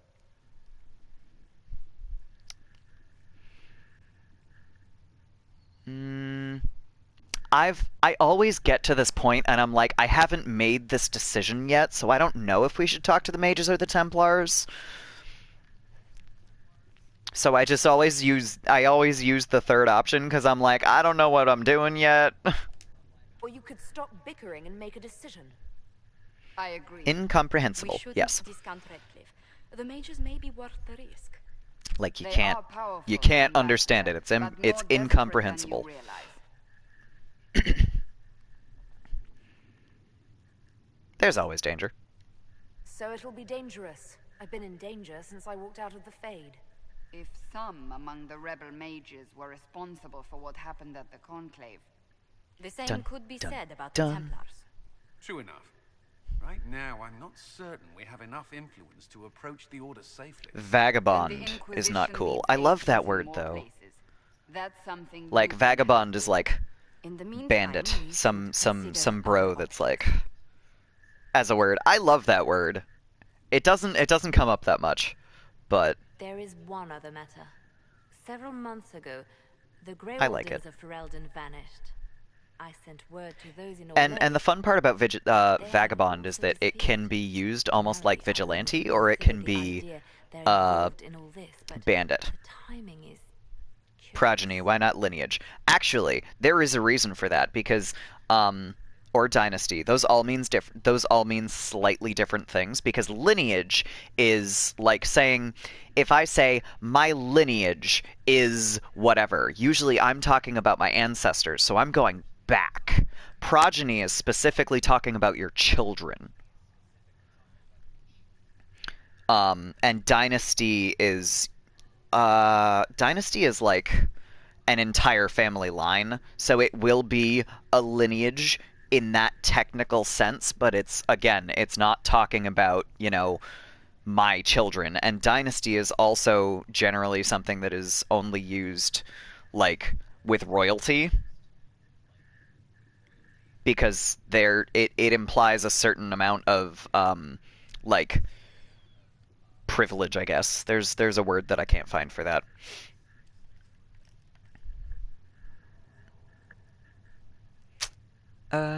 Ba-da-ba-ba-ba-ba. That does sound odd. I agree. Where did others the Grey have Wardens go? disregarded my suspicion, but I cannot ignore it. It 2 days sounds ago, suspicious. My agents in the Hinterlands heard news of a Grey Warden by the name of Blackwall. I don't want to If find you have Blackwall. the He's a opportunity, dick. Please seek him out.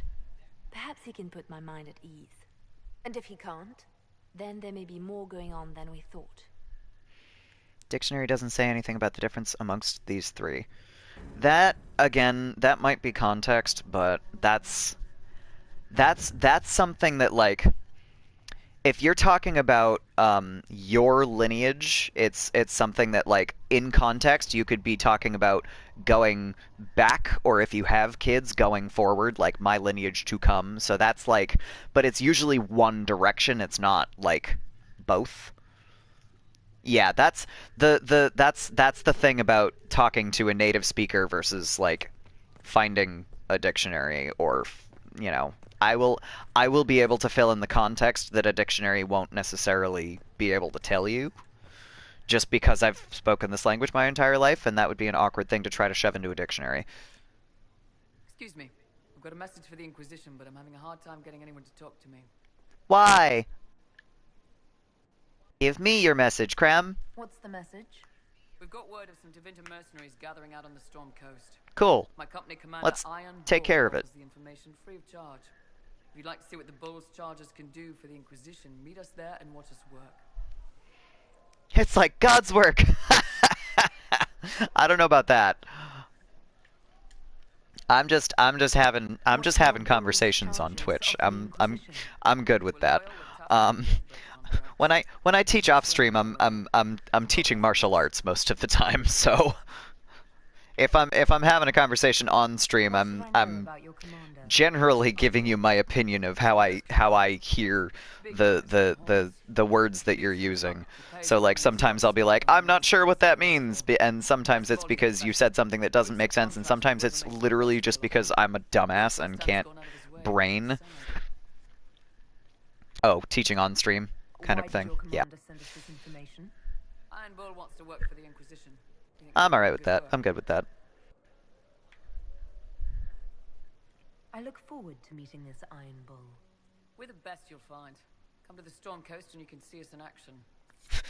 They do help. I'm glad, cause like if at any point they stop helping, don't necessarily like don't continue asking me questions because you think I'm gonna like feel bad if you stop. Because I like if I am no longer helping with my opinions, just you don't have to deal with them. You don't have to like I am here to play games and talk to people.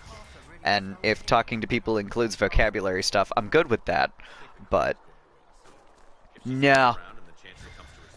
No, I do genuinely enjoy having these conversations with you, MH. Because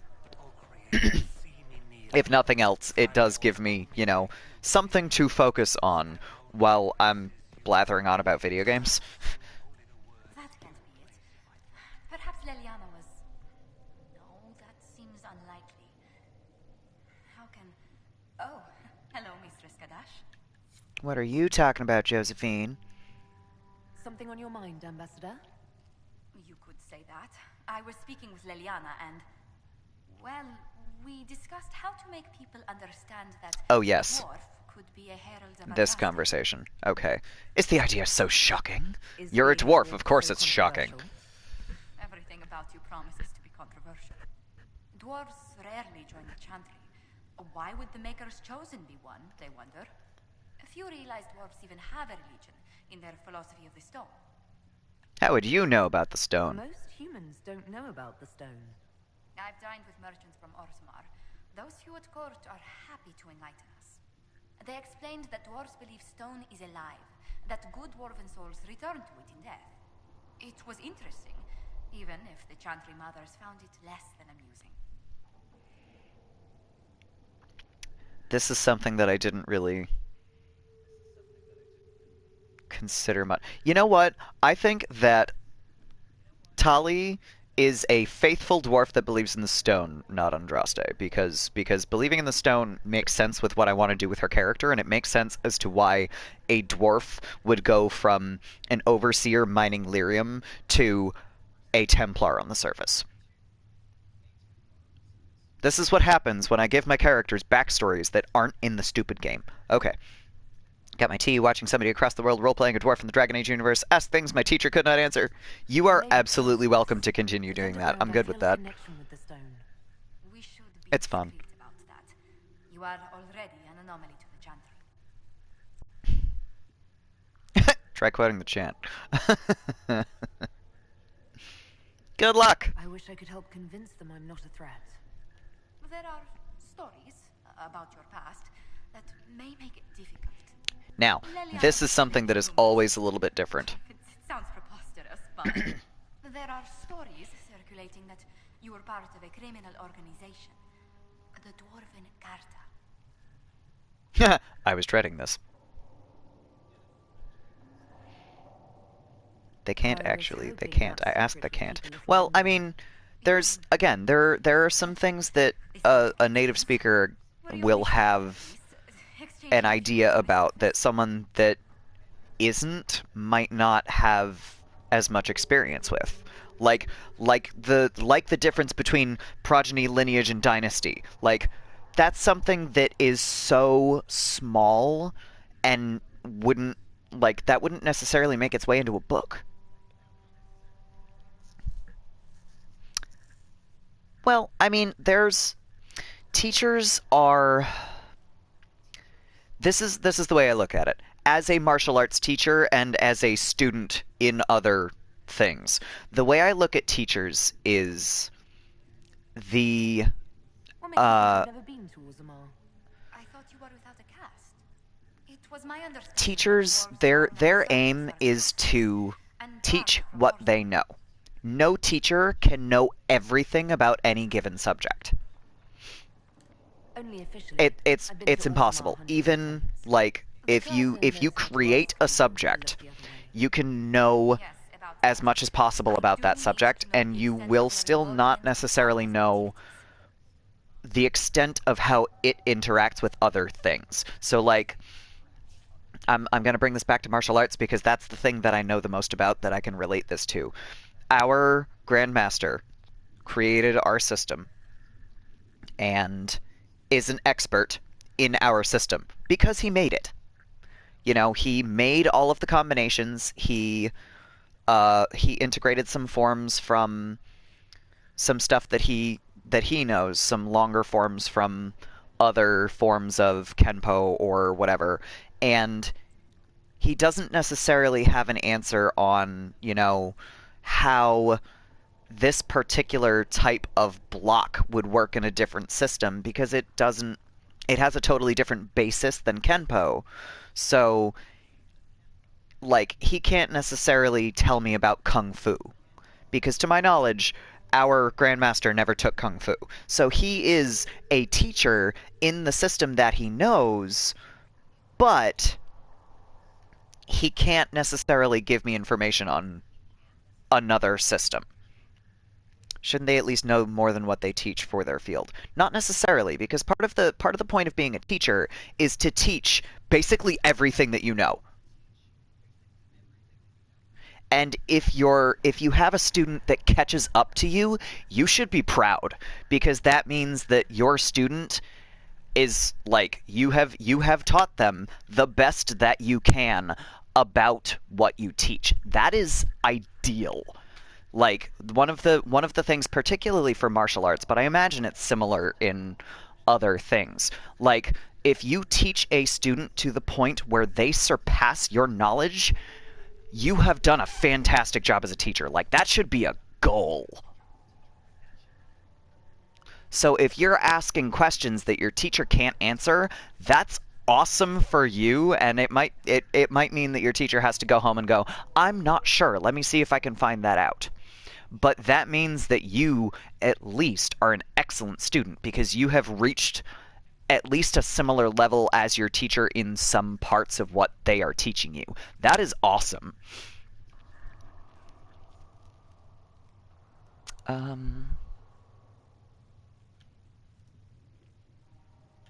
So, all right. So I'm trying to figure out how I'm going to answer this for Tali, because you can't have a dwarf. You can't say in game. You don't have the option to say in game that your dwarf was born in Orzammar. But the way I wrote out Tali's backstory for outside of the game was she was born in Orzammar in a mining caste family. She was an overseer in a mine, like relatively well-to-do, you know. And then she, excuse me, she left Orzammar, smuggling lyrium, and continued to do lyrium stuff on the surface, and then went from there into being a Templar via the Inquisition. So she has done the smuggling nonsense. And now I have to figure out what this next... Rich dwarven houses. Long hours, but peaceful compared to most Carter work. Day 7645 couldn't get a good explanation for have versus had been. Yeah. That's, again, that's one of those, like, the context of I have been versus I had been is just, it's so similar. Like, so, if I say I've been, you know, practicing martial arts, that implies that it was recent, or I might still be doing it. If I had been practicing martial arts, it means that I stopped. That's the only, like, if you're going for have been versus had been, that's a very tenuous kind of difference. So something like that, it's this little teeny thing, and it's not always true because it depends on who's saying it. So that's, like, past imperfect sucks. But generally, oh my god, I can flirt with Josephine. I didn't know that. I have been blanking is that yeah, that one's fun.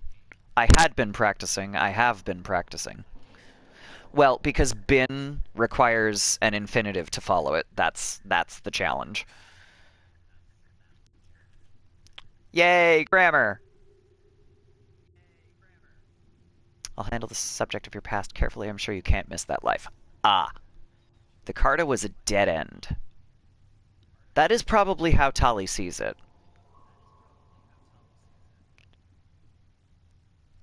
Like, I see her as being brutally efficient, but not super into the whole, like, murder thing. Like, she's strong, so she uses it, but she's not the kind of character that would be like, yeah, I'm gonna beat up a guy because he owes my boss money. No.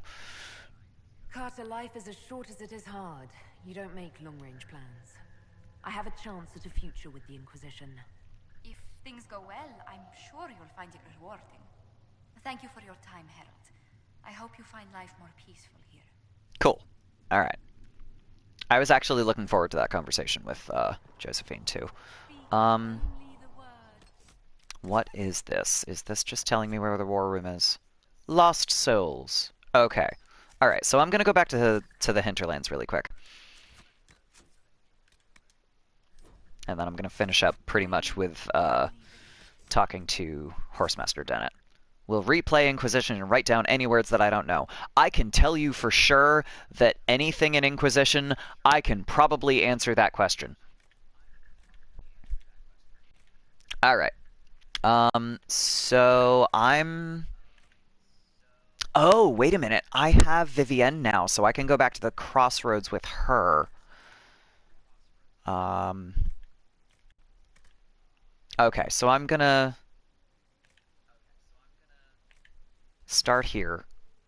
I'm gonna start with the phylactery thing. What is that? The Lone Warden. Okay, so that's specifically selected Blackwall automatically. So we'll go back here. Max 100, I suppose. Fair enough. If it's like, I might be able to go through them relatively quickly, depending on what they are, so let's fix that here.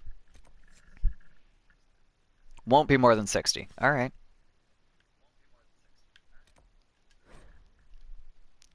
Some words I don't even bother. Yeah, because sometimes it's like, all right, in context, I kind of understand what this means.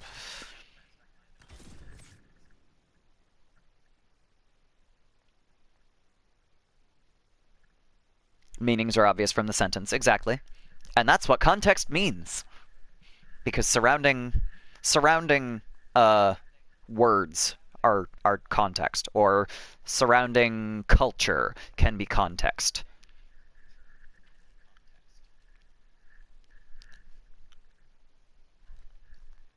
Like, I have a different context for the word family than the word mishpacha, which is Hebrew for family. It's also a relatively it's a specific pronunciation of the word for family, but either way, I have a different context for those two things. So, like, I have probably said on stream before that family doesn't mean much to me because blood family is not my favorite subject. You know, there's people in my blood family that don't accept me for whatever reason. So family doesn't mean much to me. But my mishpacha is going to be very different because the context for that means that basically mishpacha for me is your chosen family. If you're a mage, why aren't you with the rebel mages? I was an enchanter in the College So, of Equitarians. anyway. We wanted tolerance, not war. Meanings are up. Yeah. Sorry. Okay.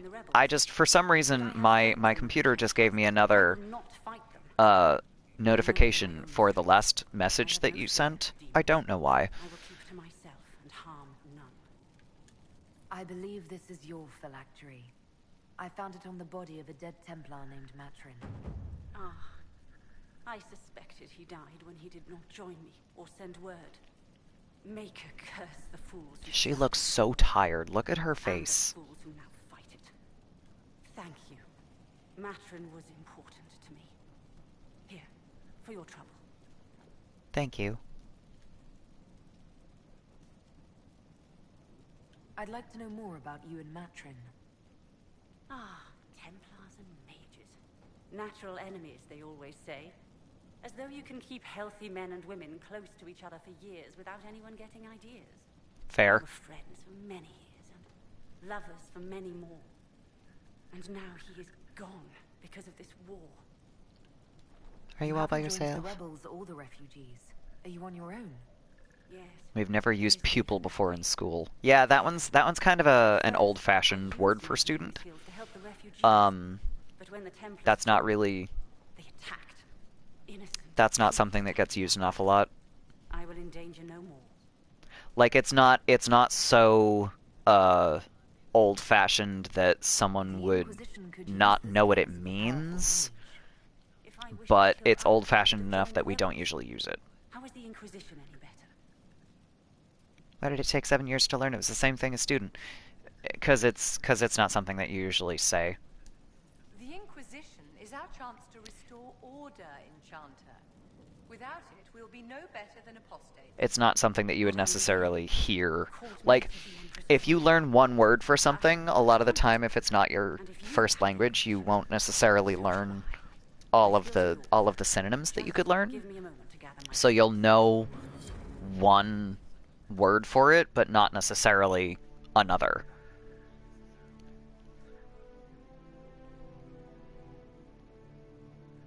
Translations. Yeah. Yeah. I think at this point you're kind of, like, figuring out weird grammar stuff and finding out, you know, new words for things. Like, this is the point at which you can call yourself fluent, and then you kind of have to fight with, okay, but is my vocabulary big enough for all of this? Do I know exactly how to use all of these verbs? You know. So it gets weird. It gets extremely weird.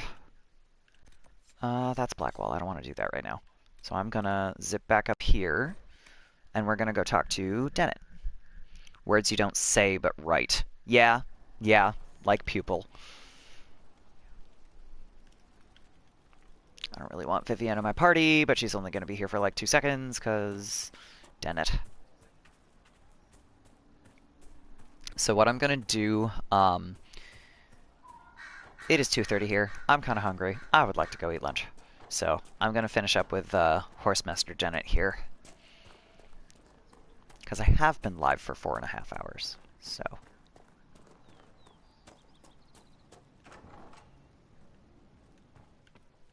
All right. Elena says you got rid of those demon-cursed wolves. Should be safer for our farmers now. Fact. Oh, wait. I didn't talk to his other guy and be like, hey, do I have to...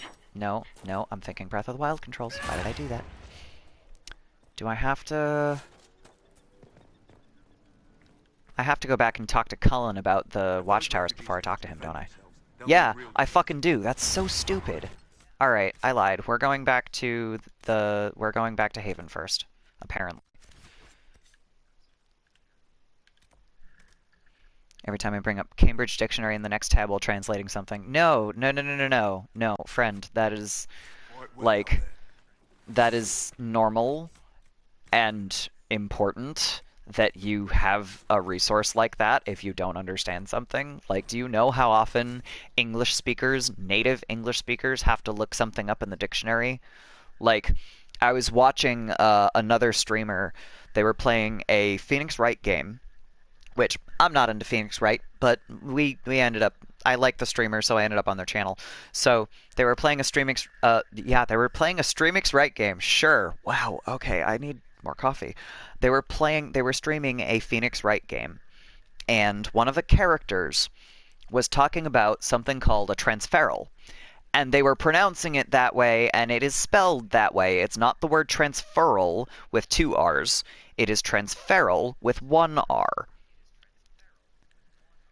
And they, like, one of the streamers looked it up and went, oh, it's the same, it's not exactly the same word, but it's a related word. And they were like, oh, okay, so it's transferring this to, it's like transferring the deed, like ownership of something is a transferal. And they were like, oh, well, all right, I thought that had 2 R's. And then I looked it up myself and went, okay, guys, first of all, you're like making fun of, you know, a pronunciation because you thought they misspelled something. But one, they spelled it correctly because it's a different word than transferal. And secondly, the way you were pronouncing transferal goes with the spelling that you have on the screen. That is correct. So transferal with 1 R and transferal with 2 R's are both correct for the different words. And they were just like, all right, well, I learned something today. Like, this is something that just happened to someone. These are all native English speakers. Yes, I can, because that was not the most, okay, so, transferal is the first one, and then transferal is the second one that I just put in chat. Transferal is specifically like transferring ownership of like a deed, like officially, legally transferring ownership of, like, you could probably use that to talk about a car. I forget what it was in the game. So it was, Let's see what we have. you know, they were talking about a transferal.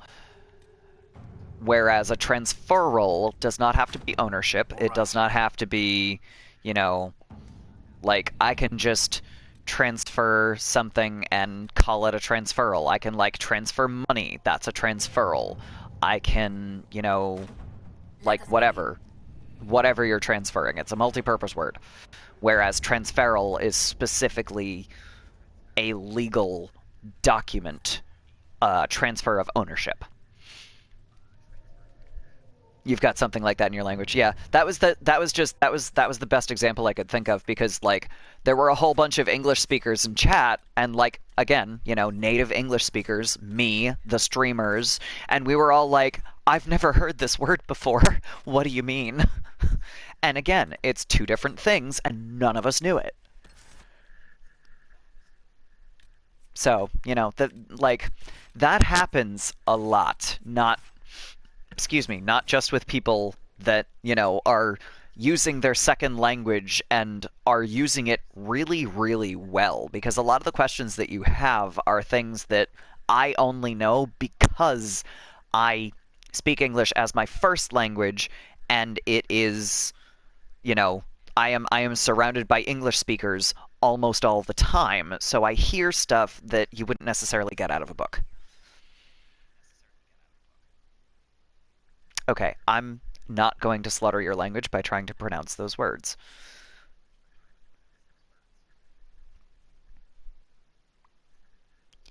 Is it a similar meaning, or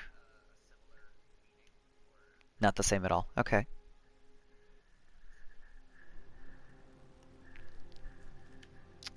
And a lot of the... So here's another fun one, which you may or may not be able to relate to.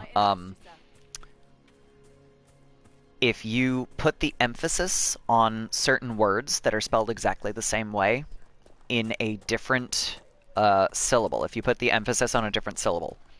So, like, I'm trying to think of one. They'll need real defenses. I've got a few ideas. I've built the watchtowers. I built watchtowers in the areas you recommended. Nicely done. That'll give both your refugees and our farmers some warning next time trouble pays a visit. I'll speak to It's like adding up. One is adding up to something I already got added up. Okay, so yes. So that's just like transferal versus transferal. So it's a related word, but it's not the same thing. Yeah. That makes sense. Oh, contract. That's a good one. So if I say contract, the way I just did, it's a noun. It is an item. If I say contract, it's a verb. They are both spelled exactly the same way, and contract isn't necessarily the best example of it, because that the verb has a couple of different You sent your stable hands and your horses to the Inquisition.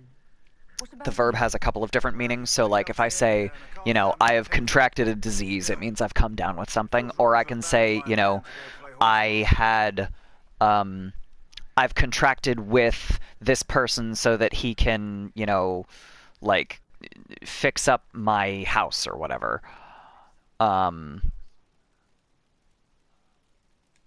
You know, the Inquisition comes across horses. I don't think I've seen that one before because I don't think I've had arcane knowledge or underground knowledge that fast. I like that. Never let it be said that Redcliffe gave less than the best. Huh. Okay. So I can say I've contracted with this person so that he can, like, fix up my house. So he signed a contract. But, you know, they use the one that sounds better. Yeah, that's something that happens in English too. I can't come up with any exact examples offhand, but I think that just happens whenever you have just language in general. That's just unfortunately how people do it. Okay. So I talked to Horsemaster Dennett. We have come and gone with Valroyo. I'm actually going to call it here for today because I am utterly starving and I would like to go have lunch. So for right now, my bot just dropped the Ko-fi link in my chat, so I'm not going to redrop that one. If you like what I do, if you want me to do it a little bit nicer and have like transition screens and stuff for like, you know, anything, if you have a few bucks, buy me a Ko-fi. It's currently going towards me getting a capture card. Awesome stream, got hooked this time. That's good to hear. Always nice to hear stuff like that. I do have a small announcement which I'm going to put up on Twitter, and there's the link in the chat. It is going to be on Tuesdays. I'm not getting a lot of Kingdom Hearts viewers, so I'm gonna see exactly how that goes for the next couple of weeks, but I'm probably just not gonna stream it after the new year. Don't trust Ko-fi? Well, I don't want to tell you to trust something that you don't trust. I'm certainly not going to say, you know, oh yes, you should definitely do this thing, because that's sketchy and gross, but, you know, there are ways to research that, and I trust it. I'm not saying that you should, but I trust it. So, whatever works for you.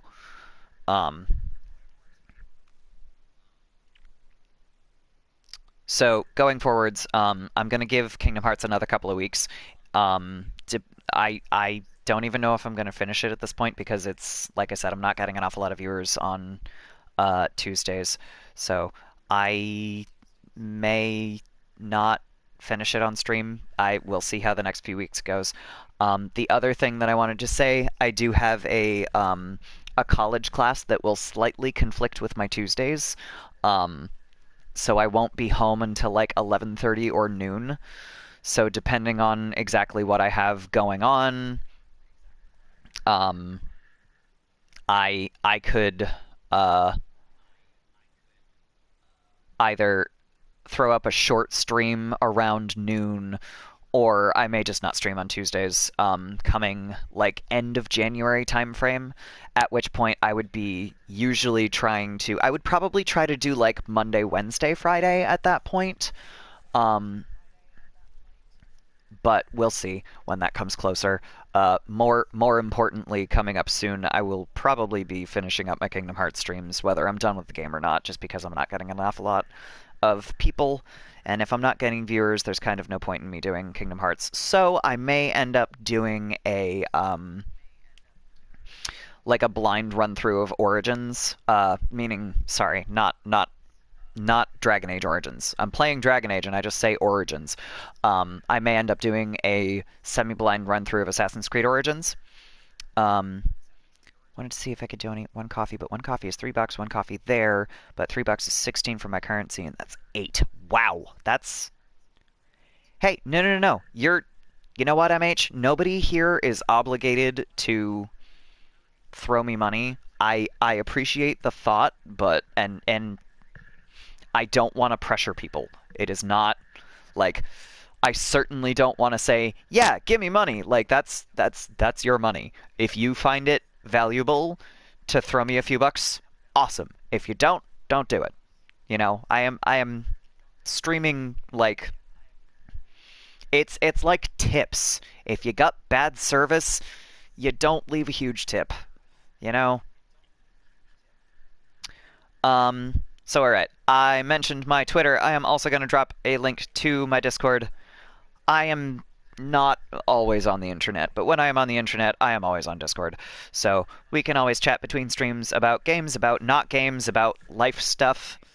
I have a Discord. Come join my Discord. It is relatively quiet right now. We've only got a few folks on it, but I am much more reliable tweeting out stuff that is important, like announcements about when I am or am not going to be streaming.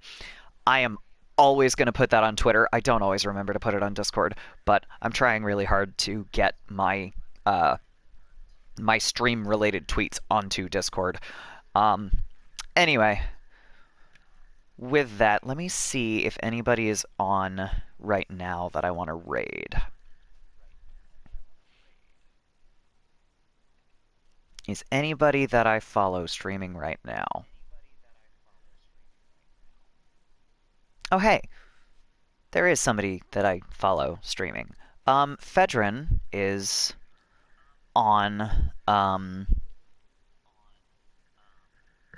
streaming Pokemon Sword and Shield, Pokemon Swish. So let's go raid Fedrin, because they're catching some Pokemon and doing some chillin', and possibly art, and my cat is catching flies, which, I mean, I'm glad, but that's gross. So, let's go raid Fedrin. I hope everybody has a good week, and if I don't see you on Tuesday, well, no, sorry, that came out backwards. I hope you have a good weekend, day and weekend, and if I don't see you Tuesday, I hope you have a good week. Bye.